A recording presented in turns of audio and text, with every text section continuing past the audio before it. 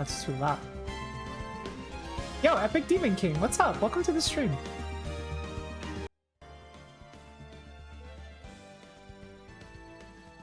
That's a little bit too quiet. How about...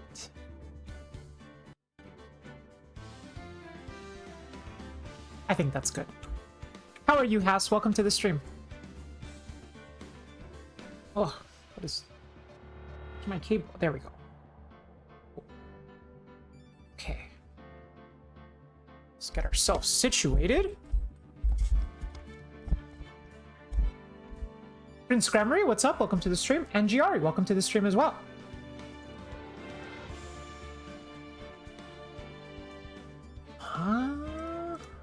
Need to have anything? I can put these away. We gotta have Twitch open. Make sure that's running.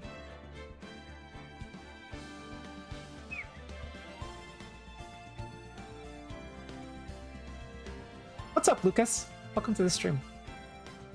Dude, I've been playing Final Fantasy today. It's all right.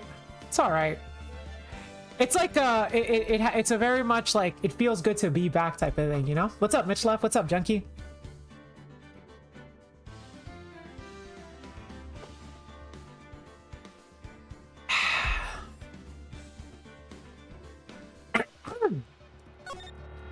Hey, all right. Where was I up to? 3:26 a.m. That. Wait. 3:26, 3:11. Why is this one afterwards?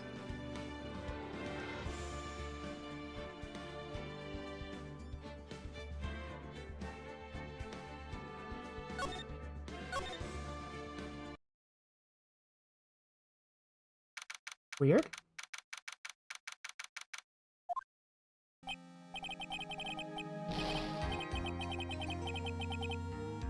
Okay, you know what? I'm gonna assume that this is the correct file. I don't know why I have two files. Anyway, where did we leave off? We left off with the first part of the trial. And we had to call a new witness, right? And it turns out that Edgeworth already has them? No, that was... No, yeah, because we have to get a verdict today. So who was the new witness? I'm trying to remember. The one that like he already has lined up. It's you, Wartron? Okay. Well, you better be a good witness.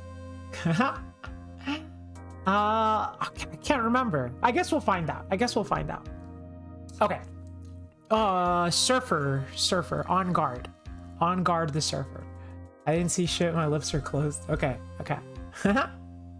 You're like Johnny Tight Lips, Wartron. Like, I ain't seen nothing. I ain't seen nothing. What's up, Triton? We expect you to relate this to Yu-Gi-Oh! Okay. My take is Ace Attorney reminds me of Spy Gal Misty.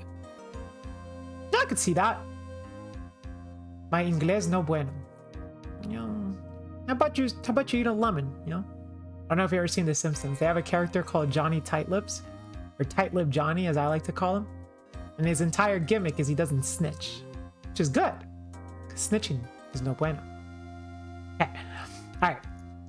Dude, I can't believe that Adrian. No way. Not cool and collected. Wait. Not cool and collected Adrian Andrews. That's right. We are implicating Adrian Andrews, the manager. Okay, dude, I can't believe that Adrian? No way. Not cool and collected Adrian Andrews. She is your manager. It would have been very easy for her to pull this off. The only person who had easy access to the knife you used at dinner was, well, her. Not only is it comprehensive and in a good format, it's great for ASMR. Oh, nice! Started checking out Ed's Ritual Beast Guide. Is it not amazing? Yeah, it's awesome. He's got so many videos. And like the information is like dense, but very well presented, which I think is like the best part. What's up, Dumby? So after the ceremony during the break, huh? Look at him just knocked out. I was sleeping like a log the entire time. See, she could have also easily planted that blood-covered button in your Hakama. Because she was the one that came to wake me up?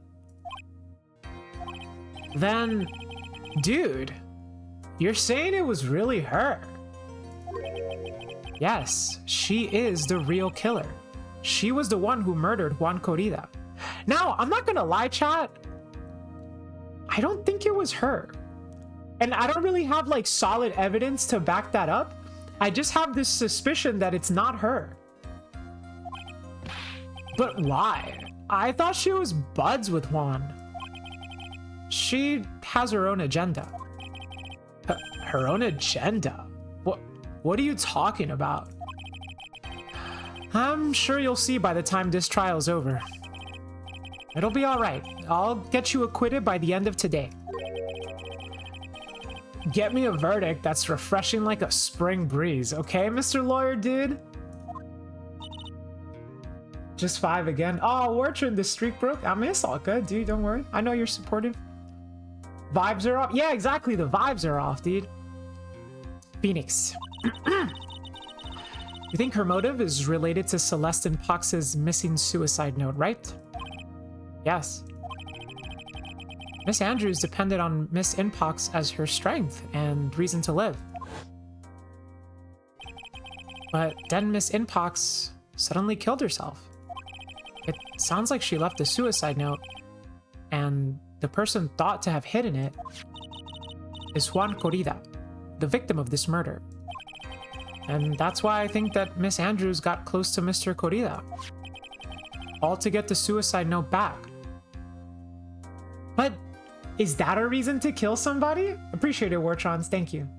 This game came out in 2001. I think it came out in like 2004 or 5. I believe it was a Game Boy Advance game in Japan and a DS game in the US. That sounds plausible. But one thing bothers me. What? Who was it that first told us about their relationship? Better stated, Miss Andrews' dependency issues with regards to Miss Inpox. It was Edgeworth.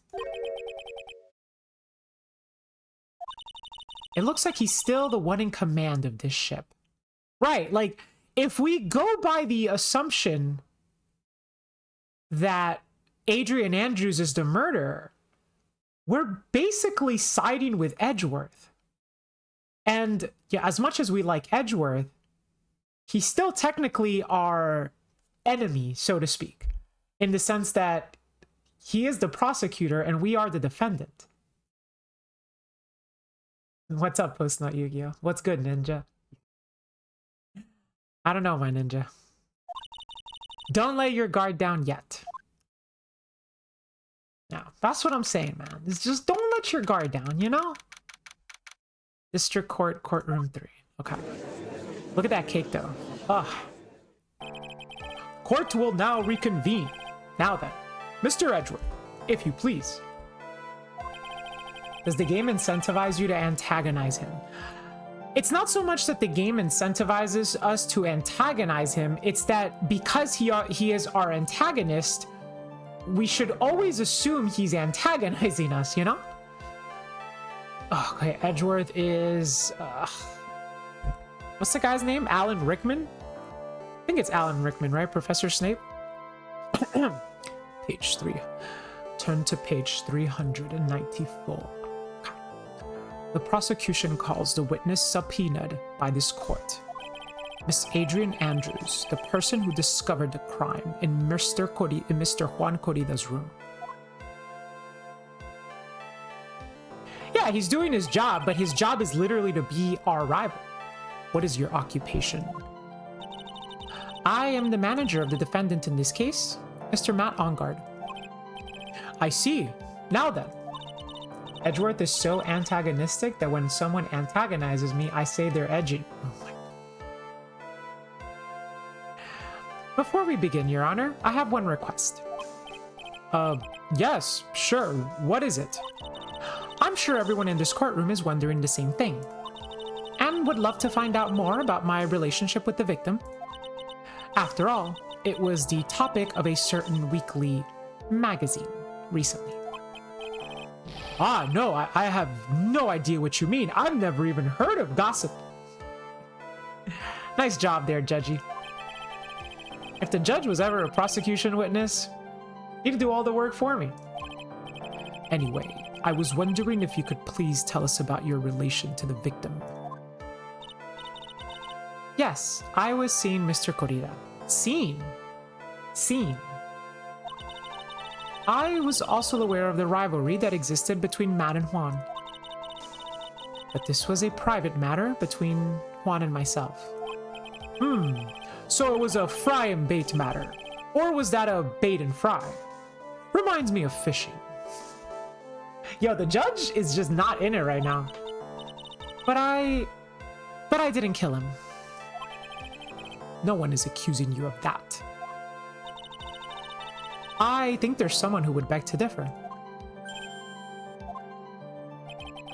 I think we all understand your relationship with the victim now, Miss Andrews. Very well. Then, witness, please testify to the court about what happened when you discovered the murder that had taken place. What's up, Oni? Welcome to the stream. Ooh, jumping right into its testimony. Okay, cool. I like it. When I found the body. It was time for the show to start, so I went to get Matt from his room. After that, I went to Juan's room. And there was his dead body. I was in shock. What I saw was, naturally, the exact same scene as in the crime scene photo. I felt as though I was about to faint, so I poured myself a glass of juice. Is that something you do when you're about to faint? You poured yourself a glass of juice? Yes. Sadly, I didn't remember not to touch things at the scene of a crime. And I disturbed the crime scene by removing this one thing. And that is when the fingerprints on the wine glass were made, Your Honor. I see. Well, Mr. Wright, you may cross-examine the witness. Okay. It was the knife work. No, not the knife again. She is one cool and collected customer. And she has the brains to match. Yeah, I know. In order to catch a person like her, you have to avoid head-on confrontations. You should disrupt her pacing. Disrupt her pacing? She's the type of woman who is easily thrown off by things inconsistent with her thinking. So you have to attack when she least expects it. The instant you let up on your offense is the instant this trial is over. Understand? Capiche? Maybe she's diabetic and had low blood sugar? I guess it's possible. Yeah, it's possible, Matt Ghost. Alright, Rourke, I gotta head to bed. Nice to catch stream as always, even if just for a little bit. Have a good stream. Alright, bye-bye, Triton. Have a good night, alright? Take it easy. Are they making a blonde joke? No, I don't think they're making a blonde joke. I think she's very smart. She's a manager at her age, right? And what was Mr. On-Guard doing at the time? He was taking a nap. He was worn out from his mini performance as the Nickel Samurai during the ceremony. Mr. On-Guard did say he was taking a nap. Then I guess you could say it could have been taken out of his room, yes? Excuse me? It? What are you... Right. I thought years of school would have taught you how to construct a sentence. If you can't make a sensible sentence with a subject, then I'll make one for you. Watch. Did you, Miss Andrews, remove Mr. On-Guard's knife from his room? No. Subject, verb, object, right. Did you skip basic grammar? The witness may continue. Damn. Oh, whoops. And why did you do that? As a friendly gesture, Juan was to make an appearance with the other heroes. So the show was supposed to be a show of friendship, huh? Is that the only reason? I beg your pardon? What are you implying? You had a certain goal in mind when you started to get close to him, correct? So perhaps you had a more personal matter to discuss with the victim.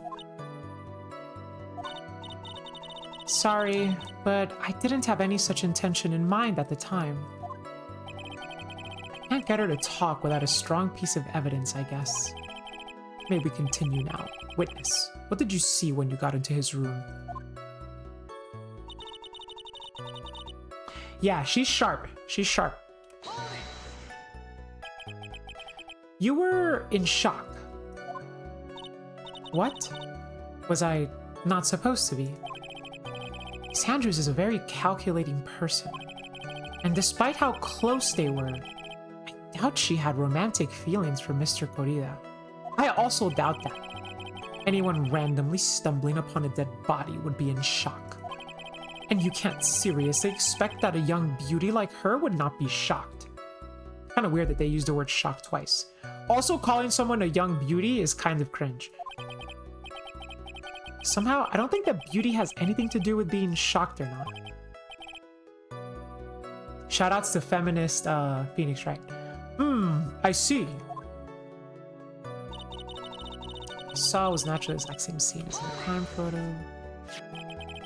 This is the photo you're referring to, correct?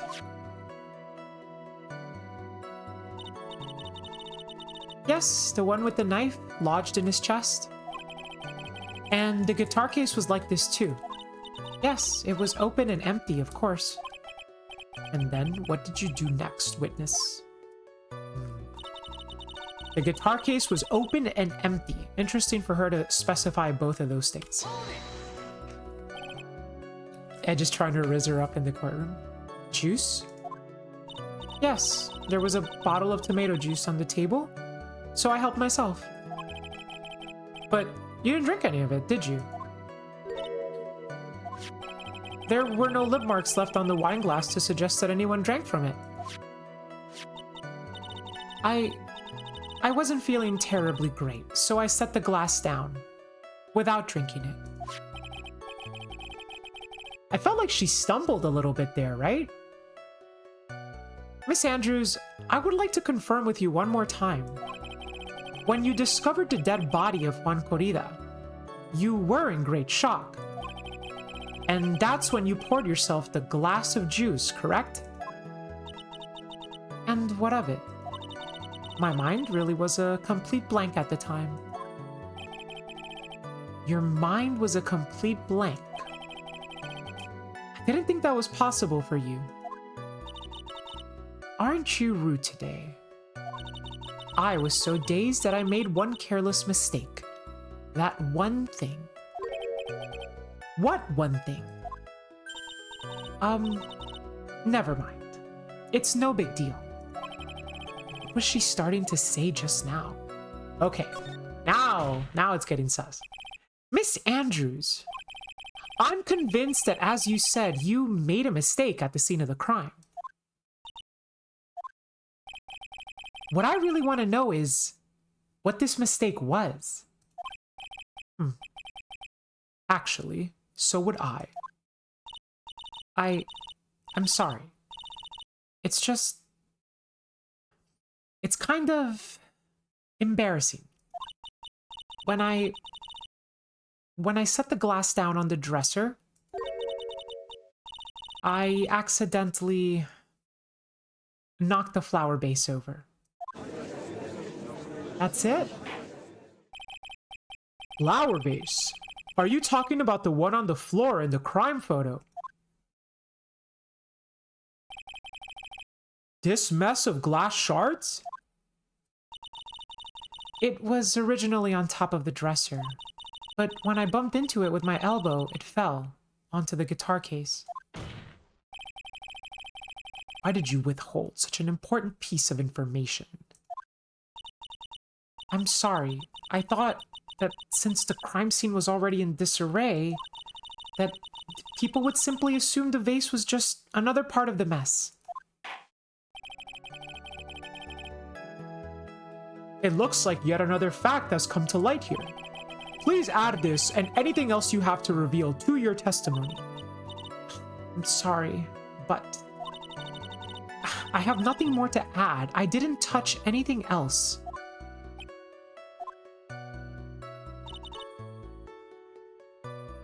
I was the one who knocked the flower vase over.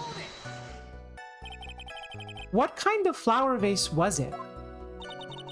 It was a glass vase, and it was fairly big and heavy. I thought I would try to take Juan's pulse. Wait, what? If it fell on the case, maybe we can press her on that there's no marks or something. I was thinking that too, Dumby, because remember that she said the guitar case was open, right? So the guitar case is already open. And then she said she dropped the vase on top of the guitar case. But if you remember when we inspected the guitar case back at the scene of the crime, only the top half of the guitar case has watermarks on it. Only the top half got wet.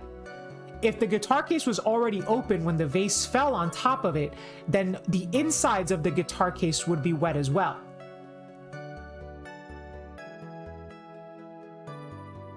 Jameson, the glass shards are also a good point. Yeah. So it's missing glass shards. It's also missing wetness. I thought I would try to take Juan. Also, what do you mean take Juan's pulse? So I set the glass I was holding down on the dresser. Okay. And that's when my elbow accidentally hit the vase. That's odd. I thought she was always in control of herself. That's what she would like people to think. Always be mindful of the gap between your perception and reality. Rourke, why are you in court? What do you mean, why am I in court?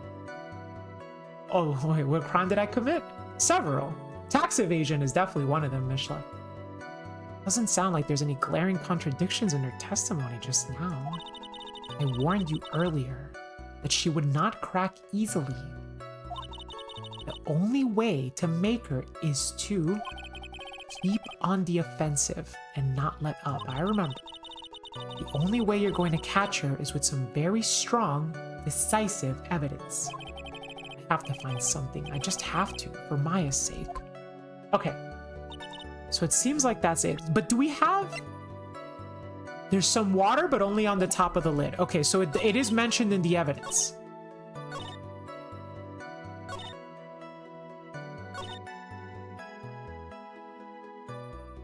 Let's go for it. Let's do it. Or actually, you know what? Maybe we should save first. Let's get a save point in.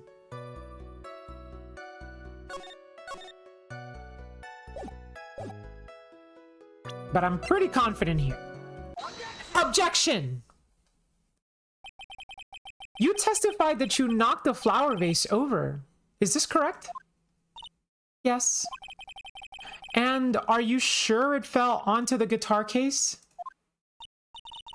Is there some problem with what I said? It's not some problem. It's a major problem. It's true that the top of the guitar case was wet with water. However, that's exactly what is so strange. Miss Andrews, you testified that the vase fell onto the guitar case. However,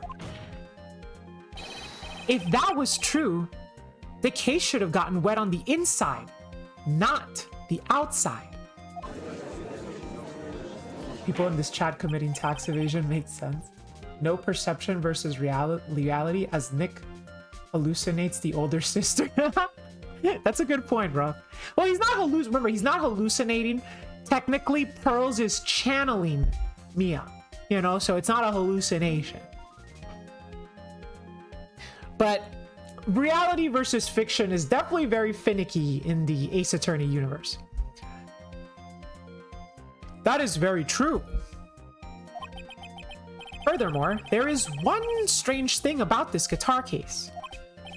And what is that? Let's take another look at the crime scene photo.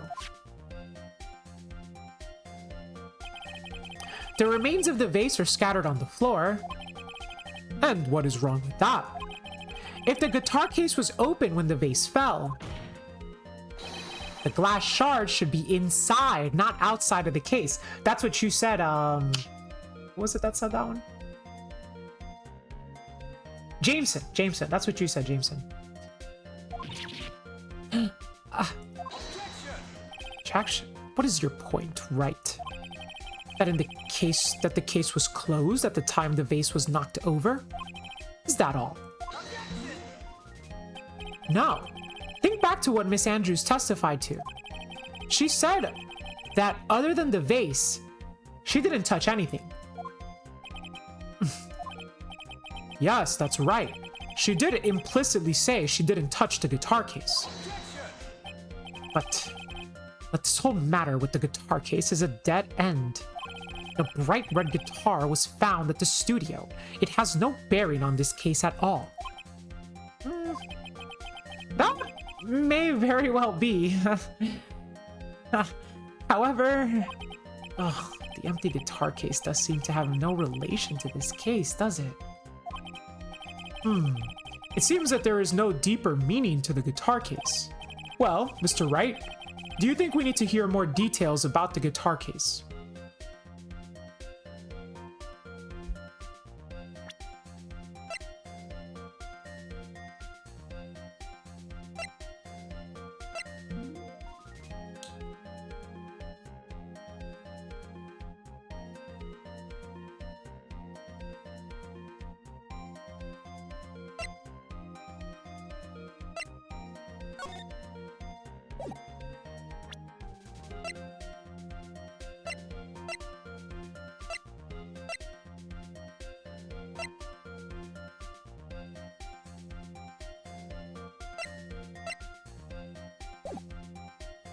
If I was gonna try to make some kind of assumption, I would say that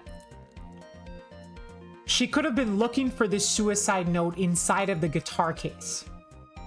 So for that reason, and earlier in the testimony, we were pressing her on trying to find what intent she had in getting close to Juan. So let's see if we can figure that out. The empty guitar case. I believe this is a crucial piece of the puzzle. I can't believe anyone would reach for straws like this, but it is you. I can't believe I'm doing this either. What's up, Rockets? All right, I'll follow along for now. Miss Andrews, please testify to the court about the guitar case. Yes, Your Honor.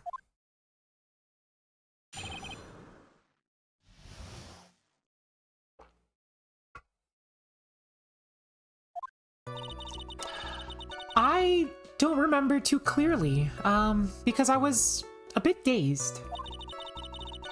I suppose I must have opened the guitar case after I knocked the vase over. It's not a big deal though, right? The case was empty after all. As for why I opened the case, even I don't know. Yeah, that's the part that I don't buy. Like, you open it because you're trying to get something, right? You're trying to find something, you're trying to steal something.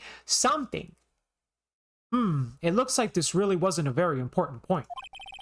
This wastefulness is such a familiar feeling by now that it's almost comforting. Anyway, I'll just go ahead and start the cross-examination if you don't mind. Using any way to change the topic. A convenient escape for a weak man. Damn.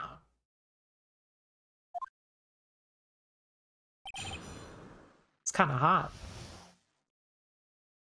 Oh, you know what I need, chat? I need my fan. Crap, I think it's in my book bag. Damn it.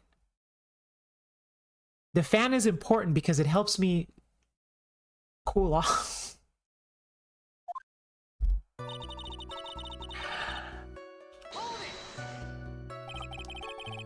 During your testimony just now, did you remember those events clearly in your mind? Well, you see. Are you sure you're the one that opened the guitar case? She's waiting for someone to tell her if she should answer or not. It sounds like her dependent side is taking over. Well, Miss Andrews? Yes, it was me. Wait, Oni, is that why you said I was in court? Are you calling me dependent?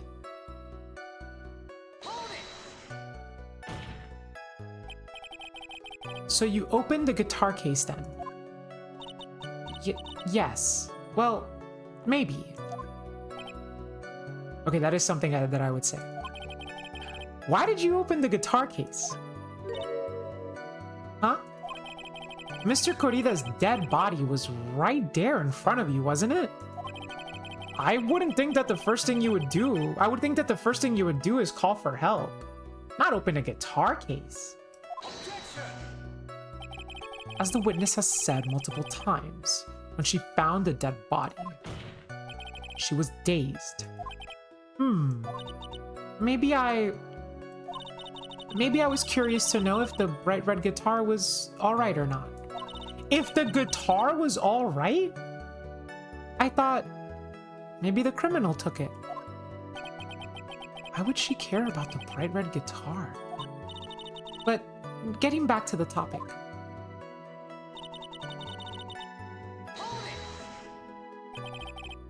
Was it really empty? I was just wondering if maybe when you opened the case, the guitar was still inside. How long have you been a lawyer, Mr. Wright? Have a little professionalism. The bright red guitar was found at the studio. These trials would be over in half the time if you would just pay attention. Yes, pay more attention, Mr. Wright. Let's go. We cook tonight at Locals with Pearly. Yo! Congrats, Poon. Edgeworth is back, yeah, Cold. Doing well, doing well. Working our way through this case, and I think we have a good eye on it so far. Sorry. I don't remember what the context of that one was, but okay, whatever. As for why I opened the case even, I don't know. Was that because you were shocked and dazed at discovering the victim's body? Yes, that's probably it. I'm not going to get anywhere if I continue pressing her like this. The only way to make her talk is with evidence. Guess I should give it a try. Come on, Phoenix. We can't afford to let up on her now. Wasn't planning on letting up, but she's at her weakest now. So this is our chance. Yeah. We had a weapon to hit her with. I'm sure a weapon is hiding somewhere in the court record, waiting to be found. All right. I mean, that's the end of the testimony, right? What do we hit her with? Empty. There's some water, but only on the top.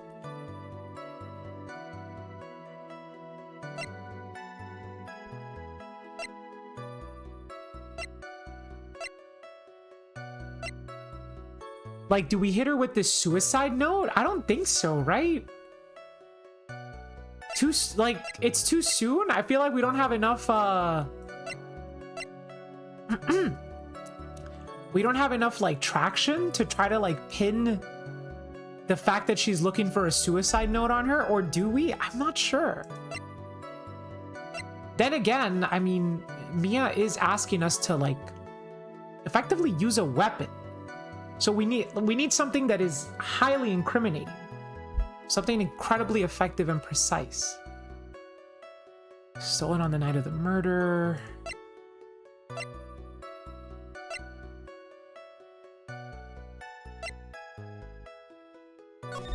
A superstar in an ultra-long mega secret love scandal. Reliable sources say that has been getting close with the mysterious yet beautiful manager to the star, Miss AA. We've already discussed the article. I don't think it's that. Found next to the victim, it's filled with tomato juice, bears Andrew's prints. Scene of the crime photo. Was ripped from his costume, is covered in Corrida's blood. Maybe that is all we have.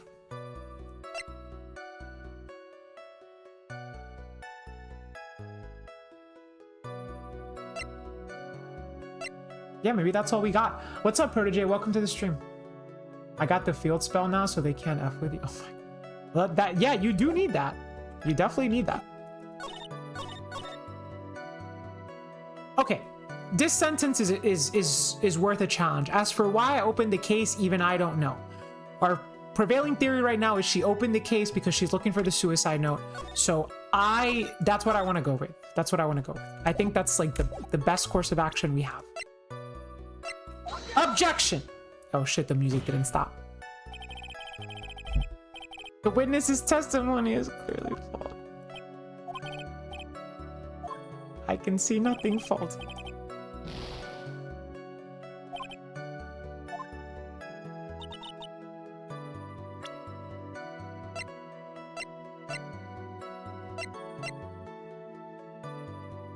Huh.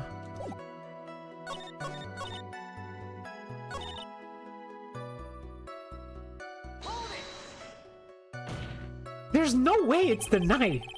So you opened the guitar case then? Yes, well, maybe. Why did you open the case? No, we heard that already.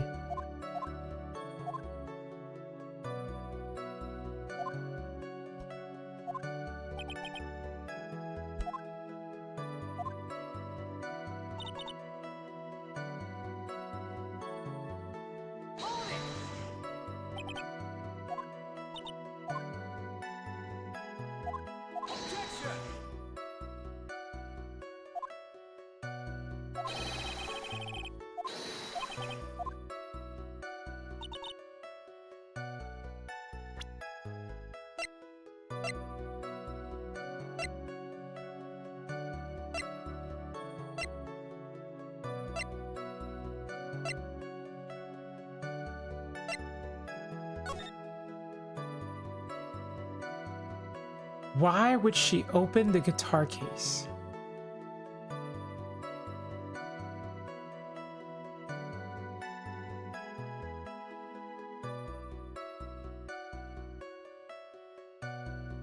I don't know.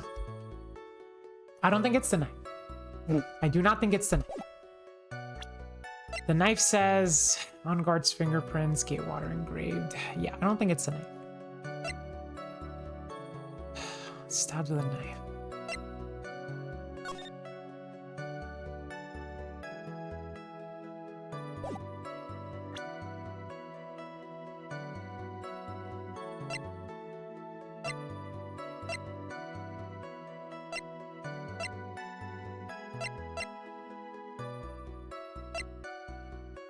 So this is a picture taken in the hallway right after the murder.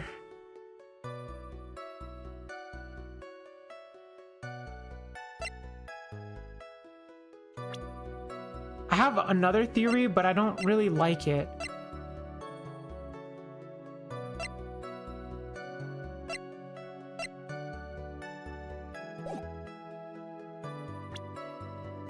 The theory being that... No, it bears Corrida's fingerprints. No, no. I don't think that's right. I don't know, man.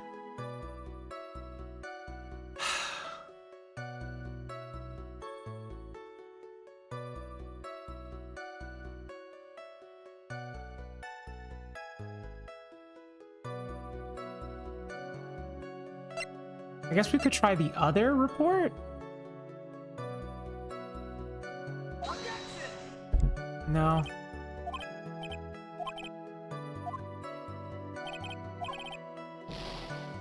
Hi, yi, yi.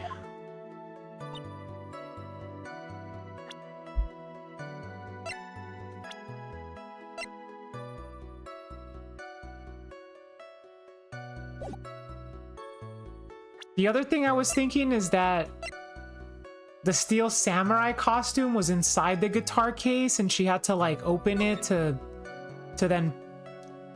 take out the costume, put it on and walk out. Or Nickel Samurai, I should say, Nickel Samurai. But that... Wait.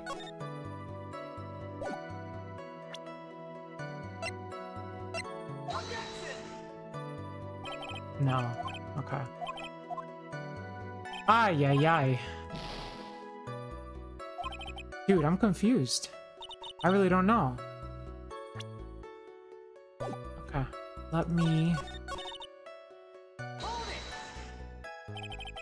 During your testimony just now, did you remember those events clearly in your mind? Are you sure you're the one who opened the guitar case? She's waiting for someone to tell her the answer. Very dependent. Suppose I must have opened it after I knocked the vase over. I mean, show her this profile? No?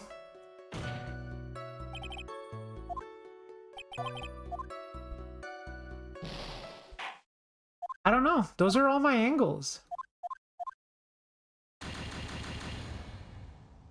That's a cute emote, Ruppets. Okay, so that's a failure.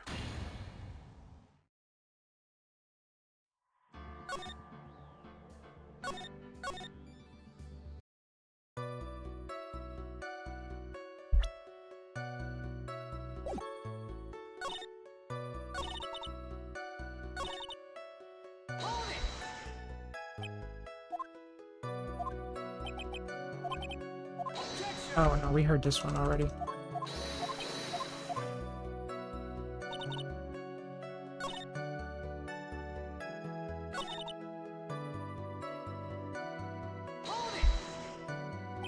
Was it because you were shocked and dazed?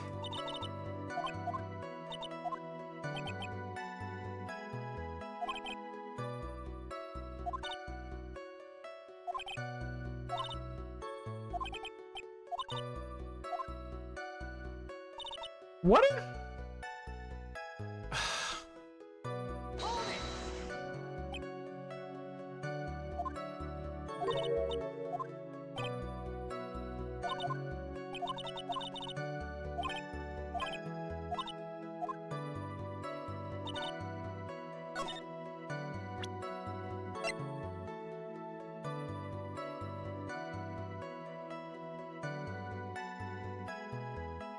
They call you a fail girl for a reason. They do. They do. And they do call me that. Washed at the onion ring, washed at Ace Attorney. So one thing I'm thinking is she keeps saying she's dazed and confused, right? But she perfectly poured this glass of tomato juice. I'm not going to show the badge, Bimbo. We already went over the guitar case. We already showed that she had to have opened it. She had to have opened it because there was only water at the top of the lid as opposed to inside. What if they forgot you're the Ace Attorney, justice for all? I don't know what that means.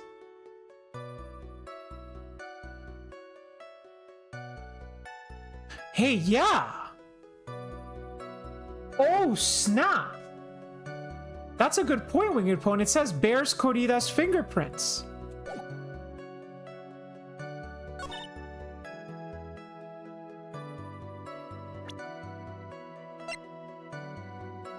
That's definitely it. That's it. Nivea, what's up? Welcome to the stream.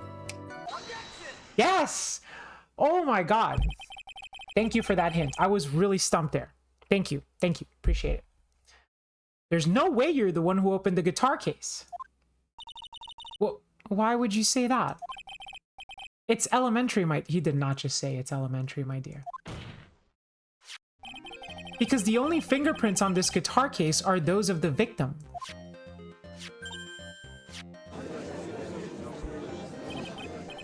Andrew looks like you except for the blonde hair. Why does everyone keep saying that?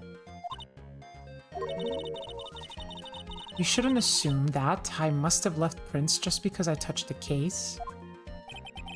What do you mean? What if I were to tell you that I was wearing gloves at the time? Gloves? Why would you be wearing gloves at the time? What's up, Swain? It was the night of the ceremony, so of course I dressed up for the occasion. Yes, now I remember. I'm almost sure I was wearing a pair of thin gloves. I see. Well, Mr. Wright, it seems the witness was wearing gloves at the scene of the crime. That's strange. You were wearing gloves? Isn't that a little strange? You know why it's strange? Because her fingerprints are on the juice. Why is that strange? Do you have something that would prove I was not wearing gloves at the time? I have your proof right here. This wine glass. The wine glass? You left your fingerprints very clearly on this wine glass. Even if you took your glove off when you poured yourself this glass of juice, wouldn't you think it was just a little strange that you put your gloves back on just to open the guitar case? Her glasses broke. Holy. Did her glasses break and then, like, she just got a brand new pair? Integrating Samus Aran. We're not interrogating Metroid. Order, order, order! Looks like you hit the nail on the head this time. What do you mean? I believe that guitar case plays a very important role. But it's just an empty case. I wonder if it really was empty, though. But the guitar, the bright red guitar, was at the studio. Phoenix, drop all of your presumptions. What was in the guitar case was not the bright red guitar. You don't mean it was a bright white guitar? Wait, that's not right either. Yeah. I admit it would be unnatural for someone to do that. So the witness was not wearing gloves despite the fact that on the case... Your Honor, this is obviously the defense's usual misdirection tactics at work. Steer the court towards an unrelated topic and lull us all into his misguided. Now, Your Honor, please recall that Miss Andrews had testified that the vase fell onto the guitar case, which means that the case was closed when the crime took place. However, it is wide open in this photo of the crime scene. I am sure this guitar case has some relation to the murder. If you are so sure, right, then I'm sure you can somehow substantiate your outrageous claim, correct? Please, enlighten us as to why that guitar case has anything to do with this murder. Can you do that, Mr. Wright? Well... Let's suppose for a second that the bright red guitar was not the only thing that could have been in the case. The bright red guitar was not the only thing. You don't mean to suggest that a bright black guitar... So you intend to push your theory that the case was not empty. Is that it, Mr. Wright? Or is that it right? I wouldn't say something I didn't intend to prove. Deflate that head of yours. You haven't proven anything yet. Now then, let's have it. What was inside this case at the time of the murder? Do I bust out the suicide note now?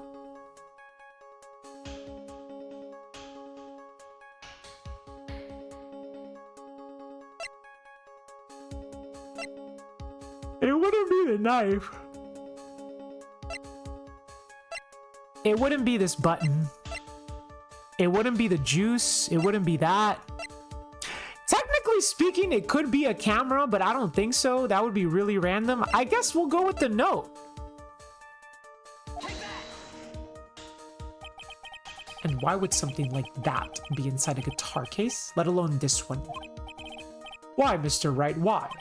Well, I just thought it might have been possible. I have a suggestion. Why don't you put that into the void where your brain is supposed to be? I guess I was wrong. Yeah, so never bring it out again.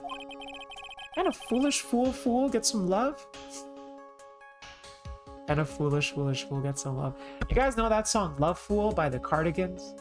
I love that song. It's like, love me, say that you love me. You still think you can prove your theory? Can you prove that the guitar case was not empty at the time of the murder? Let me see. I don't know if I can prove that.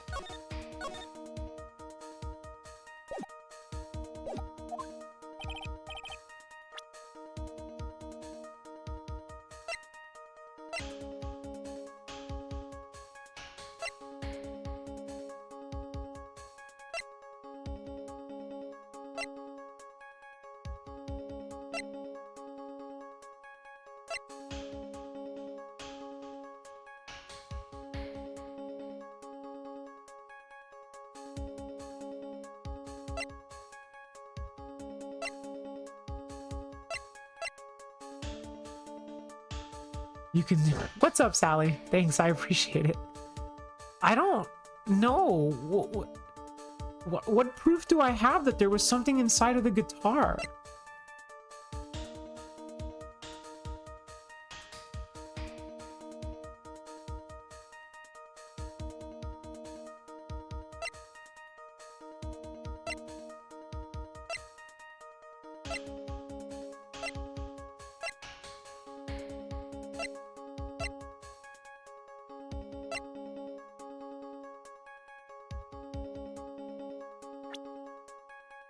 We are here for the moral support and upholding morale.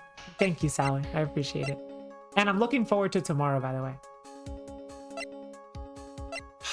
Dude, what was in that guitar? It's, you know what? It can't be the camera. You know why it can't be the camera? Because Lotta took a picture right after the murder. So clearly Lotta still had her camera. It wouldn't be the knife. Like,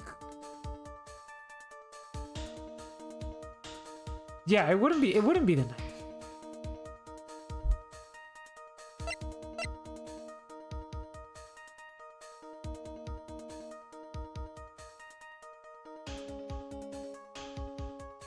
Could it be the button?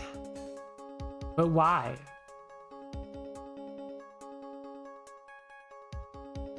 No, it has to be something that was already there before anything happened. Dude, I don't know.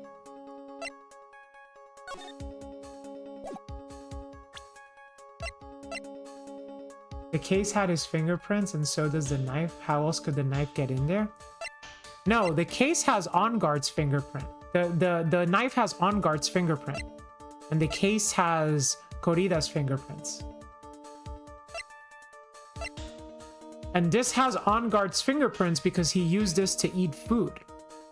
So presumably, Adrian grabbed the knife, brought it with her, and used it to stab Juan. Presumably.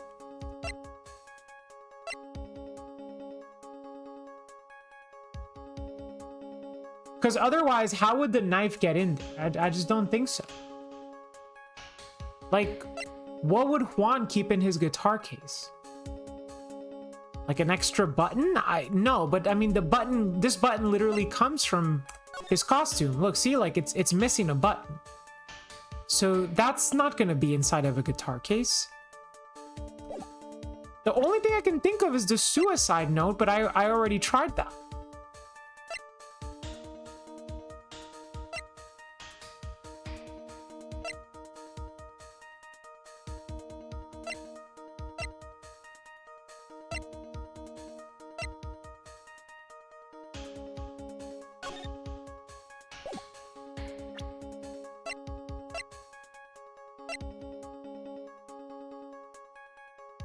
Oh!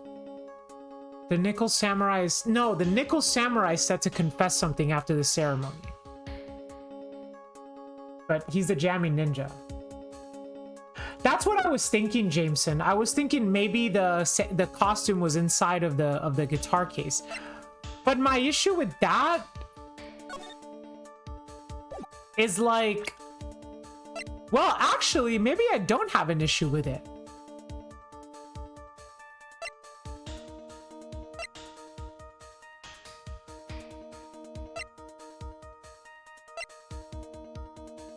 Yeah, because the photo is the costume of it, right?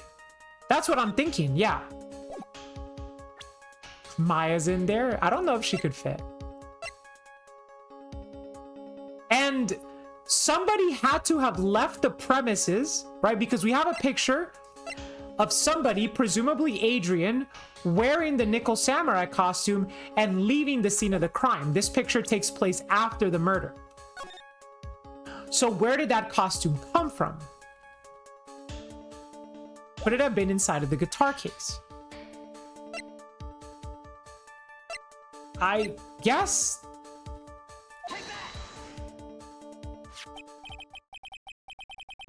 This is a photograph. Yes, but what's important is what's in that picture, Your Honor. In this picture? It doesn't take a genius to see what I mean. What I'm proposing is, inside the guitar case was the Nickel Samurai, the hero's very own costume. All right, but I'm interested to hear what the rationale is for this. Like, why is that in there? What? Yeah, like Edgeworth and I have the same expression right now. But Mr. Wright, explain yourself. Right, are you saying that the witness opened the guitar case to take out a costume? What insane point would there be to doing something like that? That insane point would be to wear the costume, of course. Miss Andrews put it on to hide her identity so she could make her escape. That's fair, right? That's fair. The picture suggests that. But how did she... But... Okay, no. It was already open. Corrida opened it. So it's not how would she know it's there. It's why would Corrida have a spare Nickel Samurai costume on him? After all, you couldn't let anyone see you...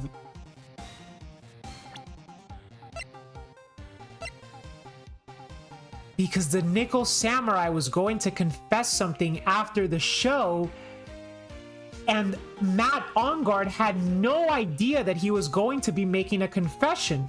When we confronted him about the press conference afterwards, he had no clue about it. That means that the person intended to do this press conference wasn't Matt Engarde.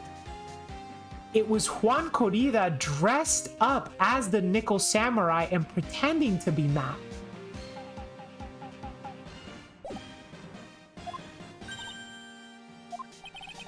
I refuse to accept your theory. Do you have anything to support such a preposterous idea?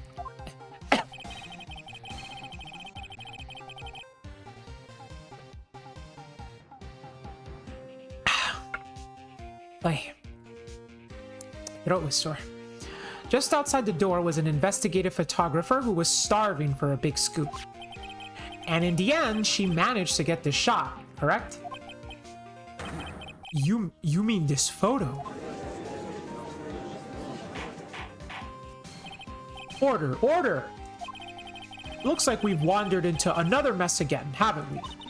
Nice job, Phoenix. Well, you know my strategy. Speak first, think later.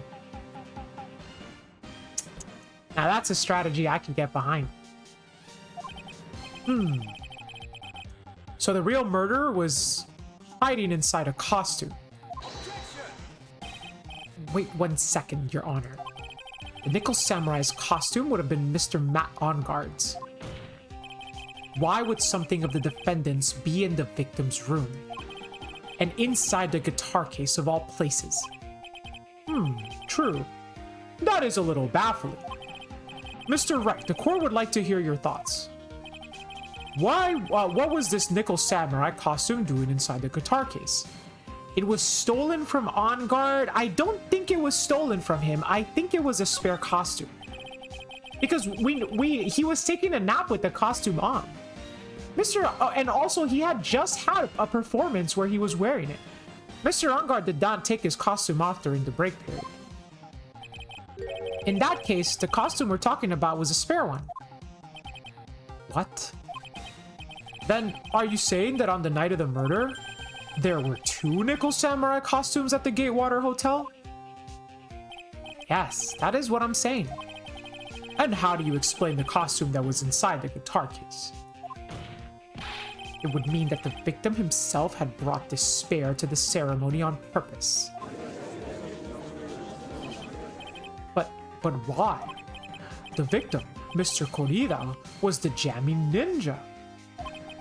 Why would he secretly bring the Nickel Samurai spare costume with him?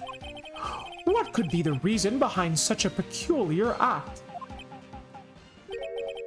And therein lies the sticking point, huh?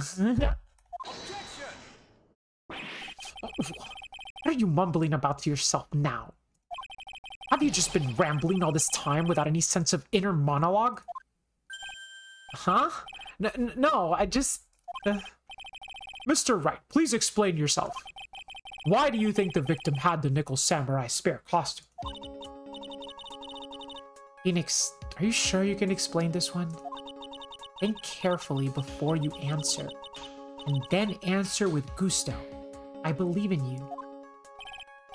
Alright. This is what I think. The reason the victim brought the Nickel Samurai spare costume to the hotel was...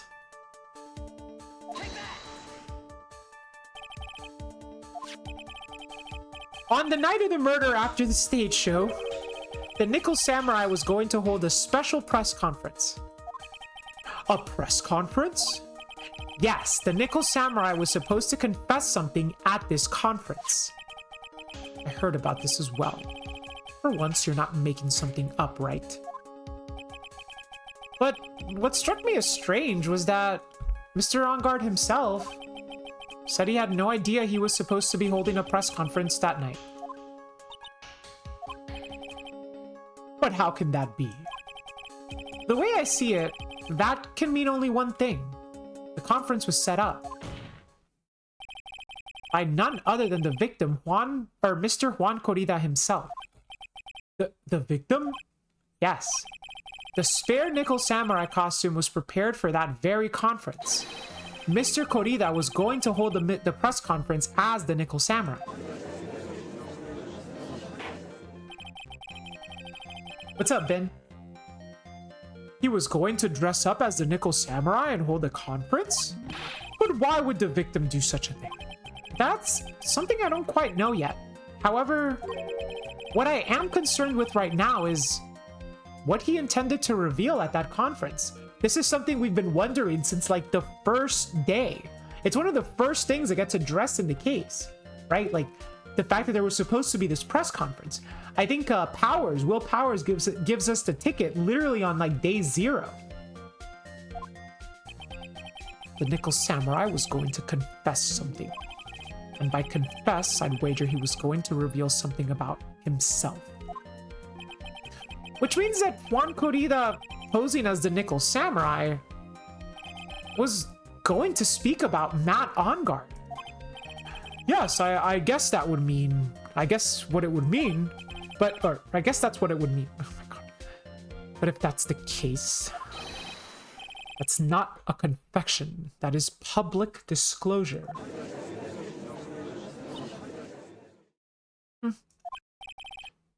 Miss Andrews. I can see why you're pros at what you do. Pardon me? Yes, just as you say.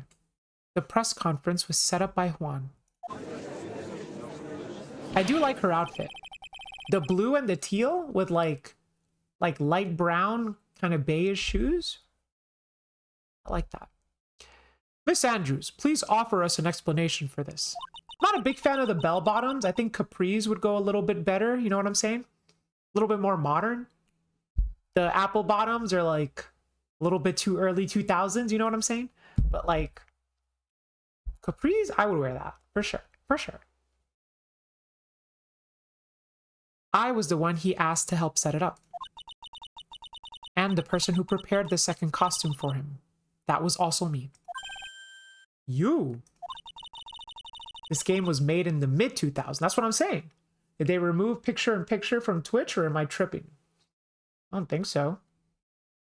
I wouldn't know. Juan had bet everything on the Jamming Ninja this year. And if he lost the Grand Prix, he was going to make sure Matt was going down with him. That's what he thought anyway. He was going to ruin him, huh? It looked like somehow Juan had in his hands a secret so powerful that it would destroy Matt's acting career had it been revealed. What? So this goes further beyond the suicide note. Almost like Super Saiyan 3. Wait, did I write shave? No, I put save. Okay. Like, for a second, I thought the stream title was We Must Shave Maya. That would be embarrassing. That would have been a typo for the ages. What's up, Alex? 0080. Wait! No, the Alex Gundam is from 0082, isn't it? Are you a Gundam reference? Is it 0080? No, the Alex Gundam is 0080? I thought it was 0082 or 0083. Am I thinking of Annabelle Gato's Gundam? It is a Gundam. But is the Alex Gundam from 0080? What's the name of Annabelle Gato's Gundam again? I forgot. Man. The Alex Gundam is from War in the Pocket? Is it? I thought War in the Pocket didn't have any named Gundams. I thought it was all just like ground Gundams and gyms. All right. I guess I am a fraud. Yeah. Iron-Blooded Orphans is great, by the way. IBO is fantastic. And do you know what the secret of Mr. On-Guards is, Miss Andrews? That's something only Juan knew. I don't know what it is. Ah, I see. I've probably been coming off quite suspicious to everyone. But that's to be expected. I've been trying to protect Matt, after all. Protect Mr. On Guard? And yet again, another strange bit of truth comes to light, it seems. Miss Andrews, if you could, please tell us the truth about your behavior. Yes, Your Honor. I understand. Another testimony. G Gundam was the best one. G Gundam was really good. It was so campy. You gotta love it. 0083 is Stardust Memory. That's the one with Annabelle Gato, but I don't remember what Annabelle Gato's Gundam is, but I know he did not pilot the Alex Gundam. The Alex was specifically designed for Amuro before the Federation stole any new type tech from Zeon. That's right! That's right. That's right. That's right. Yes. Yes. You're completely right. Which one is like the super depressing one? A super depressing Gundam series? The ending of Zeta is pretty depressing. The one that has the most teenage angst is like Gundam Seed. IBO is also depressing. Thunderbolt is depressing? No, I saw Thunderbolt. I didn't find Thunderbolt that depressing. Thunderbolt was like pretty action-packed. From the moment I saw the crime scene, I had a feeling that Matt was the murderer. Matt had to kill Juan no matter what. And he didn't have an alibi for what he was doing at the time of the murder. My thoughts were confirmed by the evidence, of course, the button and the knife. But I'm Matt's manager, so I felt that I had to protect him. Wait, hold up. What? This does account for everything. Well, I am the logical type. We're finally seeing her true self. I think it's a little bit of both, Mishluff. I think calling Gundam a genre is kind of like calling Dark Souls a genre. You can get away with it. People will know what you mean. But technically the genre would be like action RPG, you know? But there's definitely things about Gundam that are uniquely Gundam, I feel, in the realm of mecha. The space opera type of thing, for example. She's more nervous than a scared rabbit. If the defense can find no fault with this testimony, I'm ready to make a ruling. Please keep that in mind as you cross-examine Mr. Wright. Looks like somehow everything has swung to the opposite end of the scale again. That just means I have to put my weight onto this and turn her logic upside down. Same here, Alex, same here. I said this on a previous stream earlier this week, but I'll say it again. If I had to choose, gun to my head, Yuri or Mecha, I choose Mecha. Would you say that was your intuition speaking to you? Don't confuse my method of reasoning with your own. If you want to prove that someone did something, you need 3 things. 3 things? A motive, an opportunity to commit the crime, and finally, decisive evidence. And if you think these 3 things through, that was a very alliterative sentence. And you know how much I love alliteration. And if you think these 3 things through, and if you think these 3 things through, and if you think these 3 things through, and if you think these 3 things through, the answer becomes quite clear. You should have already known that, Phoenix. They didn't teach that to us in school? At least not from what I remember. Say Mr. Corrida again? Ladies, I'm not an English teacher, I'm a chemistry teacher. You know that. May I continue? But he did, the dude, the dude was sleeping. We literally talked about this. He was literally sleeping. So would you say this need came from the press conference? Yes.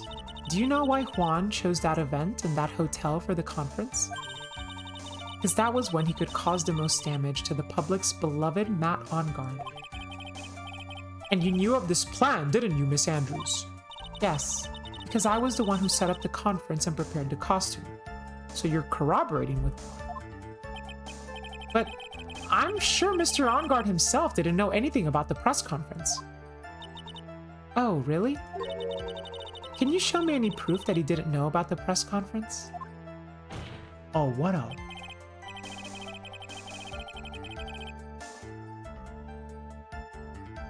Damn! God damn, dude. If this was high school, I would have slapped her. She did not just say that to me. She did not just go, can you show me any proof? Anyway, the important thing here is that this information was not in your testimony. Yes, I agree, Miss Andrews. Please correct your testimony if you please. Grasping at straws now, are we, Mr. Wright? Damn, she is suddenly so livid, or not livid, enlivened? Enlivened? Is that a word? If enlivened is not a word, consider it a word now. I just made it up. I know what his motive was, but I don't have any way to prove I'm right. Has Mr. Engarde done something to hurt or betray you personally? Why do you ask? You were the one who helped Mr. Corrida with his press conference.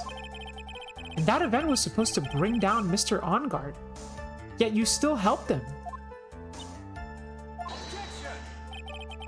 Don't object, let her freaking answer. The person on trial right now is Mr. Engarde, right? What the witness was thinking, helping the victim with his plan, is none of our concern. Yes, it is! In any case, this means that the defendant had a motive to kill. No, it doesn't. It only means he had a motive to kill if we can prove that Matt knew about those two conspiring against him. If he doesn't know about that, there is no motive.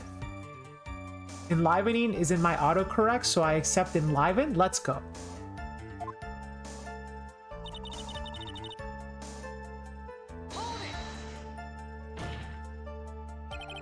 But didn't you already testify earlier that Mr. Engarde was taking a nap in his room? Are you telling me now that that too was a lie so you could cover for Mr. Engarde? I'm not telling you anything of the sort.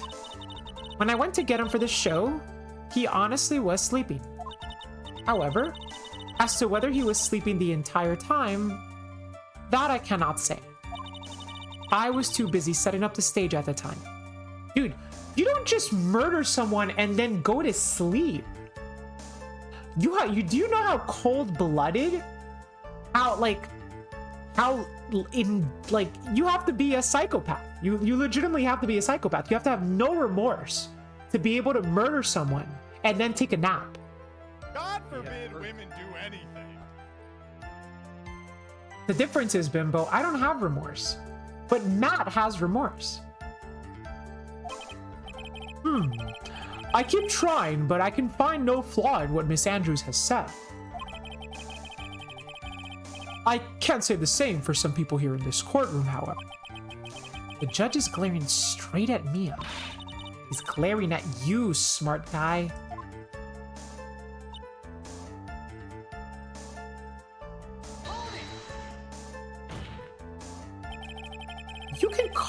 You can hardly call the knife decisive evidence. The fingerprints on the knife could very well be a clever camouflage. Then, what about the button? The button? It's clear from the crime scene that the victim and his murderer fought.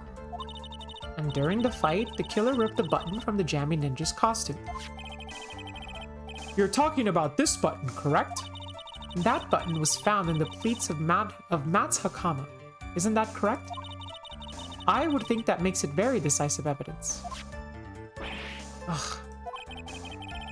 Looks like you were outfoxed again, Mr. Wright. Anyway, that knife doesn't prove a thing. Please fix your testimony. I can't stand the sight of a man who can't gracefully accept his defeat. Same. Oh, thank goodness Mia's still looking at me. With an icy stare, yes. I like how she reads your thoughts. Miss Andrews, for Mr. Wright's sake, please add this information to your testimony.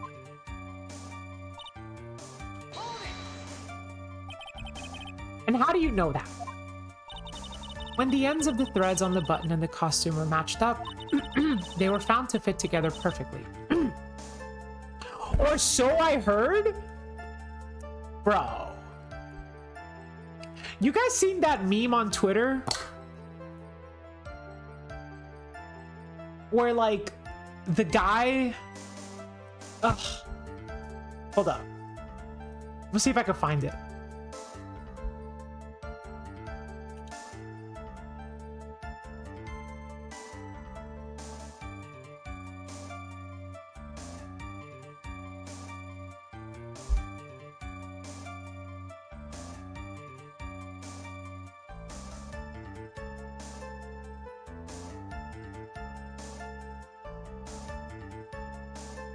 Can't find it. Ugh. It's like this meme where like two dudes are talking. No, it's like this meme. It's like this meme. I saw it on Twitter. It's like two dudes are talking, right? Shut up. It's like this meme where these two dudes are talking and one of them says something that's like really, really sus. Like the first one asks a question and the other one gives a reply that's like super, super sus, right? Like super sus. And then afterwards he's like, or so I've heard. It's some response. Like, I think it's about like, you know what? Never mind. Family friendly, but they're talking about something sus. Okay. And then the guy replies and he's like, yeah, it works like this, and that. Or so I've heard. Like, really? No one knows that meme? It went around like a couple weeks ago. I'm pretty sure I posted it on my Discord server.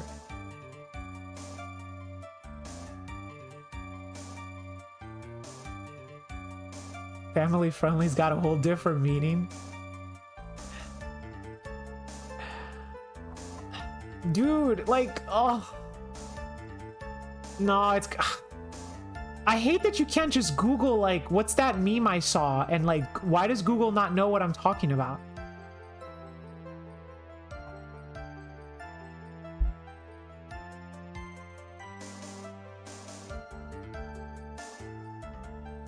because I googled or so I've heard, but all the memes are just rabbits. I don't. What does a rabbit have to do with this? Anyway, you know, I'll try to find it later. It was a good meme though, or so I've heard.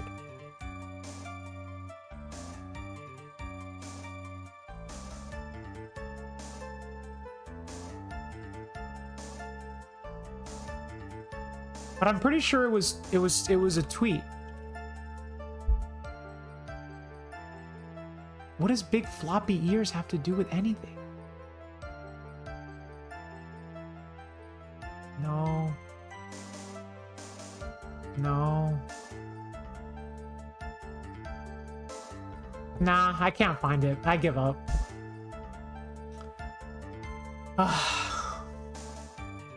Whatever. They were found to fit together perfectly, or so. Oh, so I heard. Yeah, wait. Oh, that's how this conversation started, right? Every time I see that sentence, it's like a psyop.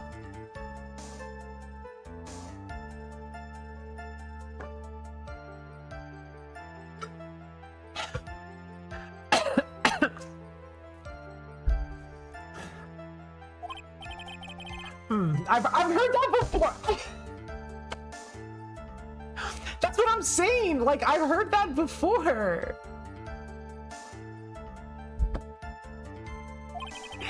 But why would Miss Andrews know about this case down to such a fine detail?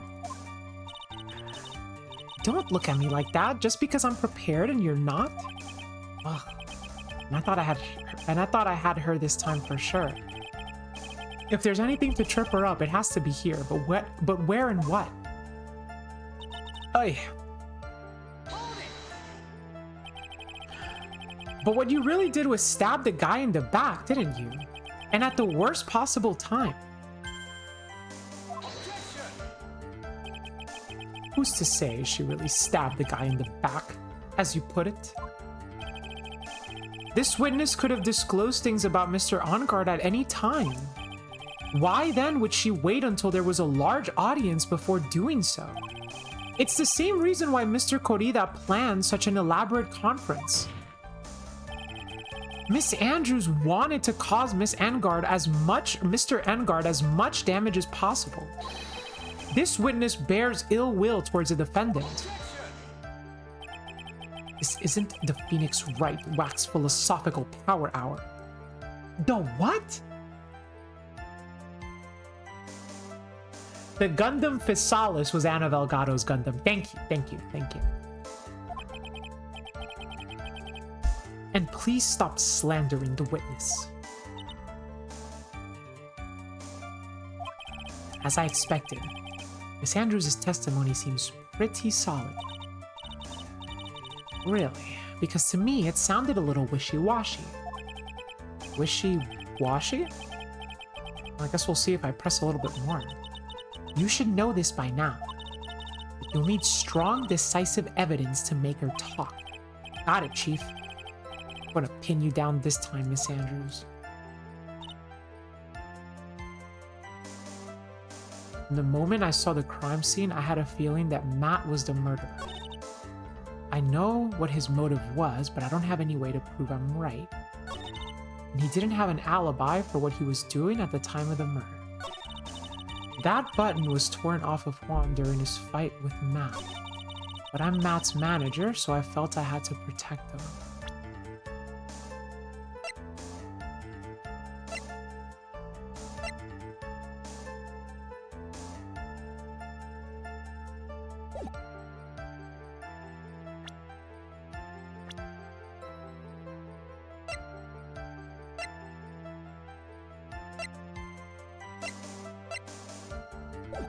It's just like, yo, why? Like, what? It doesn't make any sense, man. I cannot wrap my head around this. I cannot. Because from my point of view, this entire testimony is like the dumbest thing in the world. How are you gonna go up on a courtroom and say, oh, you know, I was trying to protect Matt, but, you know, I was also trying to set him up to ruin his career with his rival. What? you're literally like you're contradicting yourself as you speak. I don't even know what evidence I'm supposed to show you. Would you say that was your intuition? Right, yeah, this is the evidence thing. Okay. Has Mr. Enguarde done something to hurt or betray you? Why do you ask? We're the one. That event was supposed to bring down Mr. Enguarde, yet you still helped out. The person on trial right now is Mr. Enguarde. That's like, my point is that it is of our concern. This means that the defendant had a motive to kill. Again, no, it doesn't. Doing this to myself. Didn't have an alibi. You said earlier that he was sleeping, but now she's saying that he was sleeping when she showed up, but he couldn't. He doesn't mean he was sleeping before.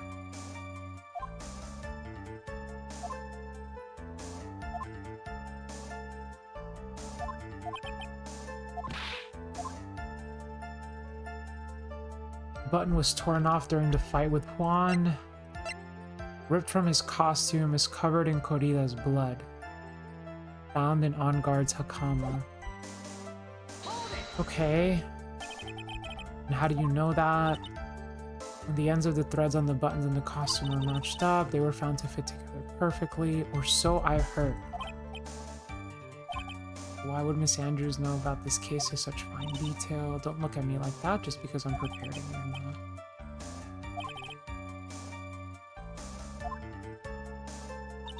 So... But what you really did was stab the guy in the back, and at the worst possible time. The hell was that?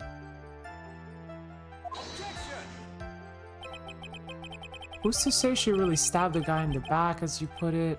This witness could have disclosed things about Mr. Enguarde. Why then would she wait until there was a large audience before doing so? It's the same reason why Mr. Corrida planned such an elaborate conference. Wanted to do as much damage as possible, bears ill will. This isn't... And please stop slandering the witness.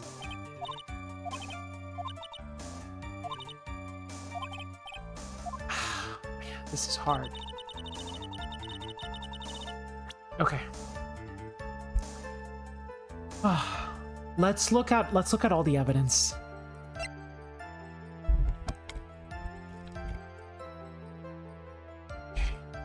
So we have this picture.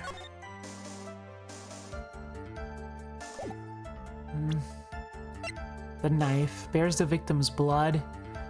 Enguarde's fingerprints are on it. Okay. The autopsy report. Strangled with a scarf, then stabbed with a knife. Okay.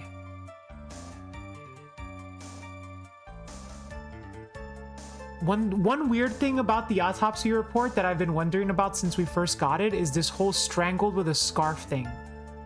Like, where did the scarf come from? Oh, I guess he... wait, oh, Juan just wears a scarf, doesn't he?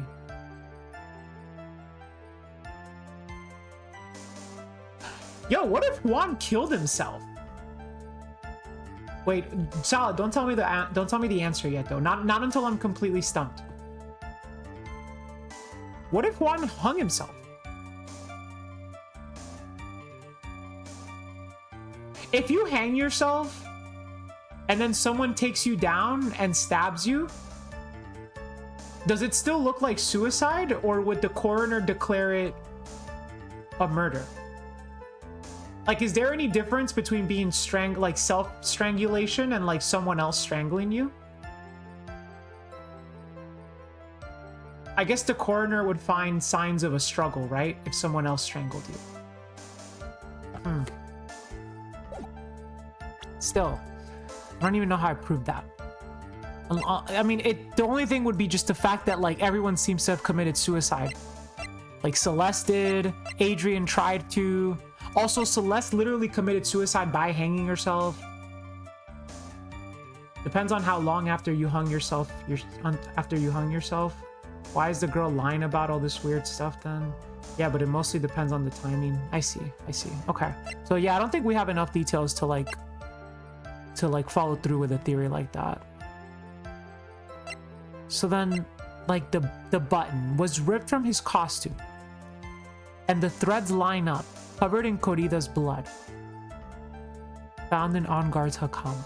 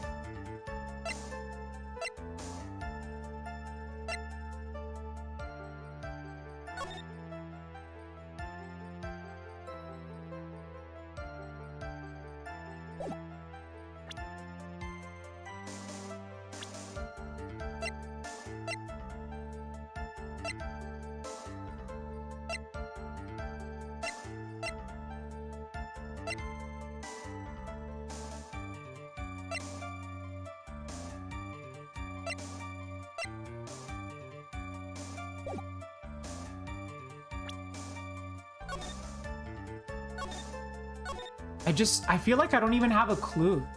That's the problem, is like, I legitimately don't even, like, I don't even know where to start thinking. He was stabbed after he was killed, so the button couldn't be ripped off in the struggle.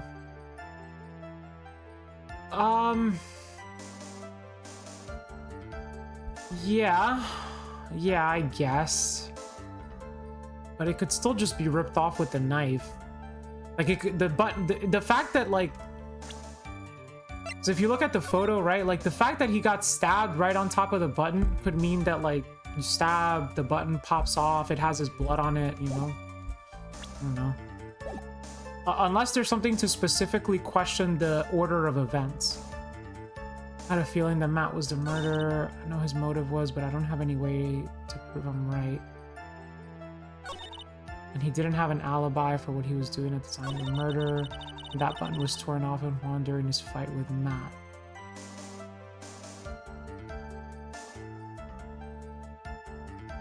Yeah, also they could have had a fight first, the button came off, and then he got strangled. You know, like, if we assume this statement is correct, they have a fight. While they're in the middle of the struggle, the button comes off.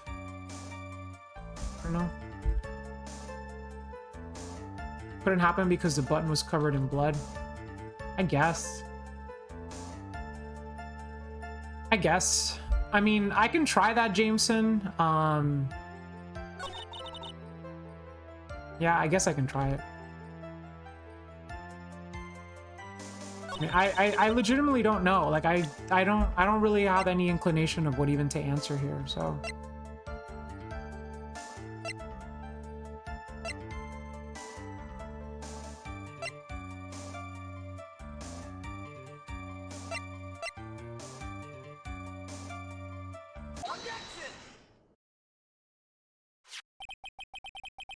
This is the victim's autopsy report.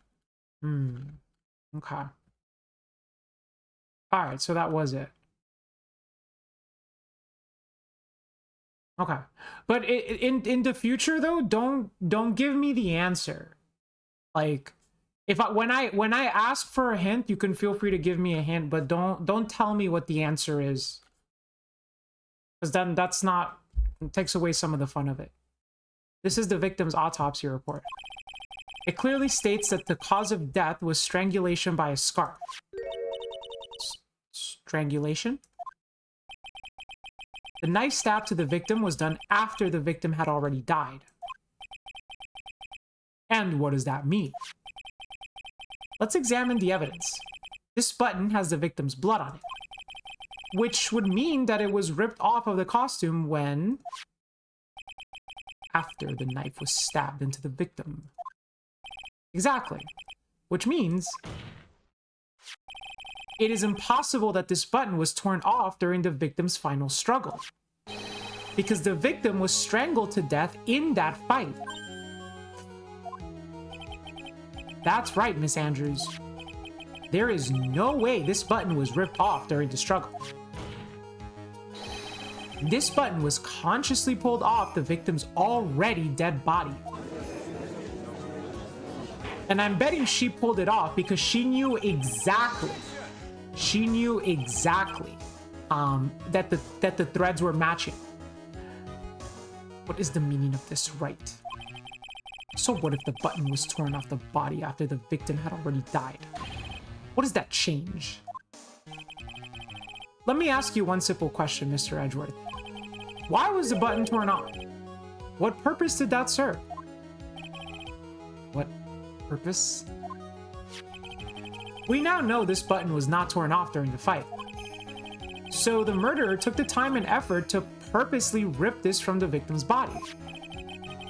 That would mean that the murderer had something in mind, wouldn't it?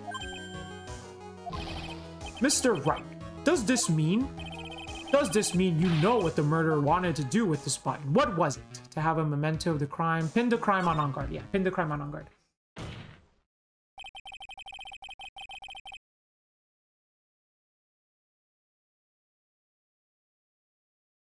Ugh. It's fine. It's not a big deal. Don't worry about it. There's only one logical reason for doing something like that. It was to pin the crime on Mr. OnGuard. There is no way anyone would put a bloodied button in their own pants. That's a good point. That's right. Mr. OnGuard was set up by the real killer, of course. I still don't think Miss Andrews is the real killer, though. And the real murderer is? Well, Mr. Wright, who in the world is the real killer, then? Finally. Oh, I can't believe I managed to bring this trial all the way up to this point. Phoenix, you can't let your guard down yet. Not until the very end. The real killer, the person who planned to frame Mr. OnGuard is...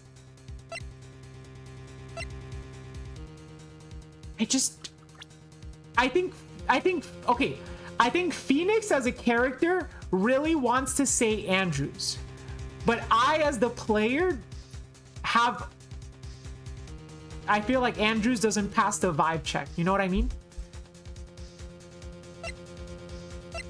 So should I answer this diegetically as Phoenix and say Andrews?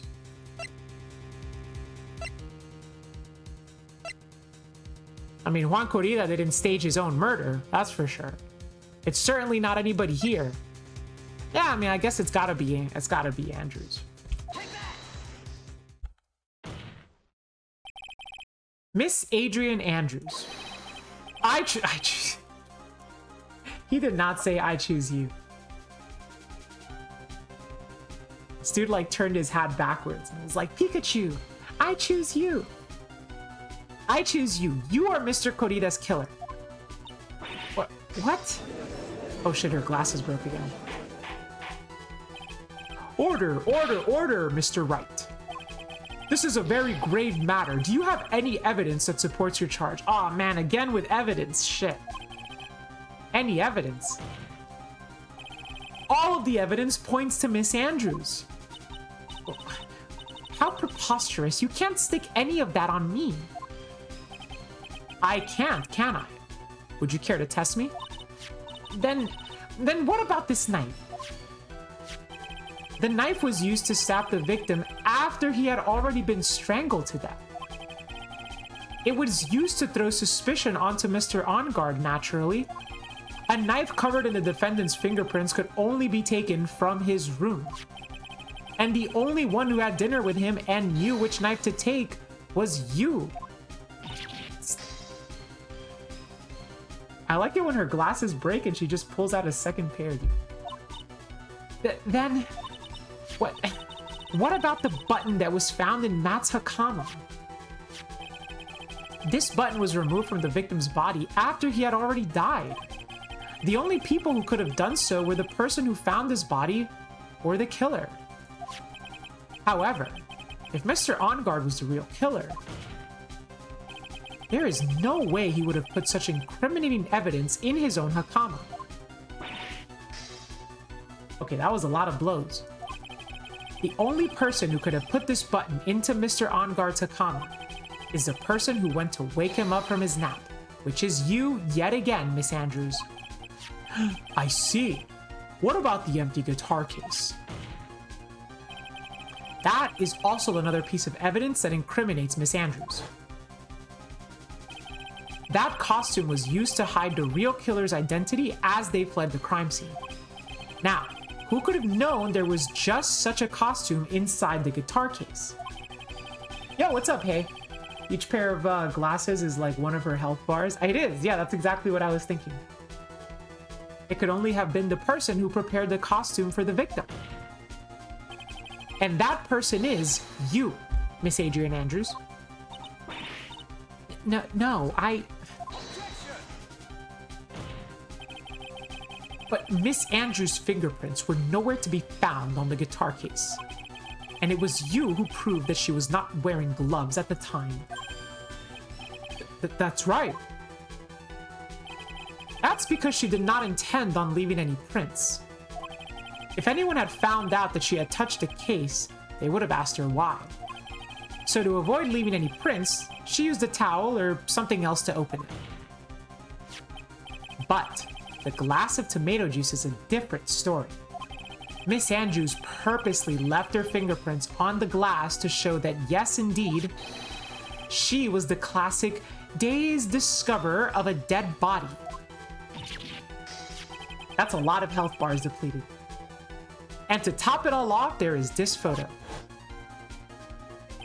A photo of the killer as they exited the scene of the crime. No reasonable person on Earth can believe this nickel samurai is Mr. Enguarde. He would be much too short for his own costume if it was him. Speaking of how tall people are, Miss Andrews, you're also kind of short in stature, are you not? Please stop. Well, how about it, Miss Andrews? I've got her this time. Miss Andrews? ... I refuse to testify. What was that? There's a law. It says I can't be forced to testify about something if it can incriminate me. Is that true? Actually, I feel like that law has come up in a previous case. Well, yes. You are absolutely correct, Miss Andrews. The law does provide us with a way to avoid self-incrimination by allowing a witness to not testify if the testimony can cause damage to themselves. Fifth Amendment, I see. What? Pleading the fifth is not something most people would think to do on the spot. Actually, thinking back to yesterday in Mr. Enguarde's room.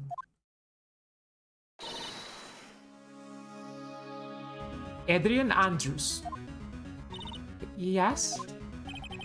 Think hard about what we are... Think hard about what we just discussed. Understood? Alright. She becomes a lot more submissive in front of Franziska. That's it. That's when Franziska planted this idea into her head. She must have told Miss Andrews to not testify if things looked bad.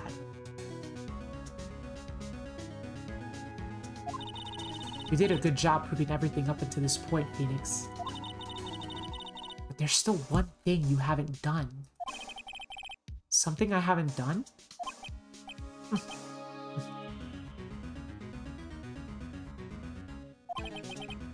What's wrong, right? Are you finished already? Run out of evidence. What is so humorous, Mr. Edgeworth? I'm sure you realize this as well, Your Honor. But everything the good lawyer here has proven up to this point is meaningless. What?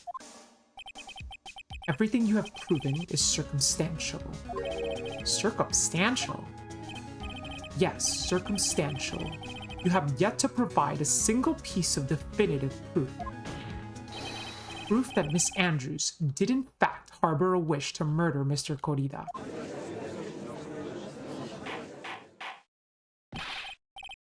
And even the suicide note is not proof of that. Because you could just steal the note. You had 2 years to do it. Ask him for it, steal it, get chummy with him and have him reveal the secret, like, you know, get chummy with him. Go out on a date. Order a bottle of wine. Tell him you're driving home. Ask him if he wants to come upstairs with you. Be like, hey, darling, whatever happened to that suicide note? And he would give it to you, right? You could just do that. You don't have to kill him. I believe this may lead to me being incriminating myself, so I will abstain from answering. But Miss Andrews, if you do that, it would be the same as admitting your guilt, don't you think? Maybe so. Or maybe not. There's nothing to prove it either way. Besides, you don't even know what crime I would be guilty of due to my silence. Oh, she's taking that defiant attitude again. Mia, what should we do? Somehow, we've landed in the worst possible situation. I think we have reached a certain conclusion at this point in time. Miss Adrian Andrews has refused to testify, and the defense's theory that she is the actual murderer has not been fully substantiated with solid definitive proof. But that's not true. It's kind of true. In this situation, there is only one thing this court can do, and that is to declare a recess, which means we will not arrive at a verdict today, and that puts Maya in danger. Recess? I request that both the prosecution and the defense look further into this matter. And at tomorrow's trial... tomorrow? We don't have a tomorrow. If we don't get a not guilty verdict today, then... Snivy type, what's up? Welcome to the stream. Snivy is my favorite Gen 5 starter. Please wait, Your Honor. That's not necessary. The trial... Please continue the trial. What are you sweating for? Your client is getting one more day to live, isn't he? That's not it. This isn't about that.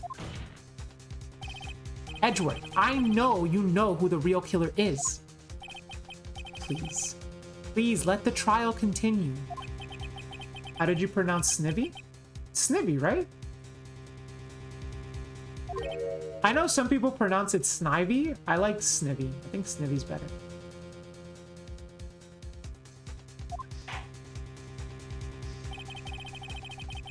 I don't know. I always called it Snivy when I was playing the game.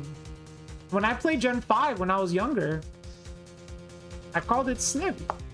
And then I found out on YouTube later that people called it Snivy. So I was like, nah, I'm gonna stick with what I know.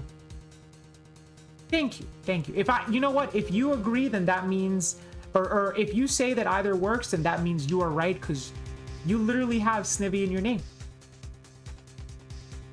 Ivy, the type of vine? Nah, it's Snivy.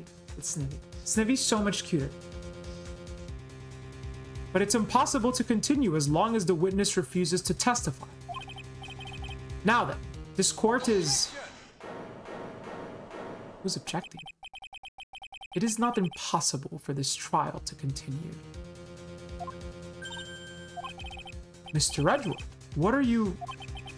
It's true, Miss Andrews holds the right against self-incrimination. However, if the topic of conversation were something unrelated to whatever she might be guilty of, then she has no right to withhold testimony. Yes, that is very true, but actually, there is one little thing that I'm curious about. Miss Andrews,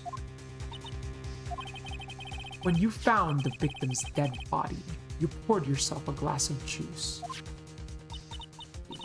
Yes, and I can't help but think how unnatural that is. Usually when one finds a body, they are shaken up, not stirring a glass of juice. So my actions were unusual, but I've already... Before you speak, I want you to state that if you have a reason behind your actions, I would like you to testify to that effect. Testify? Your Honor, I would like to request that the witness testify again as to what happened when she first discovered the body. Whatever we find out in this testimony should in no way implicate the witness. Edgeworth is kind of on our side. I don't know what it is about Edgeworth today. I can't get a good read off of him. Is he friend or foe? I just don't know.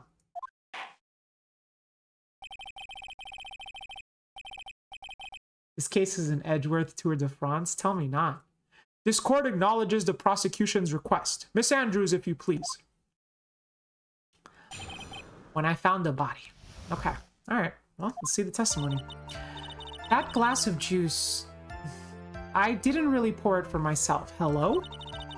I was surprised when I walked into the room and saw it in that messy state. And Juan, he was sitting slumped over and tired looking in the corner. When I saw him sitting like that, the thought that he was dead didn't cross my mind. To be honest, I thought he had just fainted or something. So I went to pour him some juice. When I realized that he was dead, that's when I knocked the flower vase over. That sounds a little bit more plausible. So you poured that glass of juice for the victim. Why didn't you say so in your earlier testimony? I didn't think I needed to include something so trivial. Phoenix, please be careful here. If you can't find anything wrong with this testimony, then there's nothing left. I know. Edgeworth, what in the heck is going on in that brain of yours? Now then, Mr. Wright, you may begin your cross-examination. Okay. So this is it, right? All right, let's do this. When I found the body.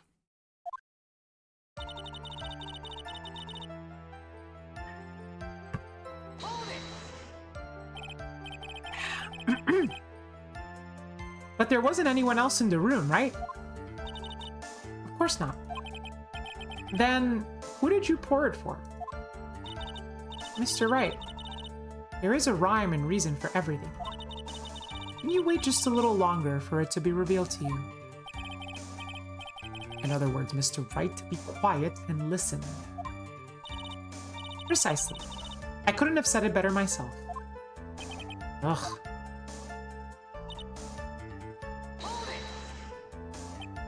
So, it was a mess.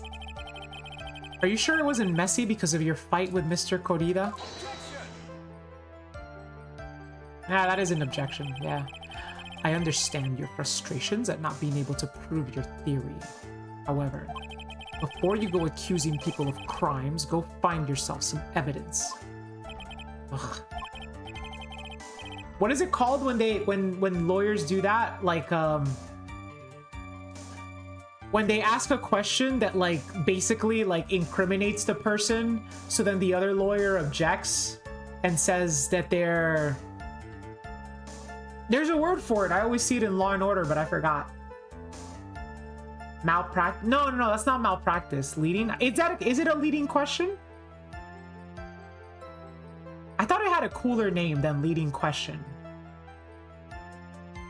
But whatever. Juan, he was sitting slumped over, tired looking. Slumped over? Yes, he was just sitting there, with his head tilted forward, eyes closed. He really looked like he was sleeping. Is it just me, or did that right there sound a little odd? Wait, hold up. Let me hear that again. What sounded odd about that? He was just sitting there with his head tilted forward, eyes closed. So that means he was like this. I mean, to be fair, that is how I fall asleep on the subway.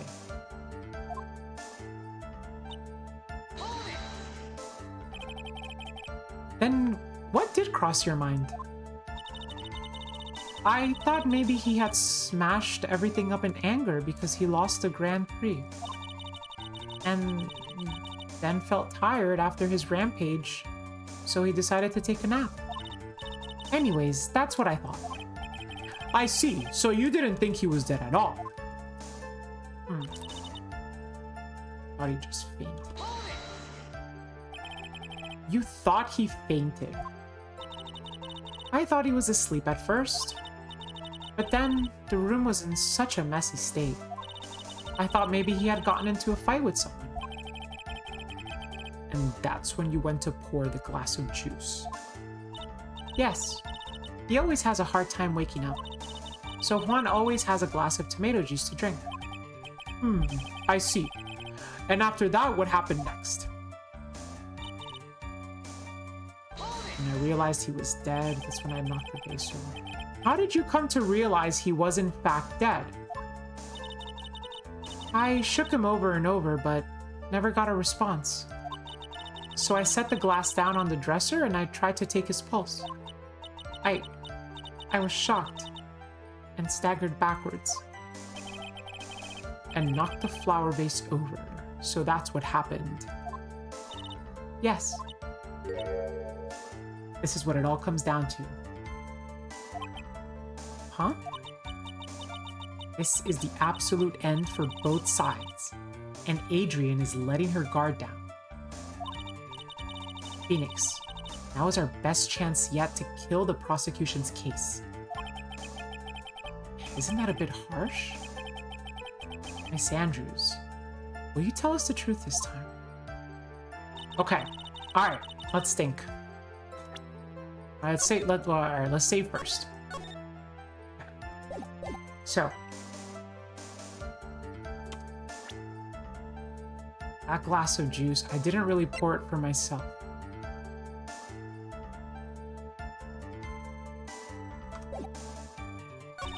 I was surprised when I walked into the room and I saw I was in a messy state. Juan, he was sitting slumped over and tired looking in the corner. When I saw him sitting like that, the thought that he was dead didn't cross my mind.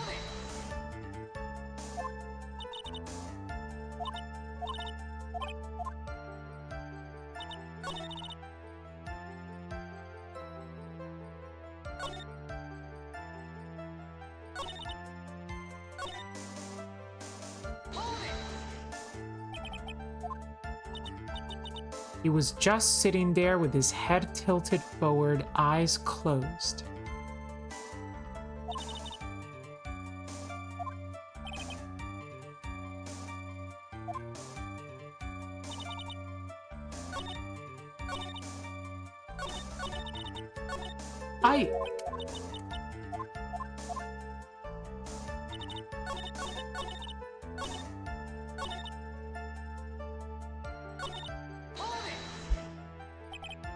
You thought he fainted? I thought he was asleep at first. But then the room was in such a messy state. I thought maybe he had gotten into a fight with someone.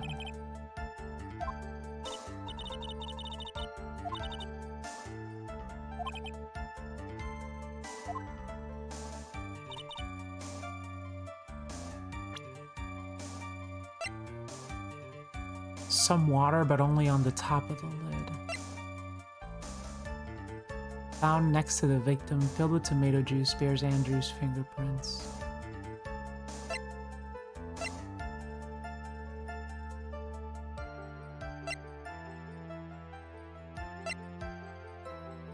Wait!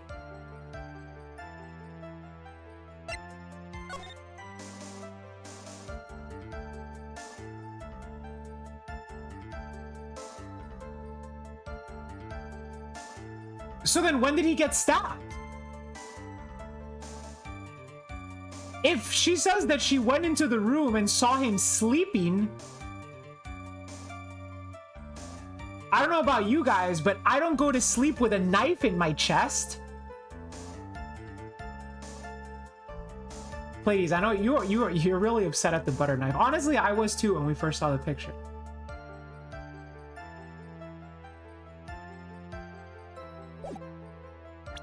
Dude, are we gonna have to show the knife again? I think we are. I think we are.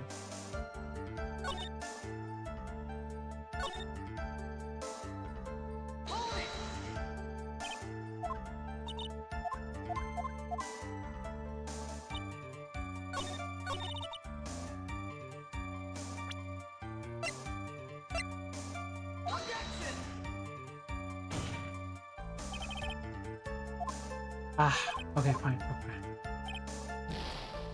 Don't worry, don't worry. I have. We can try another piece of evidence.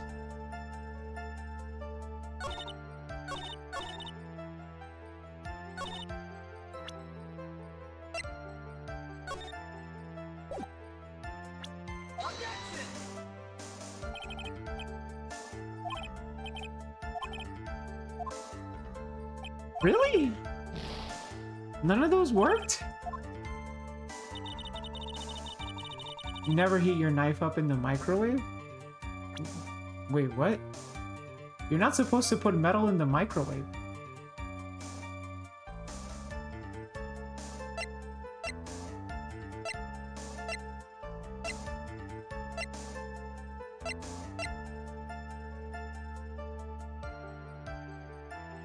Bro, what do you, he literally had a knife in his chest. Or maybe I just picked the wrong testimony.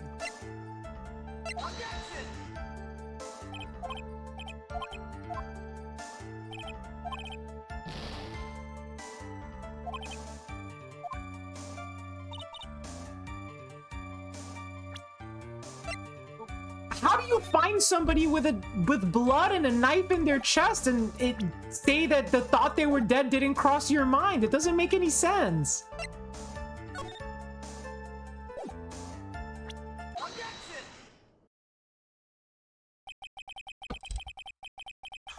All right, hold on. I don't want to lose all my lives for that one, dude. I'm a safe scum it. I had the right idea. I just had to have the perfect item on the perfect little chat box. There we go. Okay. Ugh. So you honestly didn't think he was dead when you found him?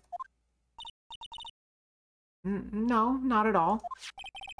Even though this is what you saw when you discovered the body?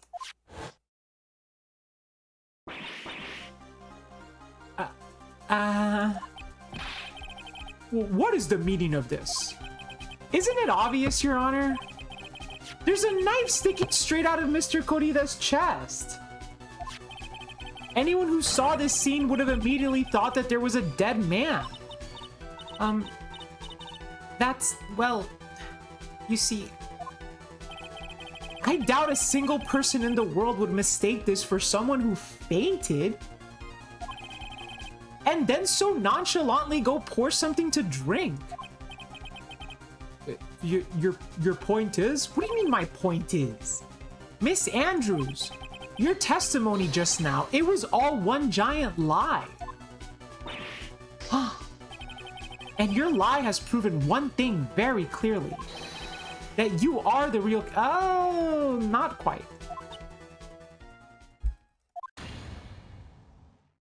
No. It looks like the defense has somehow brought the ugly truth to light. The defendant, Mr. Matt Engarde, is not guilty after all.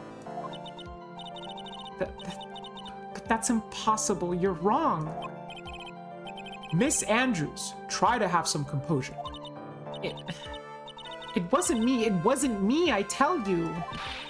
It was Matt, I swear it. He's the one who killed Juan. Yeah, so much for protecting him. Yo, what's up, Jambi? Hey, Chad, I'm finally here. How's the case going? Did I miss anything important? Rook's typical washed. That is not typical. And no, Jambi, but you did miss me being a hell of a sleuth and a phenomenal lawyer who is highly intelligent skilled, beautiful, and humble. That's what you missed, okay? Don't forget the humble part. I ooze humility. But you were the one who refused to testify. And your reason for not doing so was that you might end up incriminating yourself. That's because... Miss Andrews, I will give you one last chance. What exactly are you hiding that may incriminate you?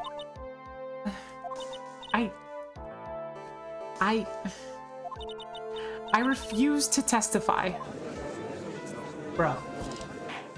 Come on. Then there is no need for this court to continue any further.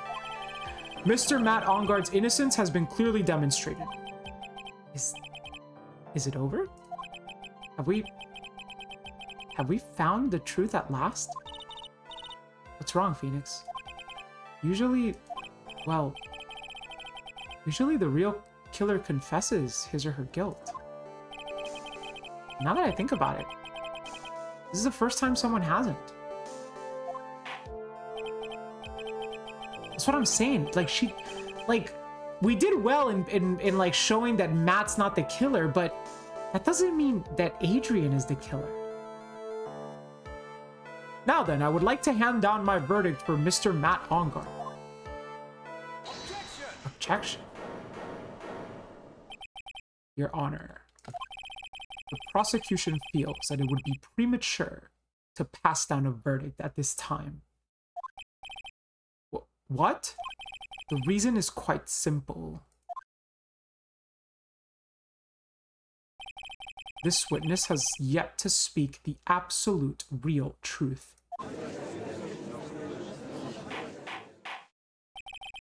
The absolute real truth. What are you, witness? Don't you understand yet? Huh?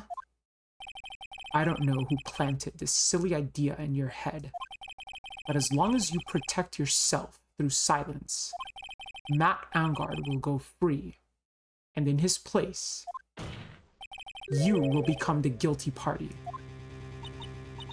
That's a lie. I don't believe you. What? I was told if I spoke, then it would be all over. And Matt would never be declared guilty. What in the world is she talking about? I can't speak about it. I'm too scared. It's Franziska von Karma. Huh? Don't you remember, Phoenix? Miss Andrews lives by gripping tightly onto the words of another. Because she doesn't have the strength to believe in herself. But then, right now, Miss Andrews is... Yesterday, she was tossed a lifesaver by Miss Von Karma. Don't say a word, no matter what happens. If you do, Matt Engarde will be acquitted. Miss Andrews undyingly believes in those words right now and is clinging onto them. Then, what should we do? This is the first time I've ever come across anything like this. But Miss Andrews has to be the killer, right? All we have to do now is get her not guilty. That's my only priority.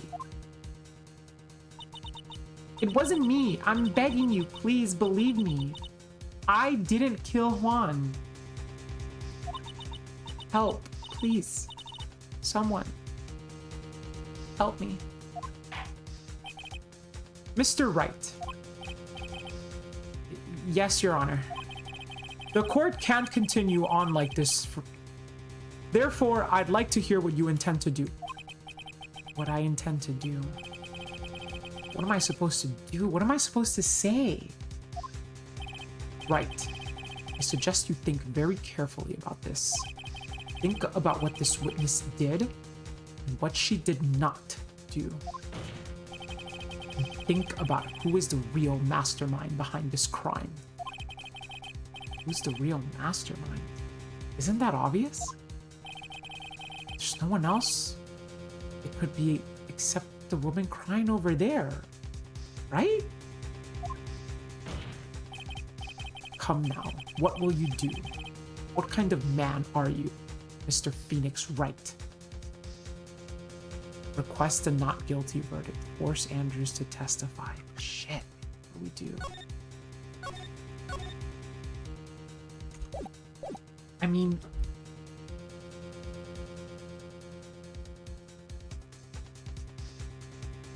I want to get to the bottom of it. I want to get to the bottom of this, man. But the not guilty verdict is for Maya. Shit. If we don't get the not guilty, then...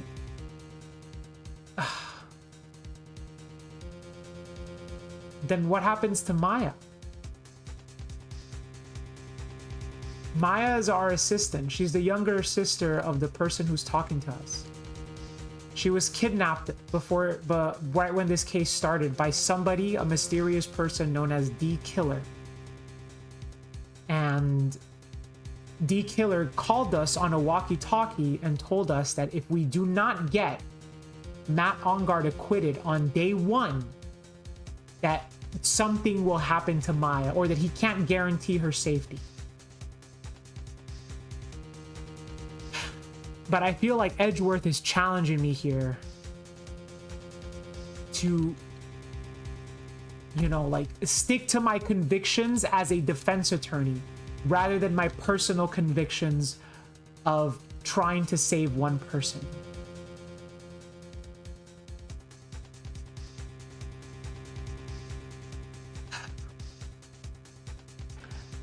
For gameplay related purposes, didn't she escape last stream? We don't know. It was suggested that she did manage to escape, yes. But we don't know if she did.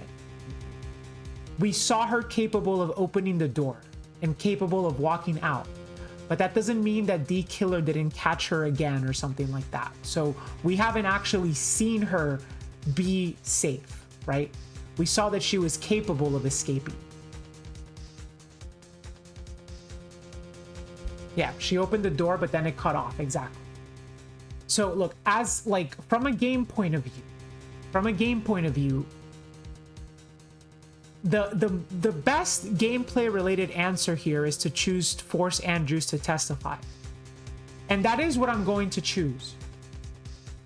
But I'm going to be real with you right now, chat.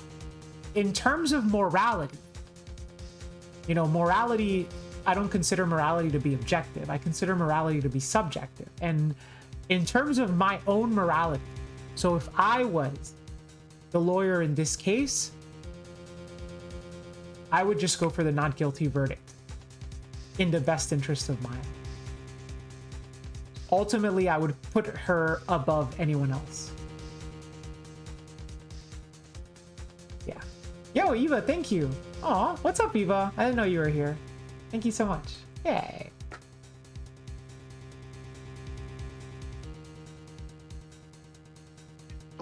That's the point, ladies. That's the point. Like, if I was me, I would just get the not guilty verdict, give D Killer what he wants, save Maya, and I don't really care who the mastermind behind this crime is, as long as Maya's safe.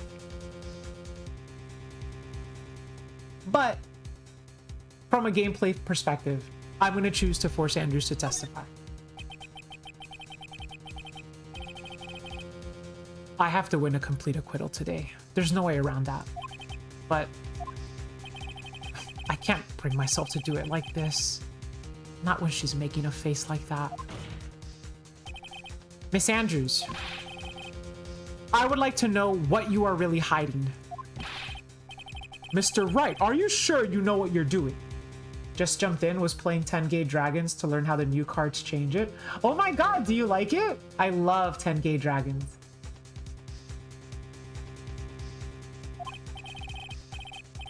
What face? That face she was making of like being scared and like afraid. It's sad. She looks like she feels abandoned. How could you not have sympathy for a face like that? Not at all? Yeah. I know, and I know the reasons why you don't like it, but your reasons are wrong.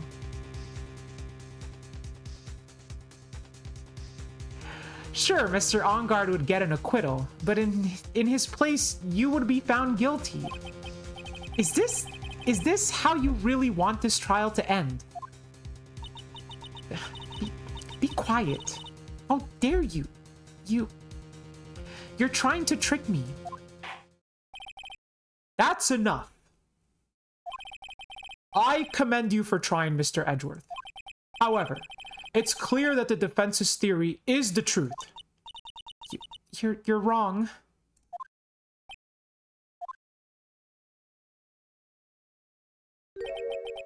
What a shame. I had hoped things wouldn't come to this.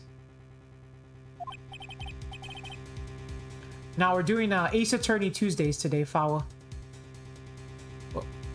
What is it, Mr. Edgeworth? Miss Andrews, since you absolutely refuse to testify, it falls on my shoulders to disclose this to the court. Huh? Stop. Mr. Edgeworth! This witness, how should I put this? She has an illness. What? And because of this illness, she has tried to commit suicide in the past. Wait, the suicide was because of an illness?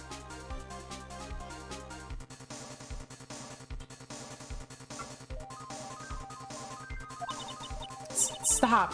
Please stop. No matter how much you want to hide it, it's no use. I have the evidence right here. That's the second part of the suicide report, the attempted suicide report. What will you do now, witness? You know what I'm about to do, don't you? I will now reveal to the court the true nature of the pitiful woman known as Adrian Andrews. The secret of her dependent nature?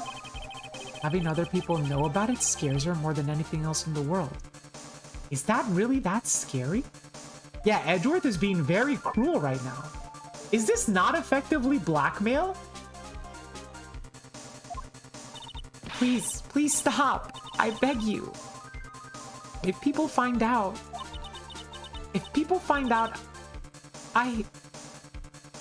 I'll... If you're going to say you would choose death, that is of no concern to me. Holy crap. That's hot. Oof. Yo, where's my fan, dude? Oh, man, that is so hot.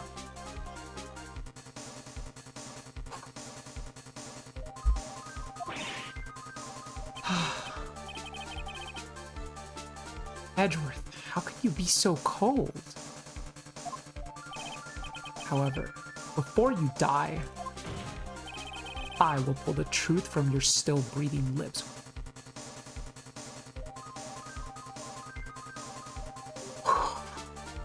Nah, that's it. I need a makeshift fan. Product envelope. Woo! There's a Yu-Gi-Oh card in here, dude. I don't even care. I'm fanning myself with it.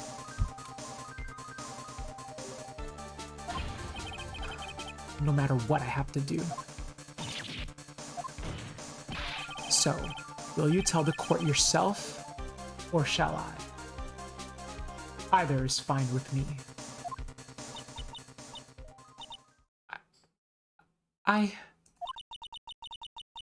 I'll talk. But please, help me.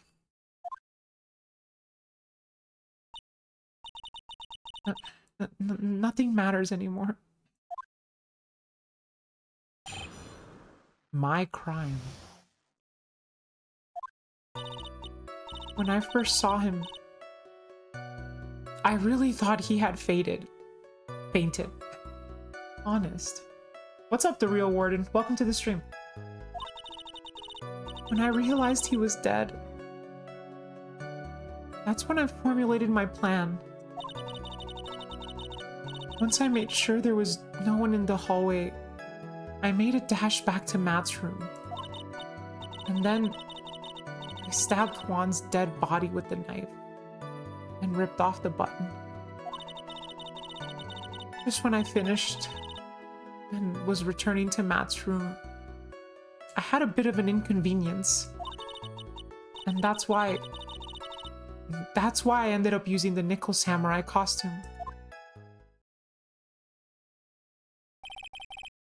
Stab the body with the knife? But why would you do that? Isn't it obvious? To pin the blame on a certain person. A certain cowardly man. She's trying to gaslight herself. What do you mean by all this? It might take this court a little while to understand, but this is the truth. The real killer is Matt. That scumbag of a man. I'll never forgive him. He's trying to escape his guilt again, just like last time. Last time? So, Miss Andrews stabbed the victim, Juan Corrida, in the chest with a knife. However, she didn't do it with murder in mind. She did it with the intent of framing Matt Engarde for the murder. And this is her crime.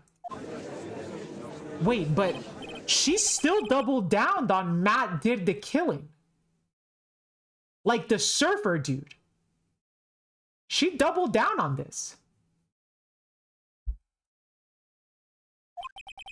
I mean, wait, wasn't Miss Andrews supposed to be the real murder? Mr. Wright, please get over your shock and commence the cross-examination. What's my objective?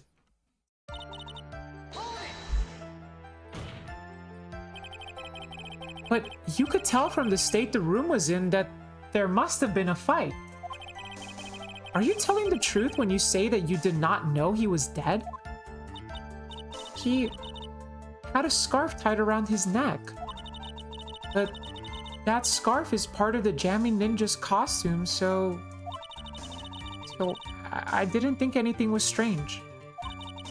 His head was also tilted down a bit, so I couldn't see his face that well. That checks out. That's why I thought I'd wake him up and went to pour the juice. Yeah, that actually really checks out. That sounds extremely plausible. What is this plan you had? I knew right away the murderer was Matt. I knew because Juan, he was going to expose Matt's weakest weak point to the world. So Matt did this to stop Juan and silence him for good. That's when I thought I should forge some evidence and pin this crime on Matt.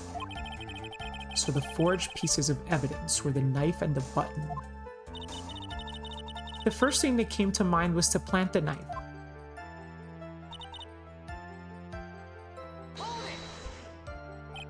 That was so you could get the knife, correct?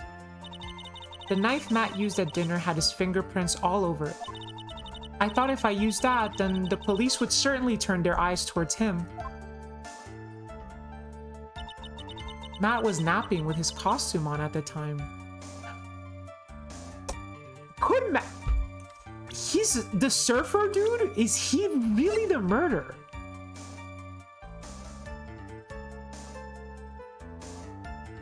I will say, if Matt actually is the murderer,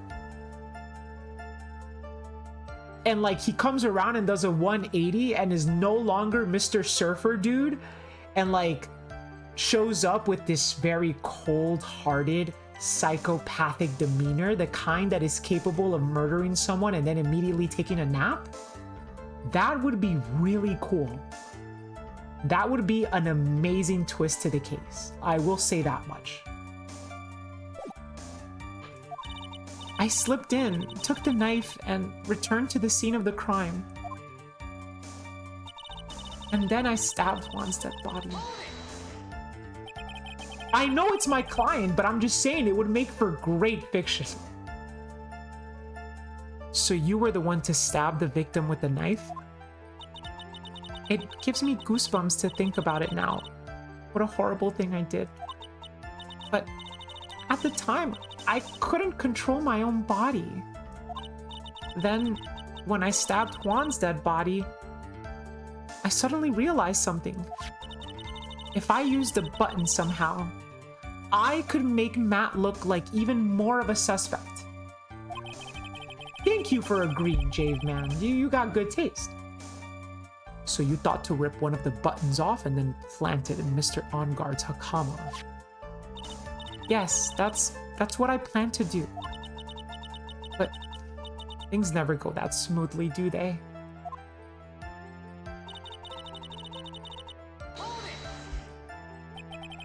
An inconvenience? There was a woman with a camera at the ready, loitering in the hallway. I'm willing to bet my spikes it was Lada.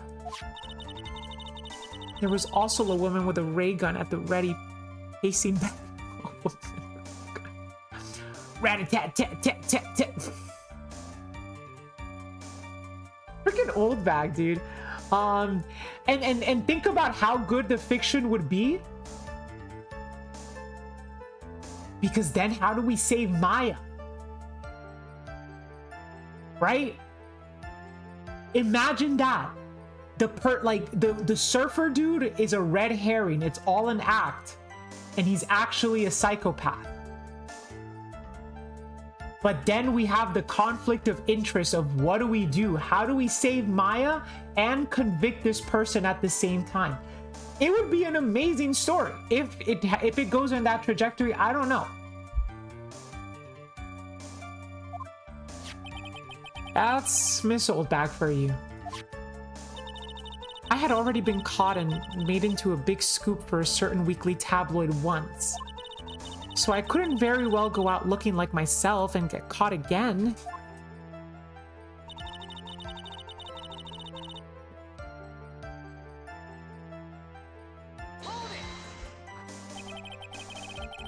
You were the one who prepared that costume, weren't you? Yes. I took it from Global Studios. I also put it into Juan's guitar case the day before the award ceremony. You did this in preparation for the press conference, correct? God forbid women do anything. Yes. Juan wanted to wear that costume and hold a press conference in it. He was going to disclose Matt's big secret there. And what is this secret? That I don't know. Anyway, I thought that if I were to leave Juan's room in the Nickel Samurai costume, then people would think that Matt was the real murderer. I was very careful not to leave any fingerprints when I opened the guitar case. I absolutely did not want anyone to know about the costume. I think we've heard enough. So, after that, you went back to Mr. Enguarde's room and planted the button. Into Matt's Hakama, yes. After that, I folded up the costume I was wearing and put it into a bag. Then I snuck it out of the hotel and got rid of it. My word, what does all this mean? Mr. Edgeworth, is it... The real criminal is Matt Enguarde. Yesterday, that woman prosecutor sat me down for a talk. Francisca, huh? She said that I should under no circumstance confess to what I had done. That if I just kept quiet, then Matt would be found guilty for sure. I had no choice but to believe in her words.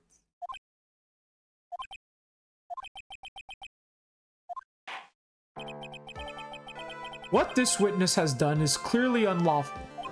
However, as long as her testimony stands, we can be certain she is not the real killer. Wait, Your Honor. The defense still... Right. It's pointless. At this point in time, it is not possible to indict Miss Andrews on anything. Yes, exactly. There isn't a single piece of evidence that points to her as the murderer. The cross-examination of this witness is over. You couldn't establish that the witness was the culprit. Please let it go, Mr. Wright. But... Mr. Edgeworth, please place Miss Andrews under arrest for further questioning. Understood, Your Honor. The prosecution will arrange for her detention immediately. That is all. Court is adjourned for today.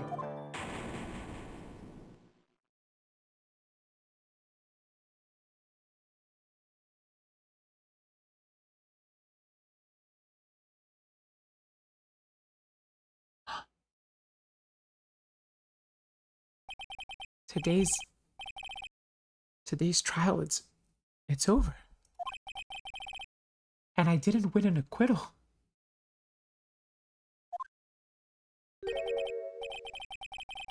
Witness, would you mind if I asked you something? Edgeworth? What is it? Before you leave court today, I wondered if I might look at one thing. The card in your hand. It's had my interest for quite some time now. What exactly is it? Oh, this? Mr. Wright also asked about it. A seashell. Although I didn't remember it at the time you asked me about it, Mr. Wright, I remember just now. I found this in the room on that day. The room? Like the murder room? That day? Yes. Hello? I found this card when I discovered Juan's body. It was lying there right next to him. You found that card next to the victim's body. I suppose I must have unconsciously slipped it in my pocket. But it's not as if this card has any relevance to Juan's murder, right? Yeah, I guess not. But it's still a strange card, if you ask me. But as far as a clue to this case, I don't see why... Witness, that card. Give it to me. Hurry. Edgeworth? Do you have any idea what you have stupidly, yet inadvertently done? This... I can't believe you hid this from me all this time. I didn't mean to. What is this all about? I've never seen Edgeworth so emotional before.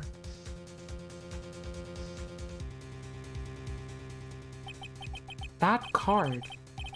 What in the world is it? And what does it mean? To be continued. Wow. Crazy, crazy, crazy, crazy, crazy. Part 3-1 investigation. Okay, be right back. I gotta tinkle. I'm gonna tinkle. I'm gonna refill my water bottle. And I'm also going to look for my fan in case Edgeworth does any more hot and sexy things.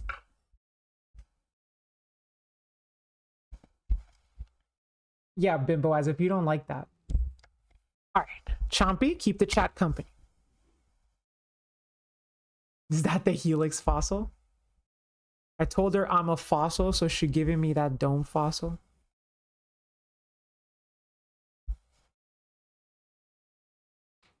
Okay. All right. I'll be right back.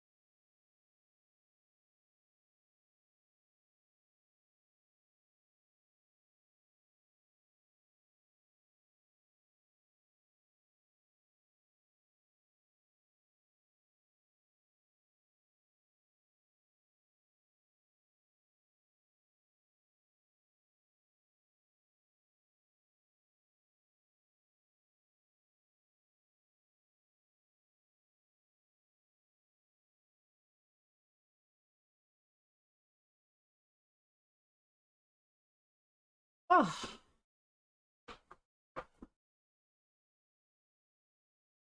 what the hell are you guys talking about? Are we having a good time, chat? Is this case so good? It's so good. Whoever committed the crime left the card with a sign or stamp. Our culprit does not only prove that Andrew's testimony is false, but that our culprit is a professional and takes pride in what he does. We're dealing with a murderous psychopath. I agree with that, Warden. Exactly. It's just Edward's lost shell, lost shell gas station rewards card. Okay.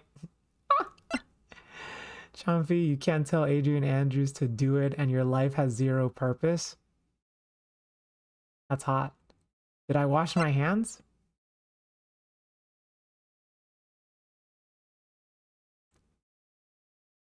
Yeah. Yeah, I did.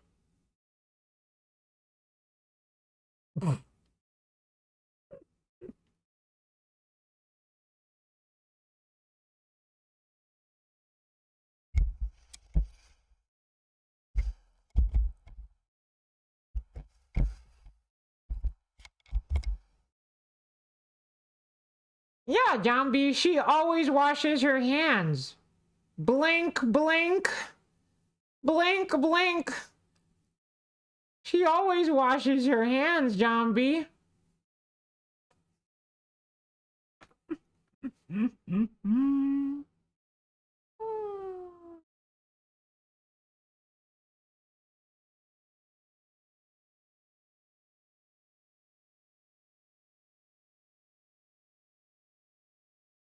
No, Chompy doesn't need to be. Chompy smells nice.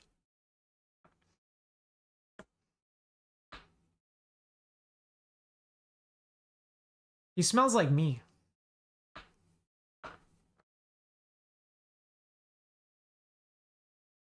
Yeah, he smells like me.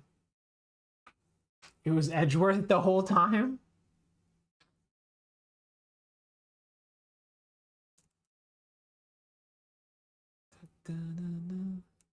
If he smells like you, he must be stinky. I am not stinky. I smell great. I'll have you know, my summer smell is coming in real nice this year.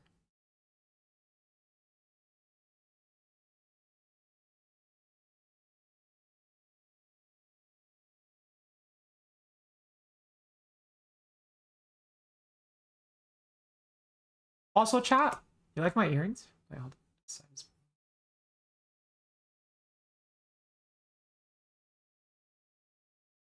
You like them? They're turquoise. They're all dangly. No, not the earbud, the earrings. See?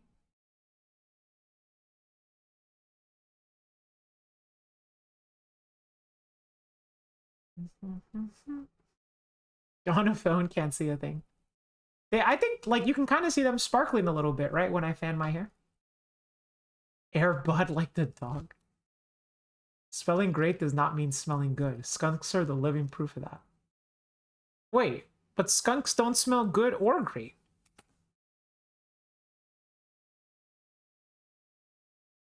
Wait. Where's our... Oh. 3-1. Alright, yeah, episode 4, part 3. Okay. Oh. There is also... tea. You know we got a tea bag.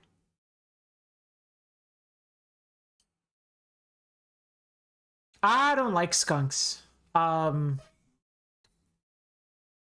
of all, skunks are French womanizers, and they smell bad. So, no, I don't like skunks. The only rodents I like are chinchillas and raccoons.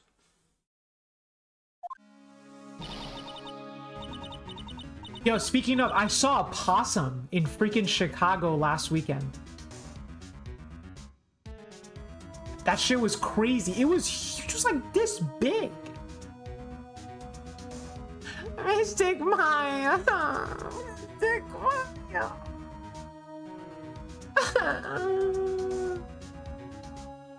Raccoons are rodents, aren't they? There, Pearls. I can't take it anymore.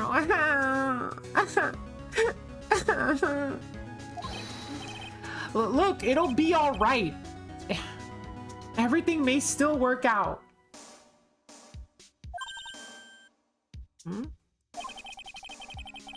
The condition was that we have to get a not guilty verdict. And so far, the kidnapper has kept his word and hasn't hurt Maya. And he won't because Mr. On Guard hasn't been given a guilty sentence yet.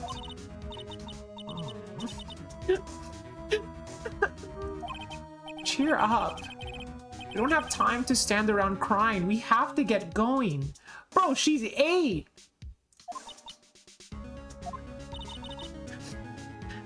You're right. Mystic Maya is in much more pain than I am. Yes, that's right. So, hey, you guys. Glad I caught you, pal. Mr. Scruffy Detective. Oh boy, looks like Detective Gumshoes. has been dubbed Mr. Scruffy Detective in Pearls' book now. Is just plain old Mr. Dig Gumshoe now. I came to talk to you, pal. We're kind of busy right now. Alright, well, if he came to talk, let's hear him out. So, well, what are you gonna do from now on? Oh, wait, yeah, didn't he get fired?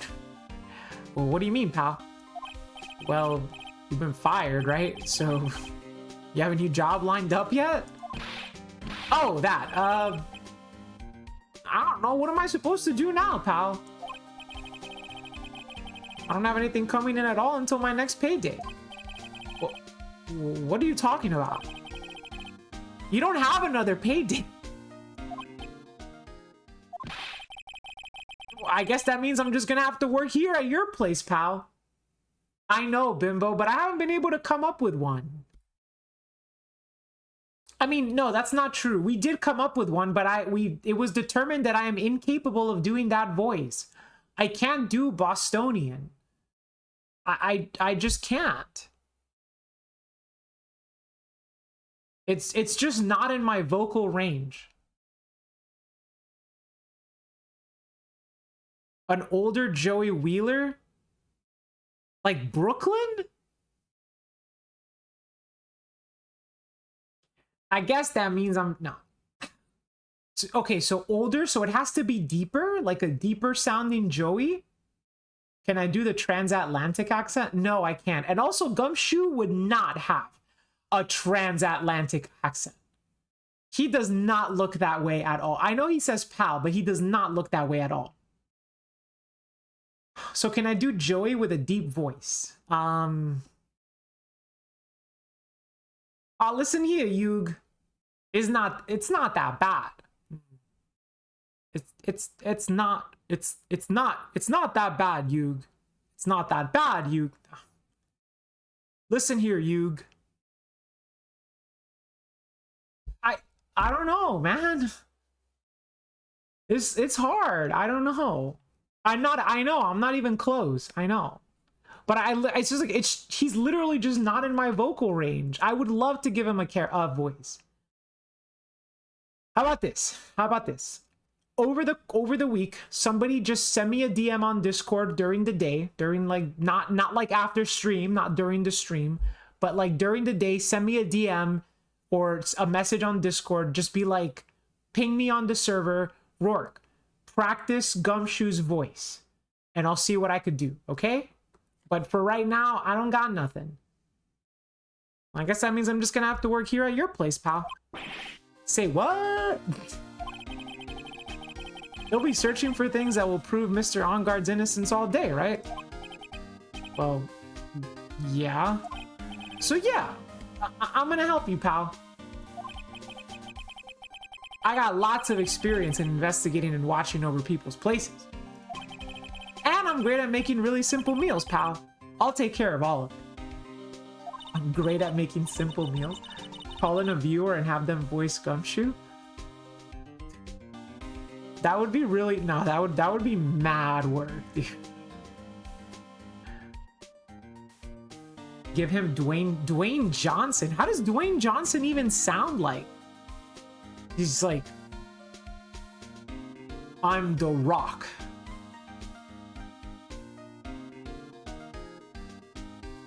So, how does he sound like? Vigo from Green Book. If you ever watched the movie, I never saw the movie. Stick it sideways up your. I'm not gonna say that. No, Joey, you don't understand. Wait, no, okay. You don't understand. They banished Toucan earlier.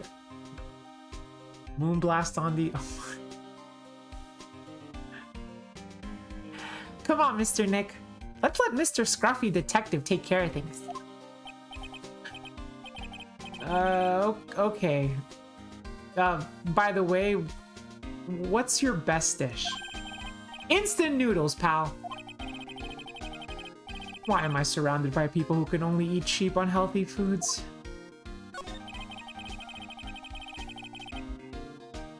That was the first time I ever seen Mr. Edgeworth act like that. I never thought he'd say something like, he didn't care if Miss Andrews killed herself. He said that? That's horrible. But because of him doing that, we got the truth finally. The truth? Miss Andrews' last testimony. Wonder if that was the truth. I'll give you that there was nothing strange in her testimony itself, but I still think there's something fundamentally wrong with the whole thing. You mean about that thing, pal? Why would she want to... No, I mean, almost need to frame Mr. Enguarde. I couldn't figure that out from anything she said all day. Then you're saying that testimony was a lie? Not a lie per se. It just feels like there's more here than meets the eye. Or that's what Edgeworth would like us to believe. That's such a dirty trick. Even that woman prosecutor, actually, if I say prosecutor, it sounds more kid-like, right? So even that woman prosecutor was better than that. Franziska von Karma. Speaking of Miss von Karma, do you have any more information on her condition? Wasn't she shot this morning? Miss von Karma was shot today on the way to the trial by a pistol pal. A pistol pal? That's a weird way to put it. But she's going to be fine, right? I mean, Edgeworth said she was in stable condition, but... Well, she was shot in the shoulder, so she's okay and still hanging in there. They should be done taking the bullet out, so she's probably resting at the hospital. Which one? What? Are you going to visit her, pal? No? Well, I was kind of thinking about it. Hey, you've actually got a heart, don't you? She looked like she was being tortured to death, not being able to go to the trial today. So maybe it'd be good for her if you went and let her whip you up for a bit, pal. Let's go let her whip. Oh.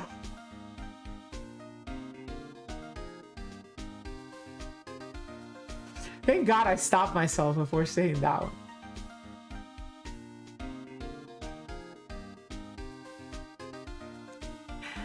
Let's go let her whip us, Mr. Nick. I want to get whipped. Come on, Mr. Nick. I want to go get whipped.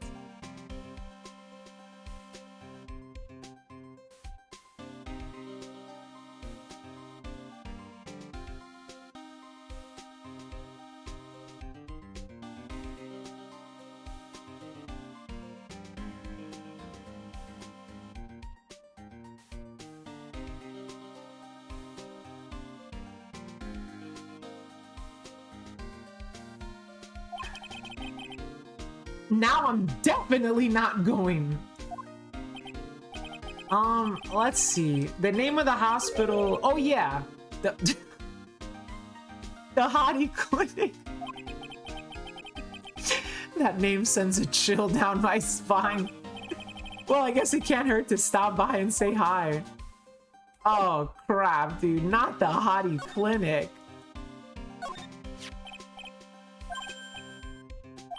It's a little tarnished, don't you think, pal?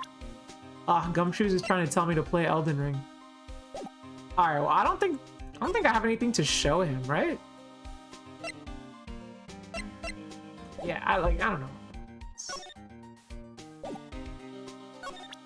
You know what? Well, oh wait, but we already talked about Edgeworth, didn't we? Yeah, we did already talk about Edgeworth.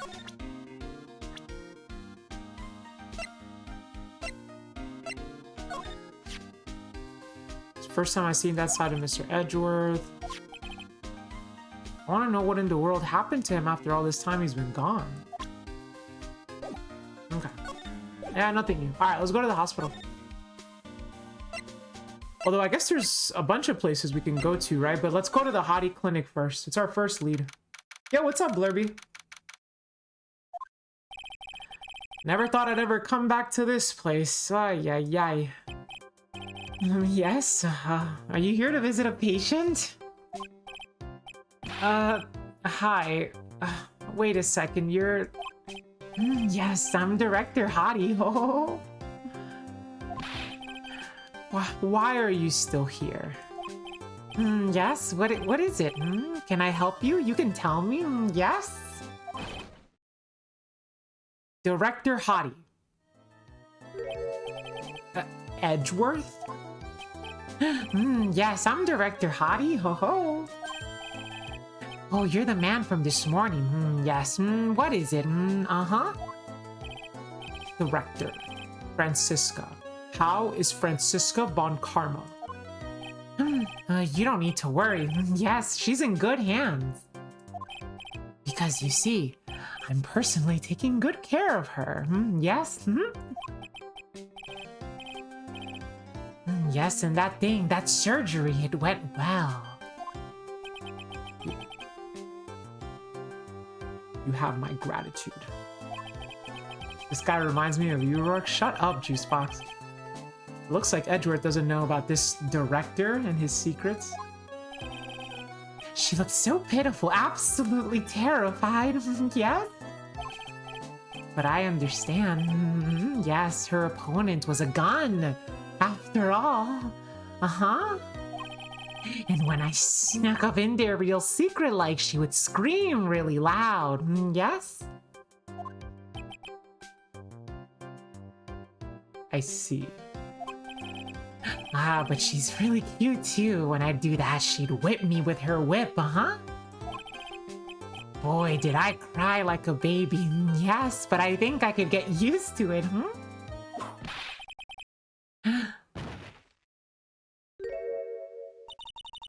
Go back to your room. You're so mean, show me my frisky.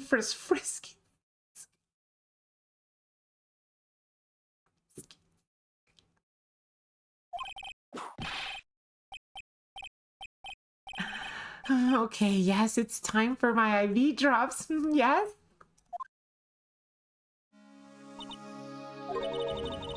And what are those tulips doing in your hands, Mr. Phoenix Fight? I knew I shouldn't have come here. Yo! Phoenix brought tulips for Franziska? Oh my god, he has a crush on her. That's so cute! I was shot in front of the courthouse, in my right shoulder. But it's no big deal. This sort of thing happens all the time. I even had full intentions of running the trial this morning.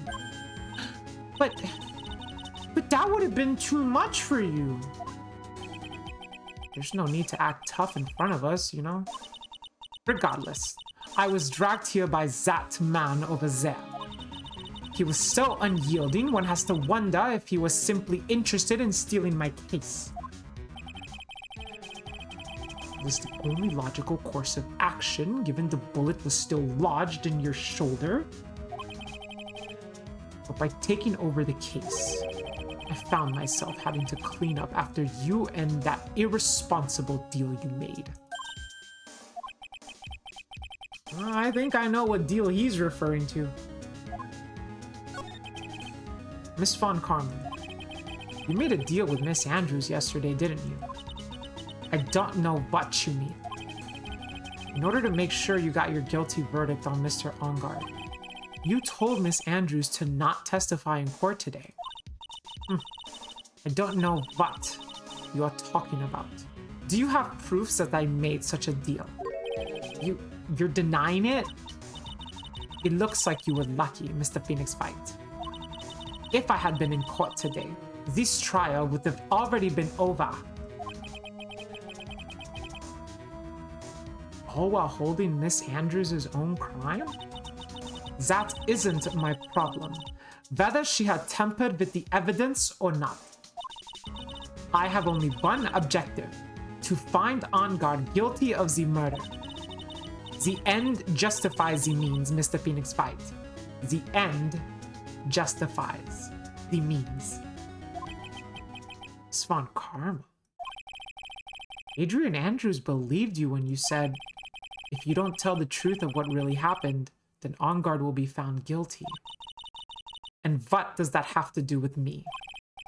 Because of that, she's now in danger of being found guilty herself.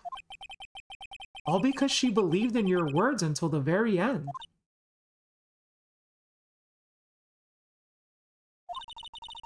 That still has nothing to do with me. She's just a weak person, that's all. But you had to know she was.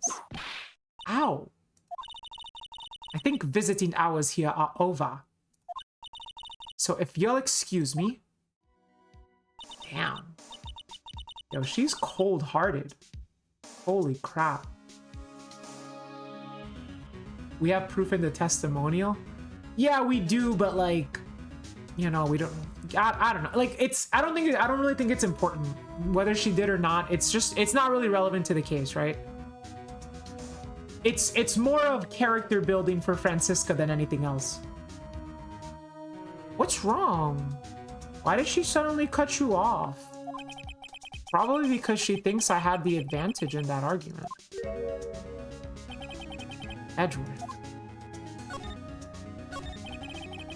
What happened today at the trial, Edgeworth? I was not like you at all.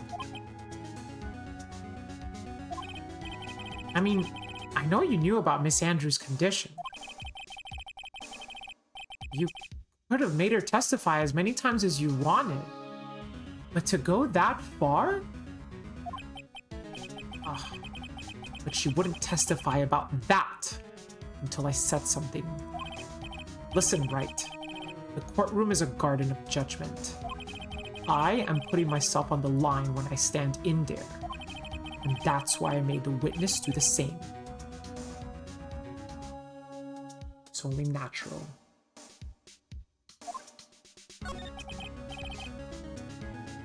Ah, that's also cold. By the way, Edgeworth, you were really angry in court today. That's rare for you.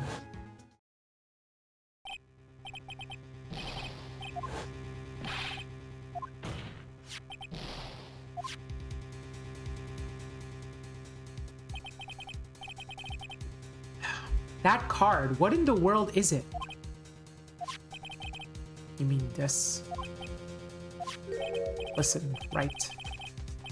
This is top secret information. You absolutely cannot leak this. A special investigations team has existed for a number of years. If you know of it, I understand. Now their task is to find the owner of this card. A man called Shelly D. Hillard. And just as his name states, he is a killer. An assassin. The best at that. An assassin. Shelly D. Hillard was placed next to the victim at the time of the murder. Miss Andrews was carrying it. Originally from Maya's kidnapper, who goes by the name of D. Killer. So who is this Shelly D. Killer? Oh, excuse me. D. Killer is the name of a long-standing line of assassins. A long-standing line? Me and Pearls are on the same page. Long-standing? The name first appeared about 100 years ago, I hear. Shelly is the professional name of the third heir to the D. Killer name. So because his professional name is Shelly, he leaves cards with a shell on them? He has a habit of making sure to leave a card by the body of his victims. So D. Killer is the one that killed Juan Corrida. But why? Why would he do something like that? We think it's a part of his duty to his clients. He's a hitman. His duty? If he leaves that card, then his client can be assured it was he who killed the victim. It also serves as insurance against any charges being pushed onto his clients. I see.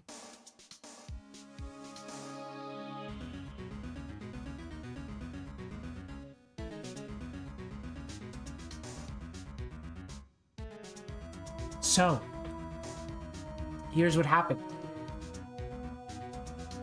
D Killer leaves the card behind. But Adrian Andrews steps into the room and finds the body first. Panics, does all of her crap, takes the card with her. D Killer notices this, and he realizes that if the card isn't there, she will implicate Matt Engarde. However, he can't risk that because he has to, essentially, it has to be proven or it has to be shown that the killer is him. He wants people to know the killer is D Killer. So then the question is his client Matt Engarde? Did Matt Engarde hire D Killer to kill Juan Corrida? Thereby actually making Adrian's testimony somewhat true. Maybe Juan is not the killer himself, but Juan did want, or maybe Matt is not the killer himself, but Matt did want to kill Juan. Just a thought. Or he could have a different client and it could just be a matter of like, I don't want someone else taking credit for my kill. It could be like, I don't want someone taking credit for my kill, or it could be my client is Matt Engarde. He can't be held responsible because that would go against our contract. D Killer values the trust between his clients and himself above all else. Okay, the fact that clients here is in red makes me start to really consider that Matt Engarde is the client. It seems that this is one honorable assassin with a moral conscience. It also would make sense why Matt was so nonchalant about everything. He doesn't really care because the way he sees it, he hired an expert. He's not going to get in trouble. And that's why he was like, I'm just going to ask my manager. I'm going to just ask this person. I don't really care. You know, like just let him handle it. At the end of the day, I'm not going to be charged with anything. Because he didn't do anything, technically. But that's just a theory, right? So you think this assassin, you think he's the one who did the killing? It would appear that way. Discovery of the card basically confirms it. Wouldn't you agree? Shelly D. Killer, huh? I noticed something at the trial today. You were behaving in a very strange manner. Is something the matter? Cyclops? I guess I should just tell him. Maya? She's been kidnapped. Kidnapped. What does the kidnapper want? An acquittal. I see. I had no idea. I will prepare a rescue team as soon as possible and resolve this by tomorrow. Really? Did you hear that, Mr. Nick? Mr. Edgeworth is going to stop trying to console me, Edgeworth. I don't need your pity. Mr. Nick? There's no way you can find her. We don't even have a single lead to go on. There's only one way to save her. I have to get an acquittal somehow. It's the only way. Right. Listen. You need to know something. Juan Corrida was killed by Shelly D. Killer. And the client who ordered the job is Matt Engarde. Your own client. Please stop. I can't listen to you. I can't believe that. I see. Well, if you want to continue your investigation, you will need this. What is it? The hotel right now is restricted to police personnel only. as we're looking for any clues that might lead us to Shelly D. Killer. But if you take this with you to the hotel, I'm sure they will let you enter. Received from Edgeworth, allows bearer to freely investigate the crime scene. Letter of introduction. Okay. In any case, I must attend to the preparations for Maya's rescue team. We'll meet again. Anything should happen. Now, if you'll excuse me. Ay, ay, ay. Mr. Nick, do you think Mr. OnGuard hired an assassin? No way. I mean, he doesn't have a psych lock. Wait, that's right. And obviously that's not very diegetic. But it's true. He never had a psych lock. He wasn't hiding anything from us.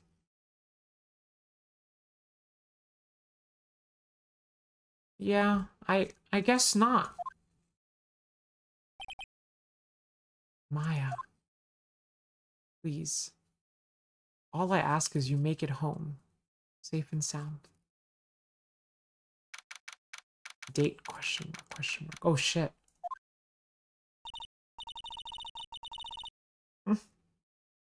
I guess even kidnappers can be a little clumsy. Clumsy enough to drop a card like this for me. And even though he said he was an assassin, I bet he's just making that up. Like how Nick does with everything in court. Anyway, let's try out the card trick with this card I just found. Sounds like I got the door open. Okay, time to go take a look around. I've unlocked the door with this card. Okay, I think I already inspected these things last time, so let's just move out.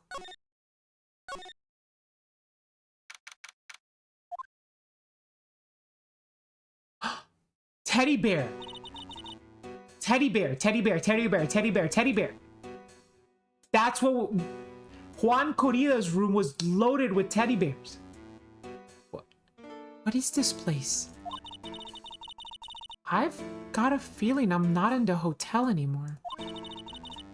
Are those videos over there?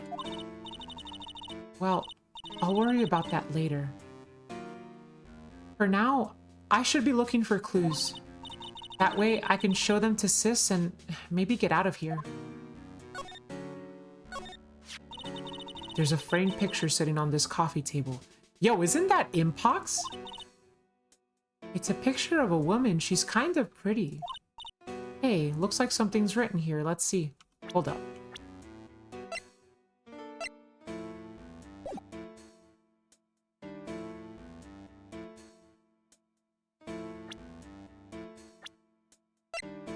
He has a picture of the woman who committed suicide 2 years ago.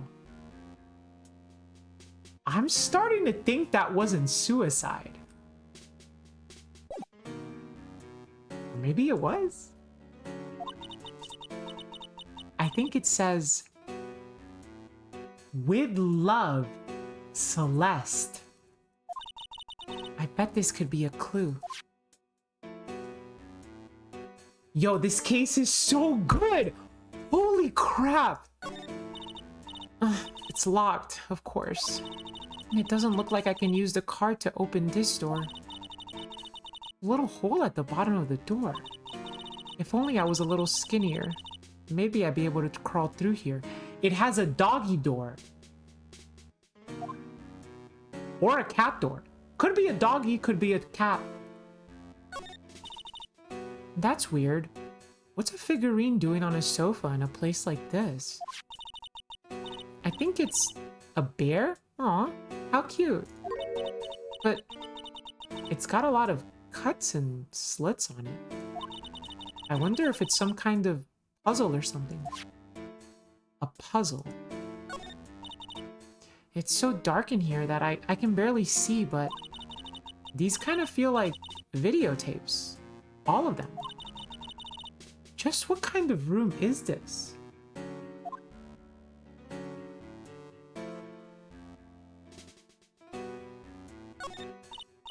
Wow, I've never seen a TV this big before. Now, where's the power button? Oh, phooey, it's busted. I would so die a happy samurai fan if I ever got to see the Nickel Samurai on a TV like this. Oh my god, Maya.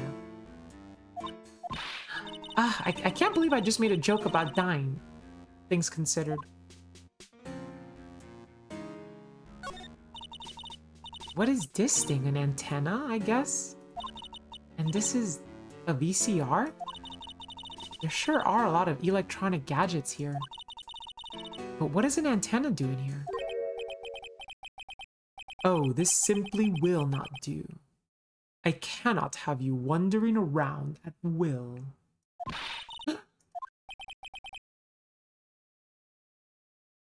It seems that your Mr. Right is truly concerned about you.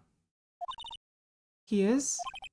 For now, I would suggest you remain cooperative. If you cannot, there are ways in which I can help you. Ways? You mean? Dead men tell no tales, is how the saying goes. Correct? Dead? I am almost certain I told you on our first meeting. I am an assassin. No way. You're lying. I mean, an assassin? People are not always who they appear to be. Nick! Shit, I didn't get a chance to inspect the computer, but I guess it... Oh, man, dude, can I... Oh, damn!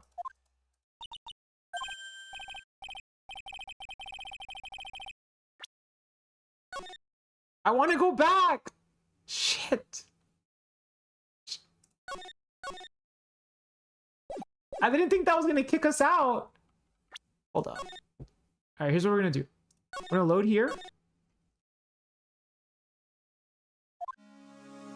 And we're just going to fast forward. It didn't take that long, okay? I just wish the fast forward button was faster than this.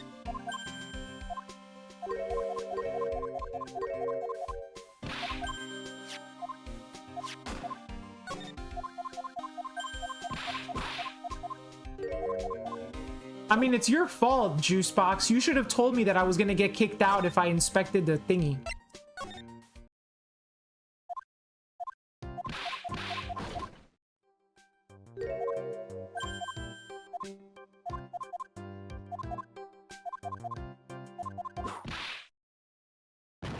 You know what, Jambi? If she makes some dumb computer pun, then it'll be worth it, because I love Maya's puns, and so do you. Huh.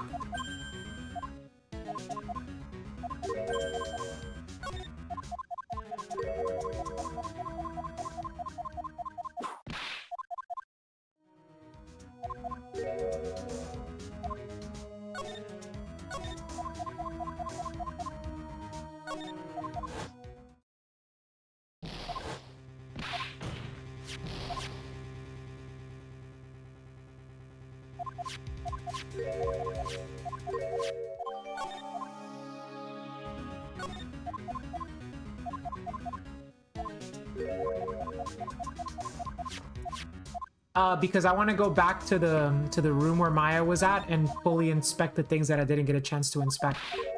Because as soon as you inspect the satellite dish, you immediately end that scene, and I wanted to inspect the rest of the furniture.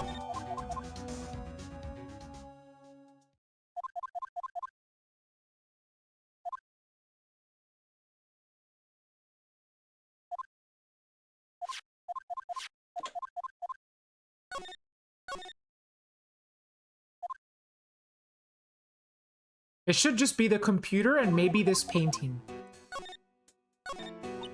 Oh, it's a computer. I've never really used one before. I have no idea where the power switch on this thing is. Drat. There goes my plan to use this somehow to get out of here. That was so worth it. Wow, I've never seen a TV this big before. That was really worth it. That was really worth it, chat. Okay, well, what about the VCRs? What about the office chair? The rug?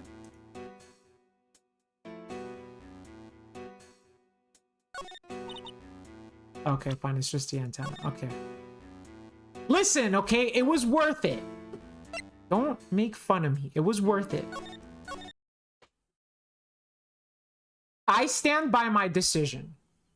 Oh yes, pearls. Got caught up in my own thoughts about my situation. Mr. Edgeworth has left, you know. I guess for now I have no choice but to believe in Mr. Enguarde. But I think I should listen to his story one more time. Alright, let's get going too. Okay.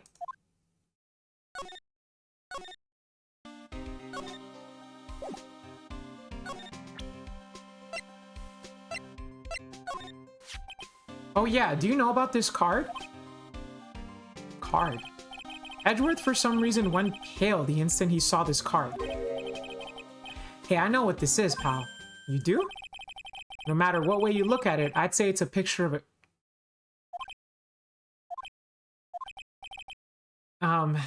That's it? Oh yeah, that's right. Mr. Edgeworth really likes these cooked snail things. What are they called again? Escargot or something like that? Mr. Nick, I think we just solved the mystery of why Mr. Edgeworth's face turned pale, right? As I suspected, Gumshoe has no clue. Could you please take a look at this? Can't think of anything to say.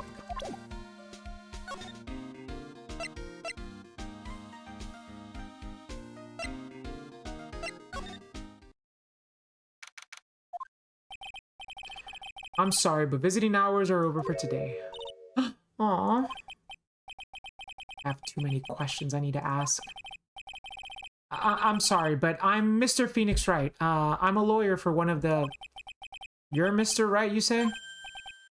Oh yeah, there's a message here for you. A message? It's from Matt Enguarde. Here you are. What did he write? Is it something really important? I don't know. Well, let's see what it has to say. To Mr. Lawyer Dude, I've got something really important to tell you. Why do I feel uneasy all of a sudden? Dot, dot, dot. Oh, Mr. Wright. So, actually, I have a favor to ask of you. I have this cat named Shu. I didn't put a lot of food when I left the house, so he's probably pretty hungry. You think you could drop by my house and feed Shu for me, dude? My house is just a little ways down the hotel, alright? Eat Shu. This is terrible! Let's hurry, we have to feed his kitty. I'm sure poor Shu's stomach is growling by now. Yeah, I guess. Please feed my cat Shu. Okay, but you know, in that room, Sagat has an automatic feeder. In that room, there was a little pet door for dogs or cats. Perhaps cats named Shu? Dun dun dun. A client's request is a request. I guess I should go check up on his cat.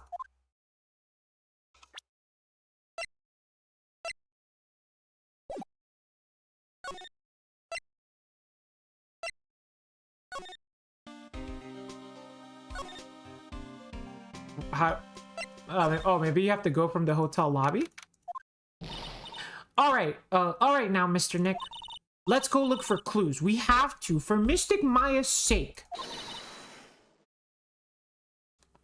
You shall not pass. Ugh, old bag.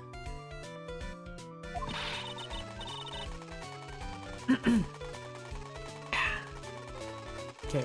Always gotta get into character for this. What are you talking about? You gotta go to school, I gotta go to work. Okay. Alright, I'm in there. Don't devalue my name and turn it into a gas, you spiky-headed pettifogger. This, okay. Is it just me, or does this sound like a slur? Like, if somebody called me a pettifogger, I would be like, excuse me?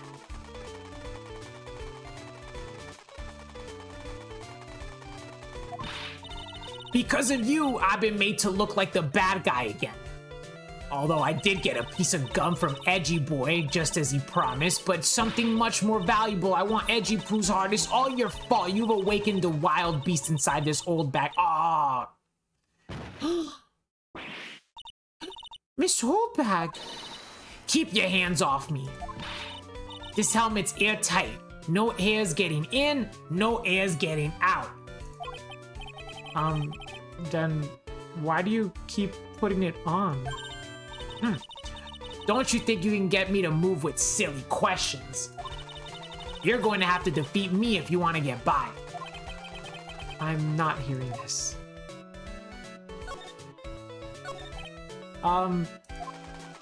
Rat-a-tat-tat-tat-tat-tat-tat. Ha. You're a million light years too early to be asking me questions, whippersnapper. Ugh, looks like the only way I'm going to get any investigation done is to first do something about this kooky alien. Rat-a-tat-tat-tat-tat-tat-tat. Oh. Oh, wait, can I just show her the missive? Maybe I show her this letter I got from Edward. Miss Oldbag, if you would look at... What? You want me to look at this worthless piece of... Edgy Poo. Is that her perfume? Pheromone d'amour? Wait, yo, Blurby, how do you pronounce it? D'amour? D'amour? D'amour? D'amour? How do I make it sound extra French? D'amour. Pheromone d'amour. Pheromone d'amour. Pheromone d'amour. Pheromone d'amour. Let's see here. Would you please allow this unsophisticated young person to conduct his investigation? Yours truly, Miles Edgeworth. Yours truly? That man's so good at flattery. Fine, but only because Edgy Poo said so. You understand? Letter of introduction given to Miss Oldbag. I just thought of something I have to do. Remember, no messing around. You do anything bad, I won't let you off the hook. It looks like she has strong feelings for Mr. Edgeworth. That may be. But, you know, nothing's going to come of it. That's so mean, Mr. Nick. Feelings are meant to be told and shared. That is not true. Okay, chat? That is not true. Sometimes the best thing you can do with your feelings is keep them to yourself because nobody wants to hear them, okay? Just keep that in mind. Sagely advice from good old Rourke Hallows. Ow. Every time we talk about love, I always end up with a handprint on my face somehow. So anyway, let's continue our investigation. Okay. Rat-a-tat-tat-tat-tat-tat-tat. What now? One little thing before I forget. You can't go into On Guard's room today. Well, why?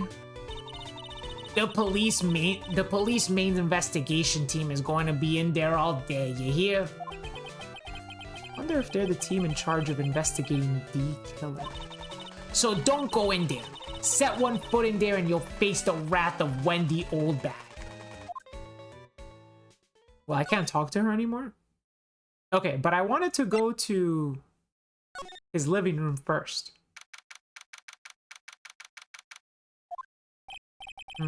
Sure is dark.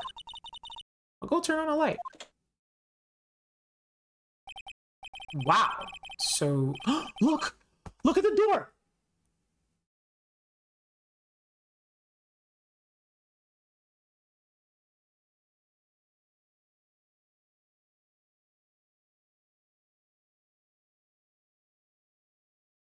Wow, so this is what a star's room looks like. Must be nice to be rich. Come on, Mr. Nick. Let's find Shu the kitty cat. Shu. So I guess this is Shu. He looks like the cat. Oh, what a lovely cat. Hello, Shu. Oh. The cat seems to like pearls. Pardon me.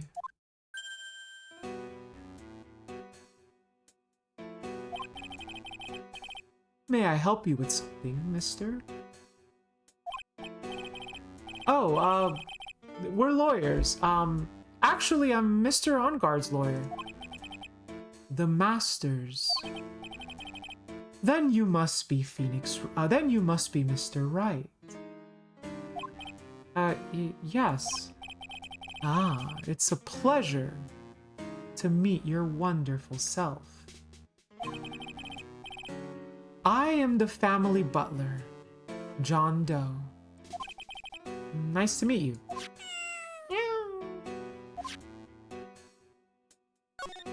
Didn't we see this guy earlier though? Like, we met him. We literally met him, right? Because he came up to us and was like, there's a phone call for Maya, and he took her. So we've met him before. And even if he was wearing something different, like, come on, how do you forget someone with a zipper on their face? Different guy, surely. Yeah, he must be the other guy with the zipper on his face.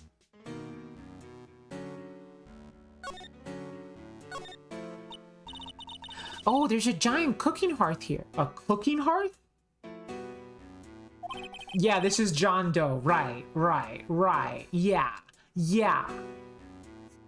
That's actually a fireplace. How are they different, Mr. Nick? You know, I've never actually seen a hearth before, come to think of it. Hey, you guys think if there's any rocks in there, would they be heart stones?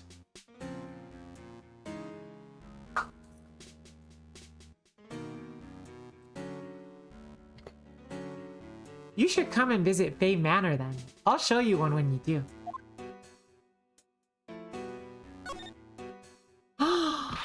A giant bicycle is flying through the air. That bicycle Pearls is one where you don't have to pedal and it moves on its own. Oh, really? Wow. But sorry to disappoint you, it can't fly. Oh, that's too bad. There's a small door at the bottom of this big door, Mr. Nick. I bet it's for Mr. OnGuard's cat to use. Oh, you mean Shu? The door. It's locked tight. Well, I guess that's to keep nosy people like me from entering.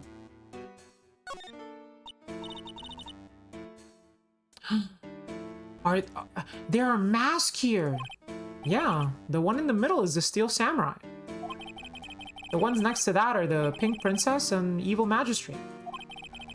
We fought many battles against the backdrop of Neo Tokyo. Wow, you really know a lot about the Steel Samurai, Mr. Nick. She's literally right there, yeah. I don't know whether to laugh or cry that I know more about that show than a kid. Yeah, she's not used to I mean, even Maya's not used to technology. They're both from the same village. Maya didn't even know how to turn on a computer. There's another door over there. You shouldn't go wandering off over there, Mr. Nick. Yes, Pearls. Now I know how Maya feels when I tell her to stop playing around.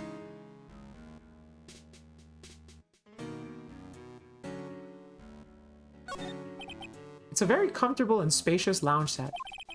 I wonder if famous stars drop by and sit around and have a good time. In any case, I don't really belong here, do I? What is it with me and feeling inferior today?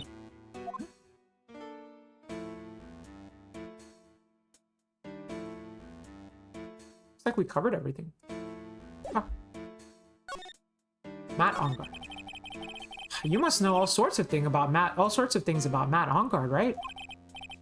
Honestly, sir, I don't believe my master is capable of such a foul deed as murder.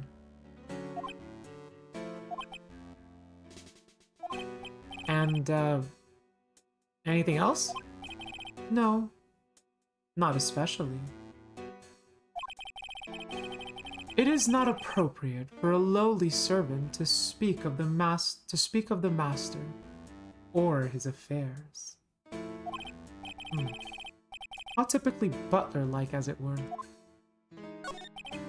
Mr. Doe, how long have you served at this residence? Well, sir, I would have to say, maybe about 1 year. And, anything else? No, not especially. It is not appropriate for a lowly servant to speak of himself and his affairs. You know, I would have thought Mr. Engarde the kind to have a maid over a butler. Honestly, same. That's a very cute cat you've got there. It is my duty to take care of him. The master rather fancies Shu. And, anything else? No, not especially. It is not appropriate for a lowly servant to speak of the family cat. Well, and I guess I don't need this piece of scrap paper anymore. I was gonna say this piece of crap. Matt's note crumbled into a ball and thrown away. Well, I'm afraid I must take my leave of you now. Oh, we should probably get going ourselves. Ah, so young, and yet already so accomplished. A master of law. But there is also a lot to be proud of in being a butler, in charge of the house and all. Thank you for the compliment, sir. People are not always who they appear to be. Now, if you'll excuse me.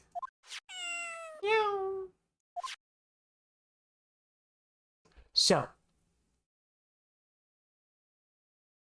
there's a lot to unpack here.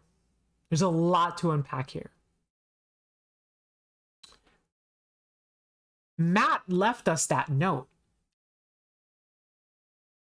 Shu did not do it. Matt left us that note. Why did he leave us that note? He's concerned for his cat, right? That's what he says. But if he has a butler, why does he need us to feed his cat? Right? So then I don't think John Doe is really Matt's butler. But if that's the case, there's something else to consider, right? If Matt is privy to all of these events going on, why would he give us an invitation to go into his apartment and look around for clues? Right? If he was privy to all of it. Which means he might not be aware that any of this is happening. And that's why he doesn't have any psych locks. He's not hiding anything per se, because he doesn't know anything. But clearly, something is going on between this John Doe, the killer, and Matt. There's a reason why Maya is inside of this apartment.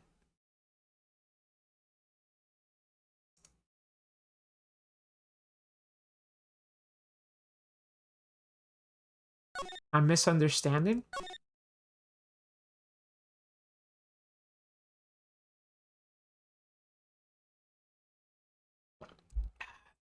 True. Yeah. Yeah, they're different people. Yeah. Okay. What now? You know, let me just pop into criminal affairs real quick. Just because it's easy. Wow, everyone looks really busy with something or another. Matt Enlarge and John Doe. It's not Enlarge. Enlarge would be a crazy last name. Wow, everyone looks really busy with something or another. They're probably strengthening the evidence. Oh, yeah, not the rest, the wrong ways. They're probably strengthening the evidence for tomorrow's trial. Hey, hurry up with that, will ya? Pass the victims list around. You've gotta be kidding me. There's over 100 people on here. Mr. Nick? Is Mr. Enguarde really that big and bad of a criminal? Actually, Pearls? Never mind. Sounds like they're working on a different case. Okay, so nothing's really going on here. I guess we can still inspect, but it's gonna just be flavor text, right? Prosecutor Von Karma was shot in the front of the courthouse. What? Who did it? Who shot her? I have a sneaking suspicion that even Gumshoe could do this guy's job. Kind of cute. What is this stuffed animal? Yeah, see, this we've heard already. Must be one of the detectives, mumbling something himself. Very well. Why do you want to work for a company? Well, that would have to be because I feel like I would help this company grow, bro.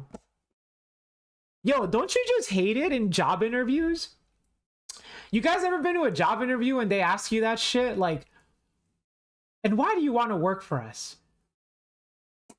Because I'm trying to get a freaking paycheck, dog. What do you want me to say? Like, bro, like, because I'm trying to pay bills? Because I'm trying to buy anime figures? Like, hello? What do they want you to say, right? Like, what do they want you to say? What do you want me to say? You want me to be like, it's always been my dream to work at McDonald's. Like, yeah, ever since I was a little girl, I dreamt of folding t-shirts at Old Navy. Like, bro, like, come on, man. I have a passion for ringing people up at the cash register. Jeez, dude. I hate it when they ask you shit like that. It's the worst. They're so dumb. Tell that to them kiddies working at Temu? That's dark. Must be doing image. By the way, did anyone else notice that last year the commercials for Temu pronounced it Temu, and now the commercials for Temu pronounce it Temu? Why did they change it from Temu to Temu in their YouTube advertisements? Anyone else notice that? That shit really trips me up. He must be doing image training for corporate interviews. I think he's taking an interview because he doesn't want to be a police officer anymore. Yeah, pay attention to it, Gremory. Pay attention to it. Next time you get a YouTube ad that's Temu, listen to it. They say Temu now, not Temu.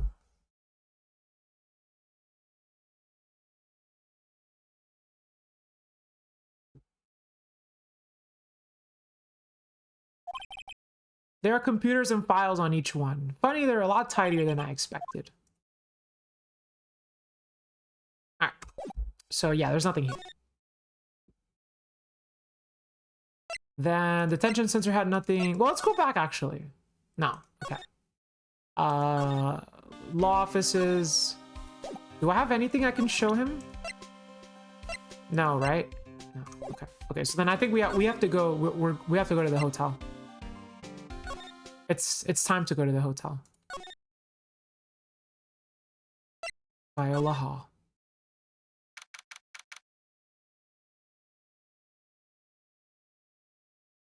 No, it got auto blocked. Looks like we're the only ones here. And yet, the hotel seems so busy somehow. Probably because the police team is scouring for clues about D Killer.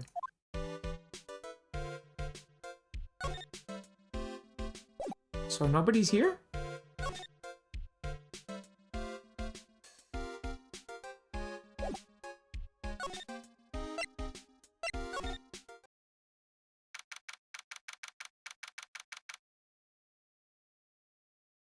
hated Jesus for telling the truth. Okay. Hey, city boy. Lotta? You're still here? Wrecking course. An investigating photographer eats or starves on her ability to snap up the scoop, yeah? And this hotel just has that aura of mystery. You know, like something's always about to happen. But do you have a camera? Rec given. A photographer's gotta have cameras out the ear like corn to be a real pro, you know? So, hanging around here. Speaking of cameras and feeding the mouths, do you have mine, you bread thief? Why can't you drop that thief thing already? I want to ask you about the night of the murder. What, you really gonna shell out the bucks for the info I got? Lotta, you were loitering in this hallway the night of the murder, were you not? Well, kinda, but... Brace yourself, Phoenix, here it comes. I didn't exactly hang around here the entire time, you know? Followed a few stars around. Got a few autographs, shook a few hands, had a soda pop with a few of them too. Looks like she wasn't here the entire time that day. The security lady also wasn't in this hallway the whole time either. I guess this means there's no one who can tell us who came and went that night. So, about the note that was inside your camera case. Oh, that ditty I wrote? Yeah. Can I believe what you've written? You mean the stuff about On Guard shoving his manager lady onto Corridor? Yeah. Ah, well. I reckon you best not believing that. What? Look, I sort of wrote that on a whim, you know? Yeah, what's up, Sin? Whatever came to mind? Yeah, when you get down to it, it's just a lot of random bull duders. Bull duders? Hey, what's with ya? Why are you staring at me like my grandpa used to? Hey, and why do you look like you suddenly got older too? Or am I just shrinking here? Oh, my baby, my $1,600 baby. What's with that red-coated prosecutor anyhow? The guy told me it was evidence and refused to give it back to me. Well, that's kind of how it is. Hey, you're that redcoat's friend, ain't ya? So put in a few good words for me and give me back my camera. You want me to do that? Listen, nag the guy real good for about 5 hours and I guarantee you'll give it back. Why don't you do your own dirty work? Well, I reckon it's time for me to get going. A tabloid photographer without a camera is just a tabloid, huh? Yeah, I guess so? What's up, Ficti? Lantier, what's up? Keep yourself together out there, you hear? I'm coming to see you in court tomorrow. Okay. I'll see you then. And you too there, little one. Keep up the good work, okay? I think it's supposed to be pronounced like little one. Okay. Don't be picky about your food now. Okay. And make sure you do all your homework, you hear? Okay. And if you happen to find yourself a camera, make sure you, would you please leave already? So, I have a story about that actually. When I was in high school, I got mugged. And the mugger took my cell phone, took my iPhone. The mugger took my iPhone, right? Okay. The police officers caught the guy.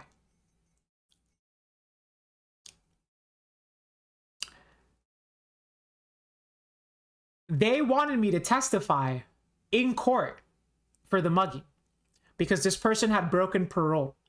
And so it was like a big deal, right? Because not only had they broken their parole, but they were now out mugging again. Okay. I wasn't able to get my iPod or my iPhone back until like the case was over and it lasted 2 months. So for the entire summer between junior year and senior year, I didn't have my iPhone because it was evidence. So actually, I've lived through that. I know what that's like.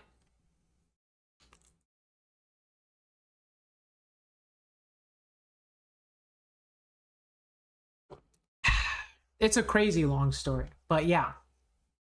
And the funny thing is, right? I have a friend. Okay? I have a friend. We're still friends, actually. He's actually my oldest friend. Like, I've known him since, not necessarily since I was a baby, but it was like, it's like one of those cases where like your parents are friends. So like you know those like childhood friends you have where like not only are you friends but like your parents are also friends and everything, so it's like they're basically like your friend for life, you know what I mean? So I have a friend like that. And that summer we would hang out sometimes. So he would try calling me or texting me. He doesn't believe that I got mugged to this day. He doesn't believe. He thinks I'm full of it. He thinks I'm lying. And the reason for that is because he insists that I was just ignoring his phone calls and his text messages. Because he says, according to him, that sometimes he would try calling me over the summer and the phone would go straight to voicemail, and other times he would try calling me and it would ring for a few times before going to voicemail. And he says that that's evidence that I had my phone and I was ignoring his phone calls. Now, like, I have literally had my mother, because like I mentioned, we're family friends, right? I have literally had my mother tell him, no, she got mugged. Like, it's not a lie. And he still doesn't believe it. He still doesn't believe it. Like, to this day, dude, he still doesn't believe it.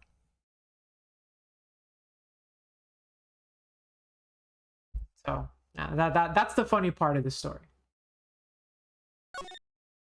All right, where do we go now? We can't go into On Guard's room, so let's go back to Corrida's room.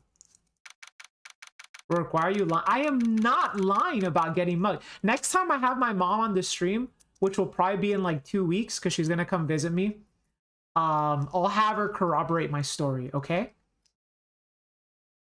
Oh yeah, speaking of which, my mom is coming in like 2 weeks to pay me a visit, so you guys are gonna get to see Mama Carlos again. It's been like a year.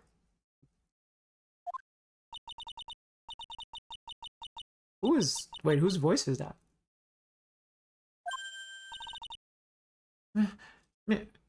Mr. Nick, you really brought your mom into your life? No, I did not bring her into the lie. Trust me, my mom doesn't. She's not an accomplice. My mom and I have always had very different views on breaking the rules. According to my mom, she's the type of person where as soon as she breaks a simple rule, she'll get caught and penalized. So like, she doesn't even like jaywalking, even though like everybody else jaywalks, because she's like, you know, like as soon as I jaywalk, I'm gonna get caught and I'm gonna get a ticket. That's the way she views the world. The way I view the world is I just do whatever I want and I'm never gonna get caught. So who cares? And if you don't get caught, then you didn't do anything, right? It's only a crime if you got caught. Just remember that. What is that otherworldly, ghastly moaning? Guys, I'm not gonna moan on camera right now. Oh. I hate evil ghosts. Wow. I don't think it's a ghost. Rourke, why would you do that? I thought it was fun. Maybe it's a demon.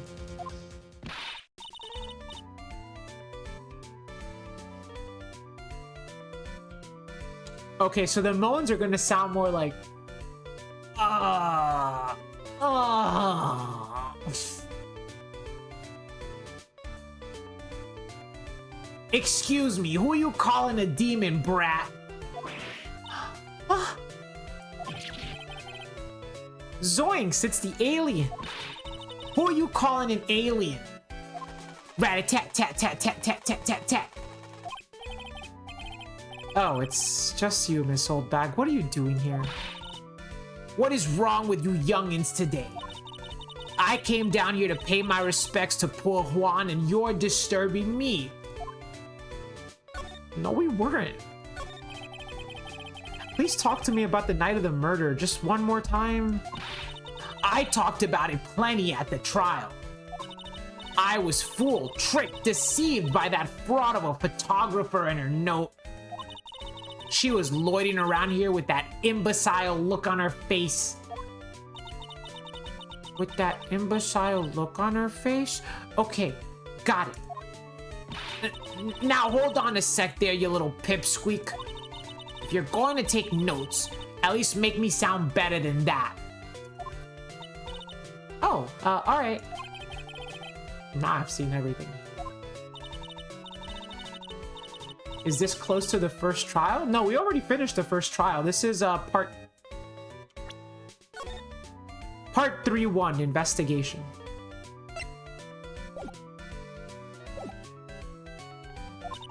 So it's not like I had a time. So it's not like I had time. Wait, so it's not like I had time.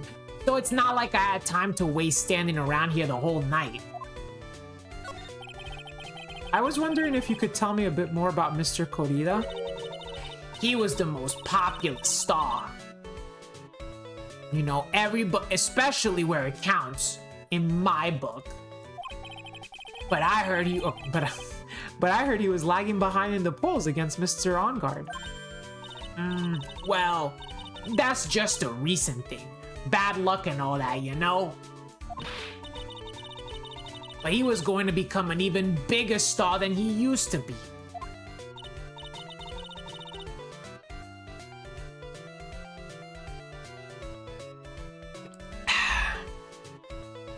Look at all this mountain of presents. It's a show of the mountain of feelings of all his fans had for him.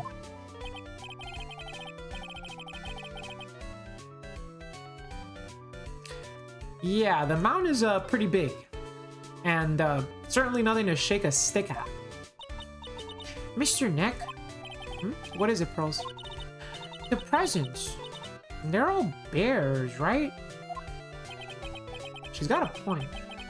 There isn't a single thing here that isn't a bear. All of Mr. Corrida's presents from his fans seem to be bears. Oh, that's because you can't think of Juan without thinking about bears. Bears? Why bears? You don't know? When my dear Juan was training, he fought bare-handed with a bear.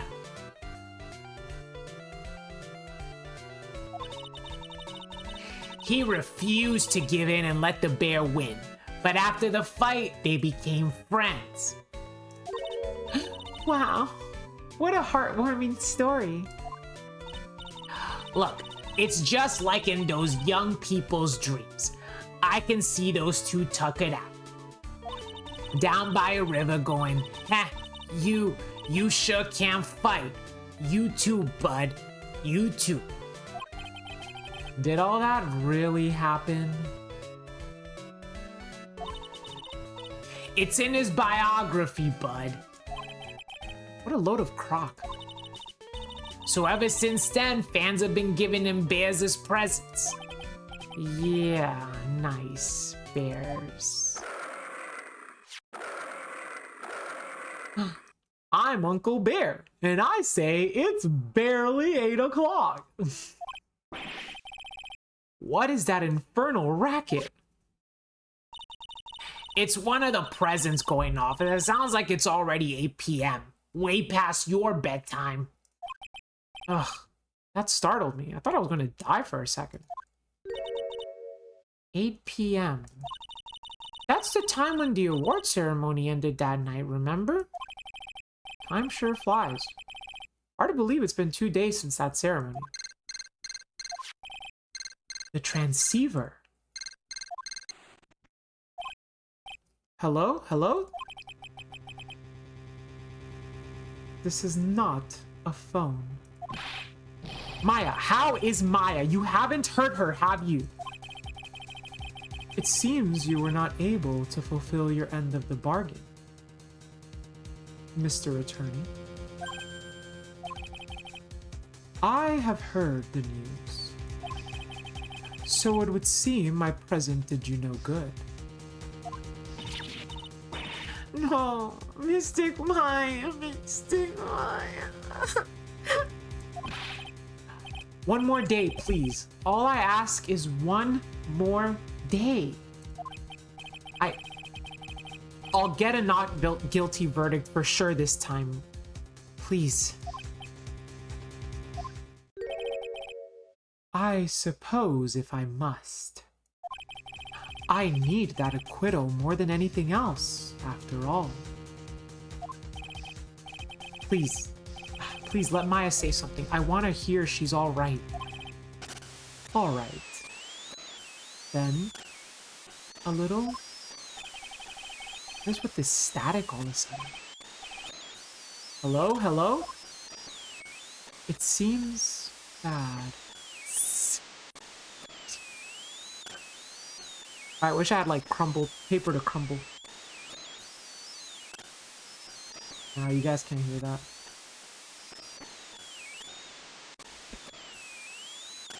I don't know if the microphone picks up paper crumbling. Connect. Ugh. Damn it, the transceiver just suddenly break?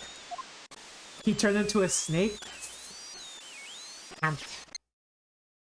can't excuse myself any longer.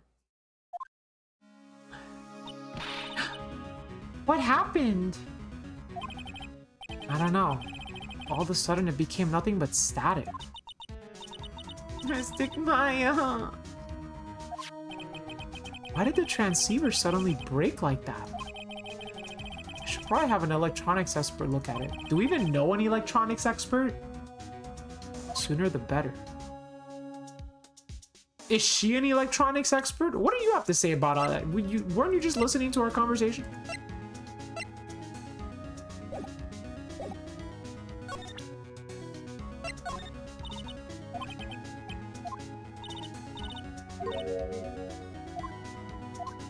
I'll tell you my measurements.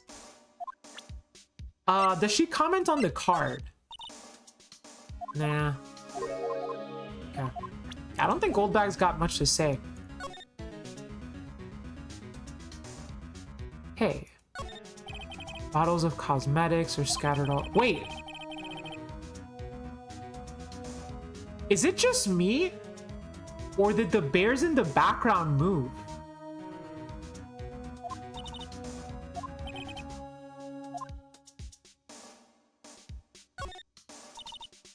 So that's a bed. Yep, it's big, but it's a bed. It's your neck, it's soft. Yo, I'm seeing things 50? Okay, fine. I don't know, I feel like they weren't like that. It's like Mr. Corita had dinner, tomato juice, yep.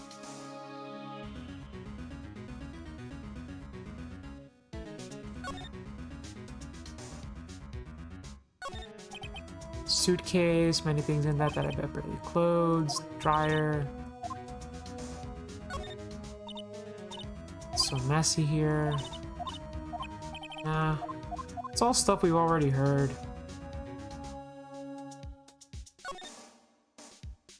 Lots of bears.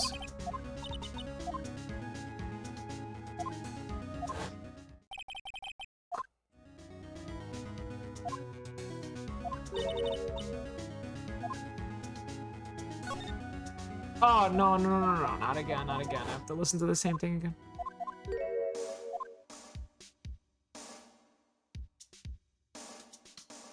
Okay, let's move out. Wait, how do I... Backspace? Okay. mean, who do I know that's an expert at fixing electronics? What the hell? Do I know anyone like that?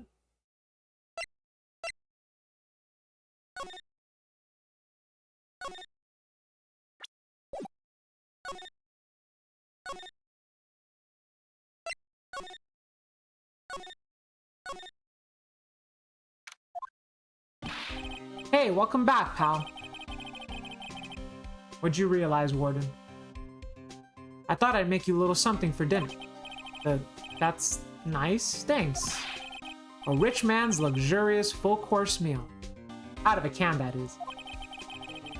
I'm so sorry you went through all the trouble to cook, but I don't have time to eat. Oops, looks like you don't have a can opener, pal. You've got to be kidding me. Here I thought he had already whipped something up. Oh, I know. There's one way I know how to be helpful. Ask me about anything you want, pal. Go ahead. Well, since he's here and offering, I wonder what I should try asking him about. You think he knows how to fix transceivers? The transceiver? Oh, Mr. Nick, you should ask Mr. Scruffy Detective about that thing. Transmission electronic devices tend to buffer when they're close to each other. Wait, really?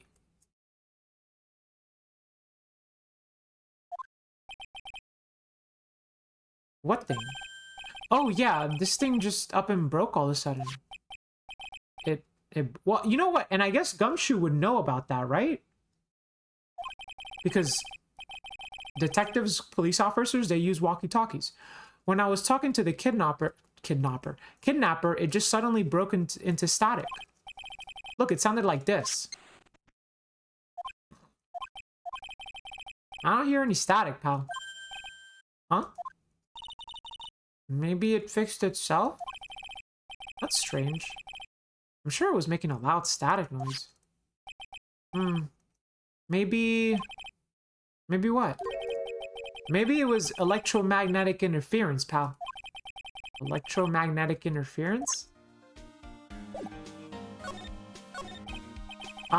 So what is electromagnetic interference? It's something that happens when a radio wave gets mixed up with another signal, pal. Oh, like, when you put it that way. I don't understand what you're talking about. Like, for example, when a cell phone gets off next to a computer screen. The stuff on the screen gets kind of fuzzy and starts acting funny, right? No, it doesn't.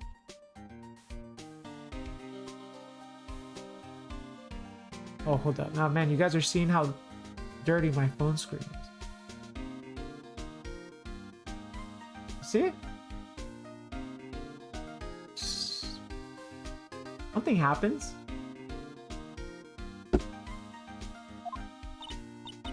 Oh, you guys seen my phone background?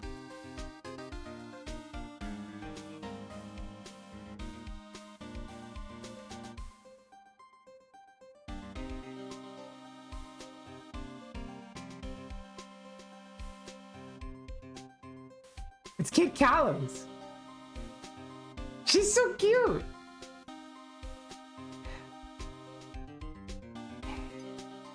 Huh? Computer?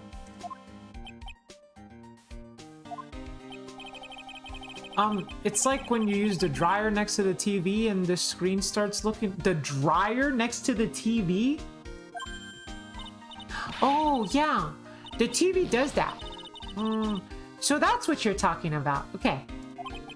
She seems amazingly happy at being able to understand this. So the room you were in when that interference to the transceiver happened, there's gotta be something there that sent out very strong radio waves, pal. Something like a listening device or something. Hey, speaking of that, where were you when it happened? We were in Mr. Corrida's room. The scene of the murder. My Twitter bookmarks? I mean, likes are private now. How do I even find my Twitter bookmarks?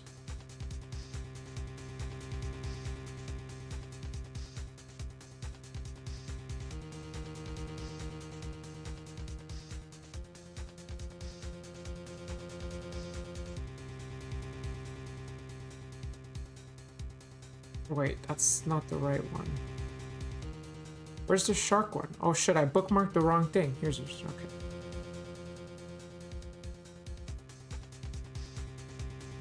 Bookmarks. There, these are my Twitter bookmarks.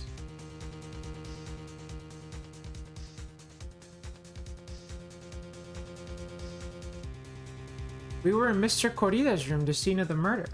Her likes gotta be diabolical? No. Plot seems to lead to the victim trying to call for help, judging from the interference. I don't know. There's a big bookmark button, but the joke was about Kit. Oh, I see. What? That's it. I'm going to sneak into the precinct and get a bug sweeper. I'll meet you at the crime scene later, alright, pal? Wait, Gumshoe. Oh yeah, baby. It's investigating time. I'm on fire, pal. My fingers are itching to go. Yeah. We should be going too, Mr. Nick.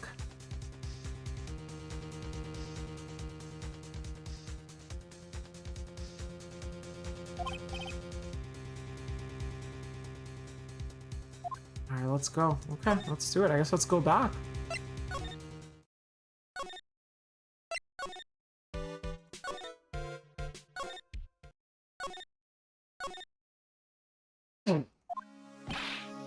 Hey, you're finally here, pal. Sorry to keep you waiting. Do you have the, bug sweeper? Well, you see, I got busted trying to sneak in, pal. And then suddenly I'm staring at the precinct doors from the outside. And so, yeah.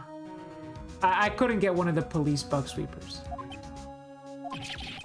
What do you mean you couldn't get one? We need that item. Hey, calm down, pal. I didn't say I didn't get one. Just not the police's. Wow, so this is a bug sweeper. Looks a little broken. Hey, this was made when I was in elementary school. Oh? By who? Me, of course. Seeing this shirt brings back memories. Hey, don't look down on it, pal. Sure, it looks a little beat up. But I put my heart and soul into building this puppy here. Your heart and soul. It'll work, trust me, pal. It'll do the job. But you can't set the sensitivity. So it's going to beat at anything that gives off electromagnetic waves. But isn't it better that way? Oh. Well, anyway, since I brought it all this way, I might as well give it a whirl, right, pal? I'm getting that sinking feeling again. Okay, now I'll tell you how to use this baby. There's a listening device or some other sort of bug hidden in this room, pal. So where are we going to find it? Right now. First, let's turn the sweeper on. Next, move the sweeper around to give the room a real thorough looky-see, pal. The sweeper will let you know how strong of a signal is picking up, so keep an eye on it, okay? Once you find something that's giving off a lot of radio waves, press enter to lock onto it. There's a lot of things here that are going to give off radio waves. So let's take a good look at anything and everything that seems suspicious. Okay, pal? Alright. I'm gonna go stand outside and keep an eye out. Give me a yell if you find the bug. Got it, pal?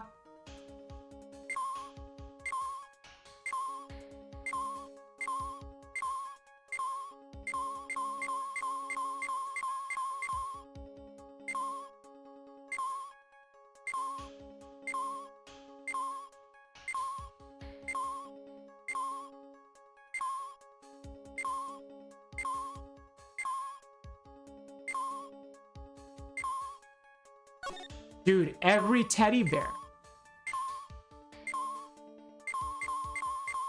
Okay, yeah, but these are just appliances, right?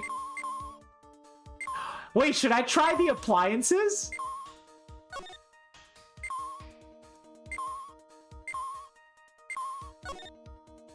I kind of want to try the appliances.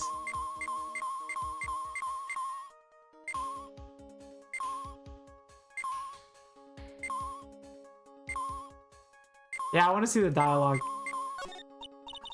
Oh, the water in this hot water pot has run out. I'll go get more water for it.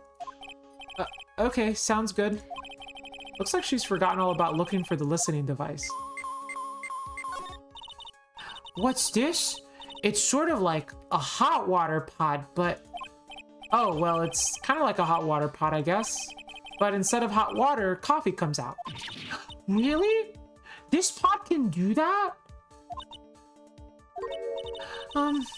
Is there a pot that orange juice comes out of? I don't think there's anything like that, Pearls, sorry. She likes orange juice. Wow, there's a really delicious loaf of bread in here. Looks like it's been on keep warm all this time since the murder. Well, Mr. Scruffy Detective always says, gotta keep the trail and crime scene warm. I think the keep warm in that case is a little more metaphorical.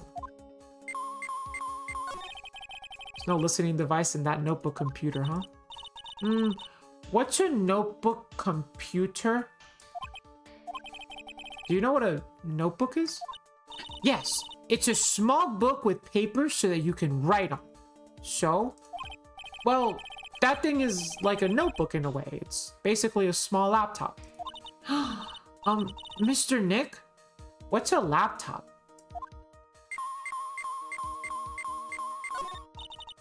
What's this? It's a small video camera. No listening devices in this gizmo.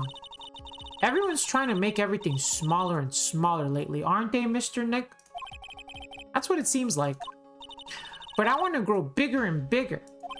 Well, eating only vegetables isn't going to help you get there. You have to eat meat too.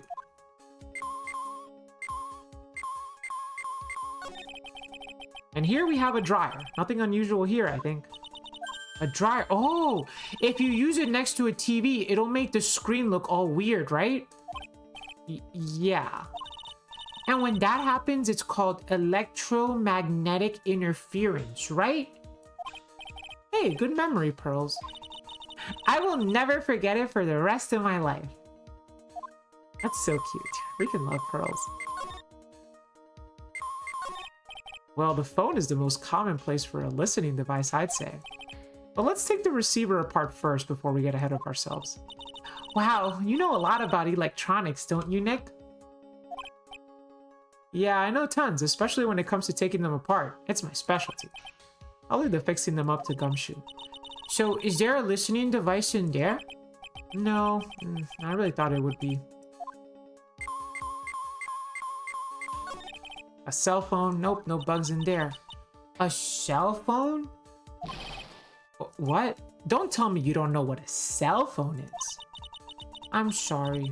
I've never seen one before. Now that she mentions it, my cell phone couldn't get any reception while I was staying in Kurain Village. And Pearls has never lived outside of that village, so... Well, I guess I can't say it's impossible to live without one. I don't really think the listening device is in the TV of all places. Looks like the TV was left on, and it's now showing an old samurai movie. Yeah, this channel plays all sorts of international movies as well as domestic ones. You know, every time I watch one of these old movies, I always think, wow, these Japanese stars are really good at English. Damn, bro, that's kind of racist. Yeah. When I grow up, I want to study Japanese. So she's gonna be a future lead. I'm so proud of her. I'm so proud. I should probably keep my mouth shut here and not destroy her dream. Wait, what's wrong with that dream? The radio is on and playing something. Oh, it's Kit's Question Corner. Professor, why is the Earth round? Yeah, why is it, Mr. Nick? Why don't you listen to the radio program a little more, Pearls? Alright, I think we covered all of the electronics. So, no more dilly-dallying. Aw, what a lovely bear. Roar. Ah, this must be one of those fancy bear-shaped toy robots. It's a robot? It's a real robot? Yeah, it's a real one. Mr. Nick. Yes? How many horsepowers is it? How many horsies? Horsies? Well, look, it's a bear, so, Wait, that wasn't it? I guess we have to do the regular bears, huh?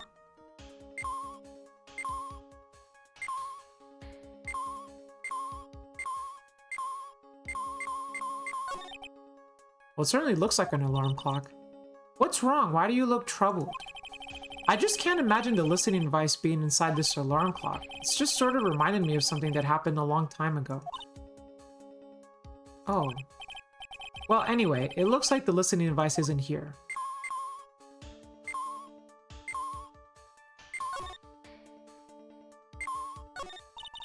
There doesn't seem to be anything giving off radio waves there, Mr. Nick. Keep a careful eye on the bug sweeper.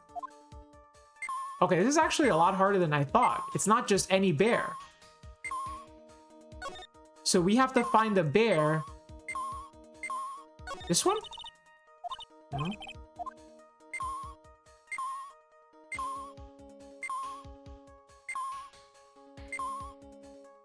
Are there any bears that stand out?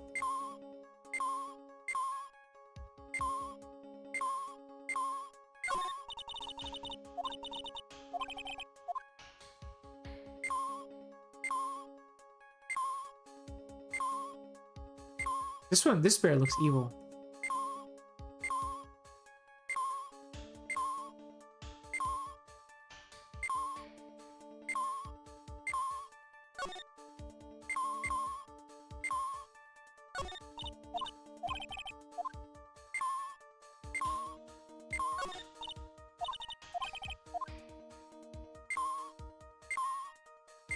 What the hell?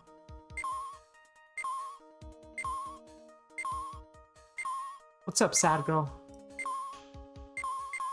We tried this one already. It wasn't that one.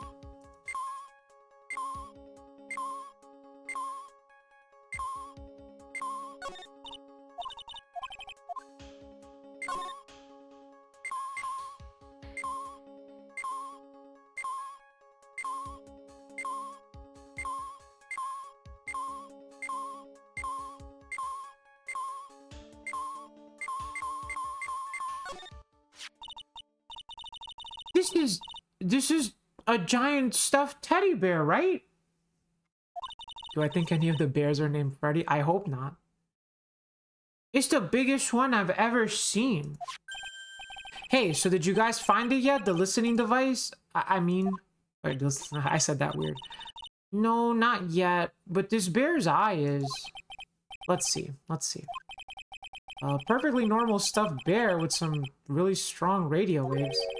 Sounds like you found the device to me, pal. Let's dig this big fella's eye out and see what we got. No, you can't. Such a violent act. Oomph. Oomph.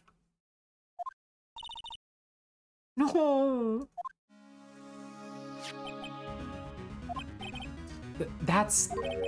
It's a miniature camera. And it looks like there's more. There's a transmitter and a timer. What emitter? A transmitter, pal. Oh, is that more? Oh, is that more of the high-tech stuff? What's up, bro? So this tiny thing is a camera? Yep, it's a pinhole CCD camera, pal. It's a small, high-grade video camera mostly used in security systems. So it's a video camera. It runs on a battery, which comes with it in a set. But there's no videotape in this camera. This is only the camera part here, pal. Tape recorder with the tape inside is somewhere else. Somewhere else?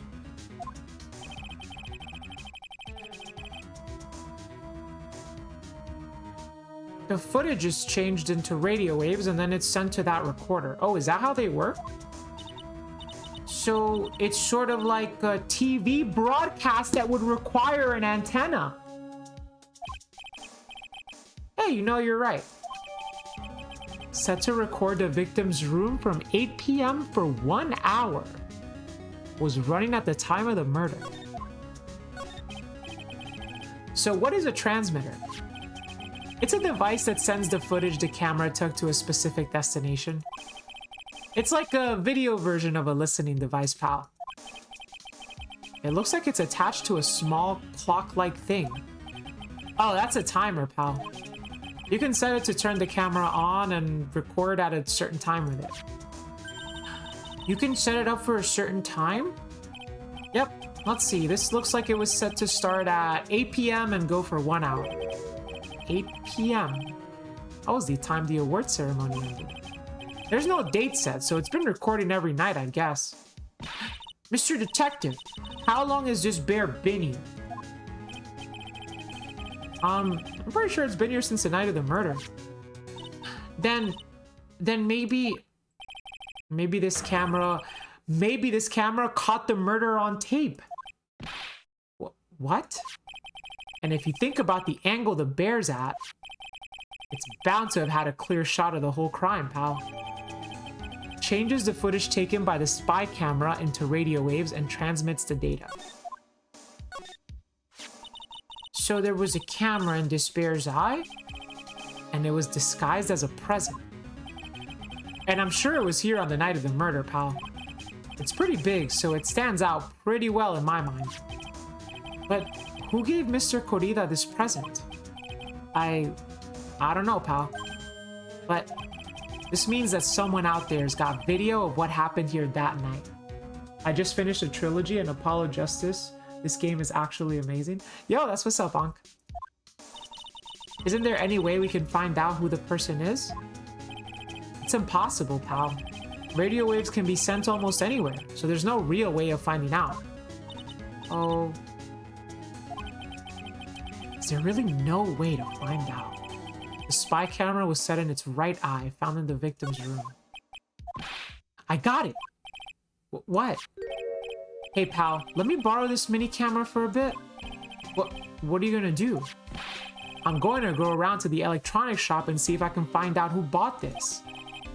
But that's impossible. I mean, it's already 9 p.m. Leave it to me. Even if I have to search all night, I'll find your man, pal. Spy camera and transmitter given to Detective Gumshoe. Oh yeah, baby, it's investigating time. I'm on fire, pal. My fingers are itching to go. Yeah. Oh. Again? Okay. He's gone. Yeah. But Mr. Scruffy Detective sure is a nice man. He's pushing himself so hard, all for Mystic Maya.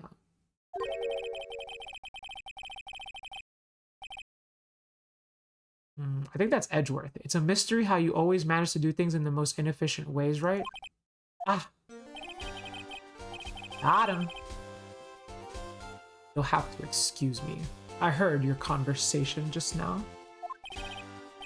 Edgeworth, what are you doing here? A rescue team has been created and deployed. Can't say I'm optimistic, but we have to move forward, one step at a time. I see. Thanks.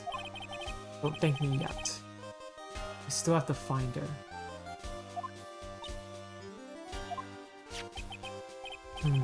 So there was a spy camera hidden inside this stuffed animal, huh? You are one lucky man, right? Do you know this stuffed bear, little girl? I have no idea. Of course not. The maker of this bear is a very expensive luxury brand from overseas. It's completely handmade, and only a small number of these are exported here. What? The camera and the transmitter that Scatterbrain Detective took with him are dead ends. Things like those can be bought anywhere. However, this bear is different. By tracking how it got into this country, this bear can tell us who the buyer is. Can you really do that? Mr. Nick, can he really? Well, I guess so. It's 9 p.m. I think I can still make it in time.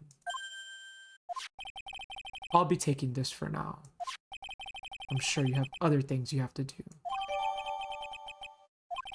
See you soon, right? Huh. Wait! What? Why are you doing this? I have no interest in explaining myself to someone who cannot comprehend. But besides that, right?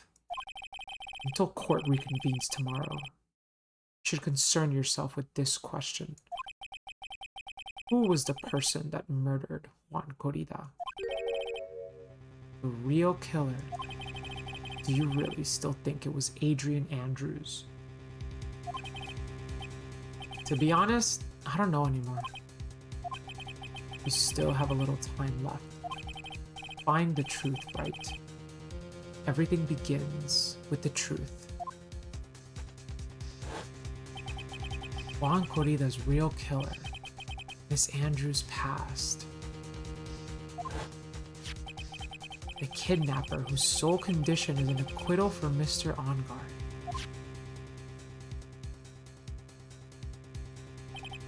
And this card, Shelly D. Killer.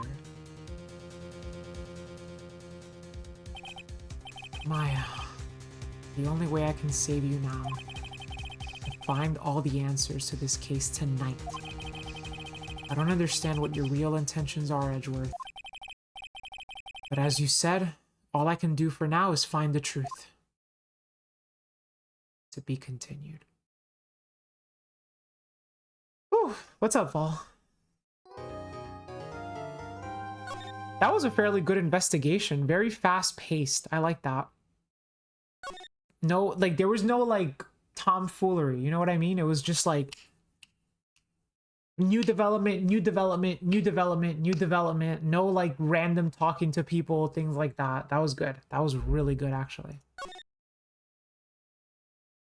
I think I just like the story better when it's more kinetic. I don't know. I think I just like visual novels to be more kinetic than anything. Even though I do appreciate the gameplay, but I appreciate the investigatory gameplay as opposed, I mean, like the trial gameplay as opposed to the investigatory gameplay. Maybe it's Maya? I don't think so. Okay, so we saved, right? Not as good as Turnabout Big Top. Oh my god, that's true. So we're still going at it. 9:14. It's past 9 p.m. already, isn't it?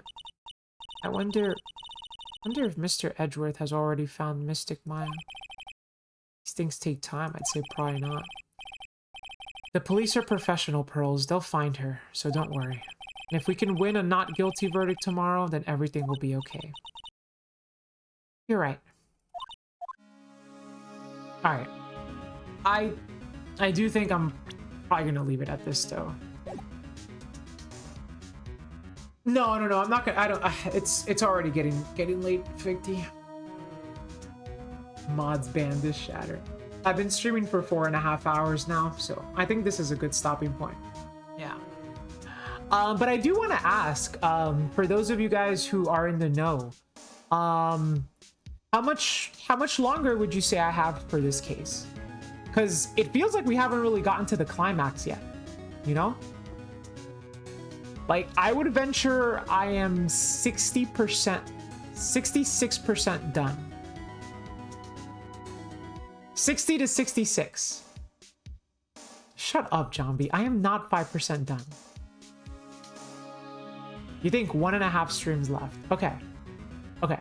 So then maybe next week on next AAT, I'll start streaming earlier, and then we'll just commit to finishing that day.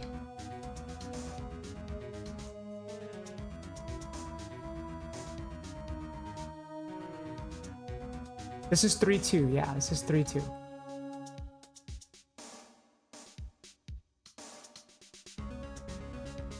All right, so then, you know what? I'm committing, okay, chat? I'm committing. Next AAT, we are finishing Ace Attorney 2, okay? Next week, we are finishing Ace Attorney 2. It's happening, okay? I'm committing to it. I'm locking in next stream. It's been a long one. It's been a long one, but it's been really good. It's been really good. John B. And then you say I'm mean to you. Big meanie. Do you have a Discord that pings when you start streaming? Yes, Ruppets, I do. Exclamation point socials gets you the link to my Discord server, among other things. Or exclamation point Discord too. You could join there and you get pinged. My stream schedule right now is a little all over the place because it's summertime, so I can basically stream like whenever I want. So during the school year, I adhere to a stricter schedule, but during the summer, I pretty much just stream like a lot. I basically stream a lot. I'm streaming like almost every night unless I have plans.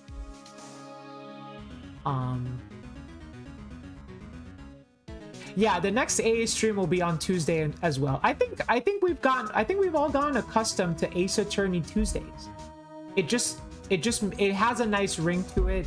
It makes a lot of sense. Everybody's already knows to expect it, you know, like AAT is just AAT at this point.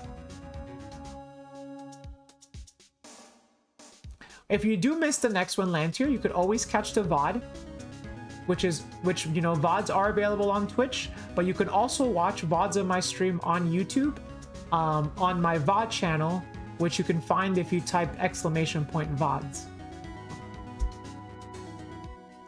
Me on my way to watch the VOD of the first 4 hours now. Yeah.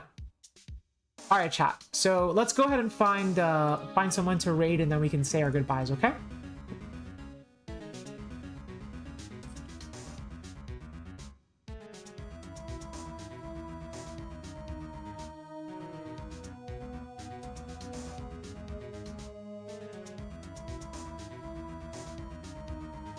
Oh boy, no, none of my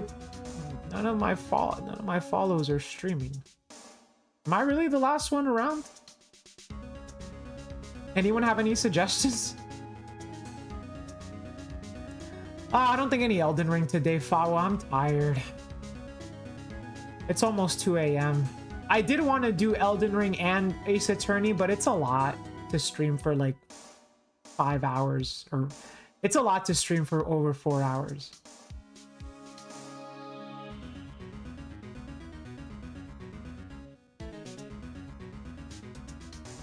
Yeah, I don't recognize anyone that's streaming right now.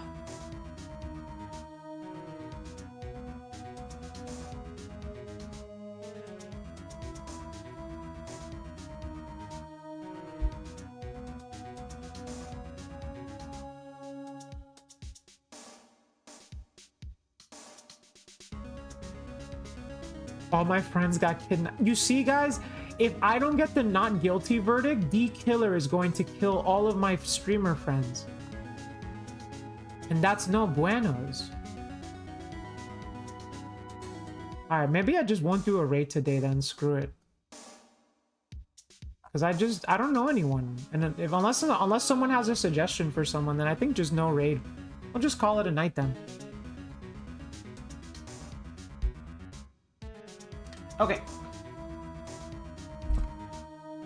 So, let's go ahead and say our goodbyes. Chompy, you want to lead us off? I'll scatter you all to the wind. You're gonna, John B, it'll be like dust in the wind. I don't know who Meowie is.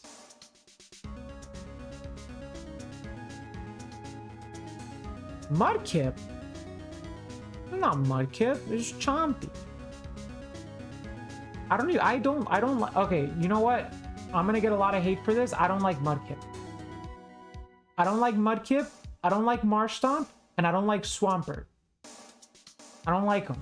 I don't like Gen 3. I hate Gen 3. How could you say that, Rourke Hollows? There's so much water for me to swim around in Gen 3. And doesn't Gen 3 have Sharpedo? Is Sharpedo Gen 3? I think it is, right? Makes sense if it's Gen 3. Yeah, because Carvana is what Team Aqua uses, right? Yeah, you see, Rokala, how could you say you don't like Gen 3? Well, Chompy, it's because there's too much water. It's annoying. You know, all those tentacles and wingles, they always spawn. They're like super annoying. Well, yeah, but they're also very young. Okay, but just because you eat aquatic life doesn't mean I do. I don't know, Rorkals. I don't know if I could look at you the same way again. But enough of that. Bye-bye, chat. Thank you so much for coming along. Really appreciate you all joining today's stream, and I hope you enjoyed it. The case is getting really good. I was on the edge of my seat. Your seat? No, figuratively, that is. I don't actually have a seat because I'm a shark. But if I had a seat, I'd be on the edge of it. Oh, okay, Chompy. Everybody have a good night. Take care. Bye-bye.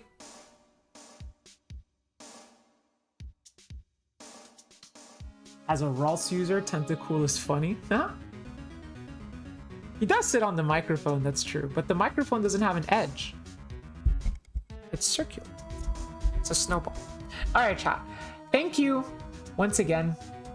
Join the Discord. You have to leave. Wait, there's a cap on number of servers? It's weird. I didn't know that was a thing. How many servers are you on?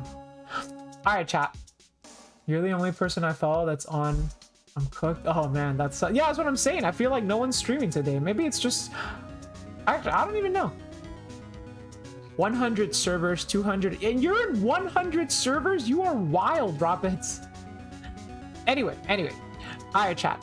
Thank you so much once again for joining me tonight, for choosing to make my stream a part of your night. I hope you found it all entertaining. Whether you are a new viewer or a returning viewer, thank you so much for your continued support, and I hope to see you again on the next stream. Tomorrow, on the agenda, we have some card game content. It's going to be a both Master Duel, but also I'm finally going to get around to opening my content creator bundle for Elestrals, which I've been told comes with a bunch of goodies along with 2 starter decks. So San Sally is going to join me on stream tomorrow, and we are going to try, or rather I should say, she is going to attempt to teach me how to play Elestrals. So if you have interest in Elestrals, if you've seen the game on social media or YouTube around there, and you want to see how it plays, or you want to see what my thoughts are on it as a Yu-Gi-Oh player, then stay tuned tomorrow for that. Okay. Otherwise, everybody have a great rest of your night or a great rest of your day, depending on what part of the world you live in. And yeah, thank you once again, everybody. Okay, love you all. Right. And I guess we're not going to raid anyone today because no one's online. So 3, 2,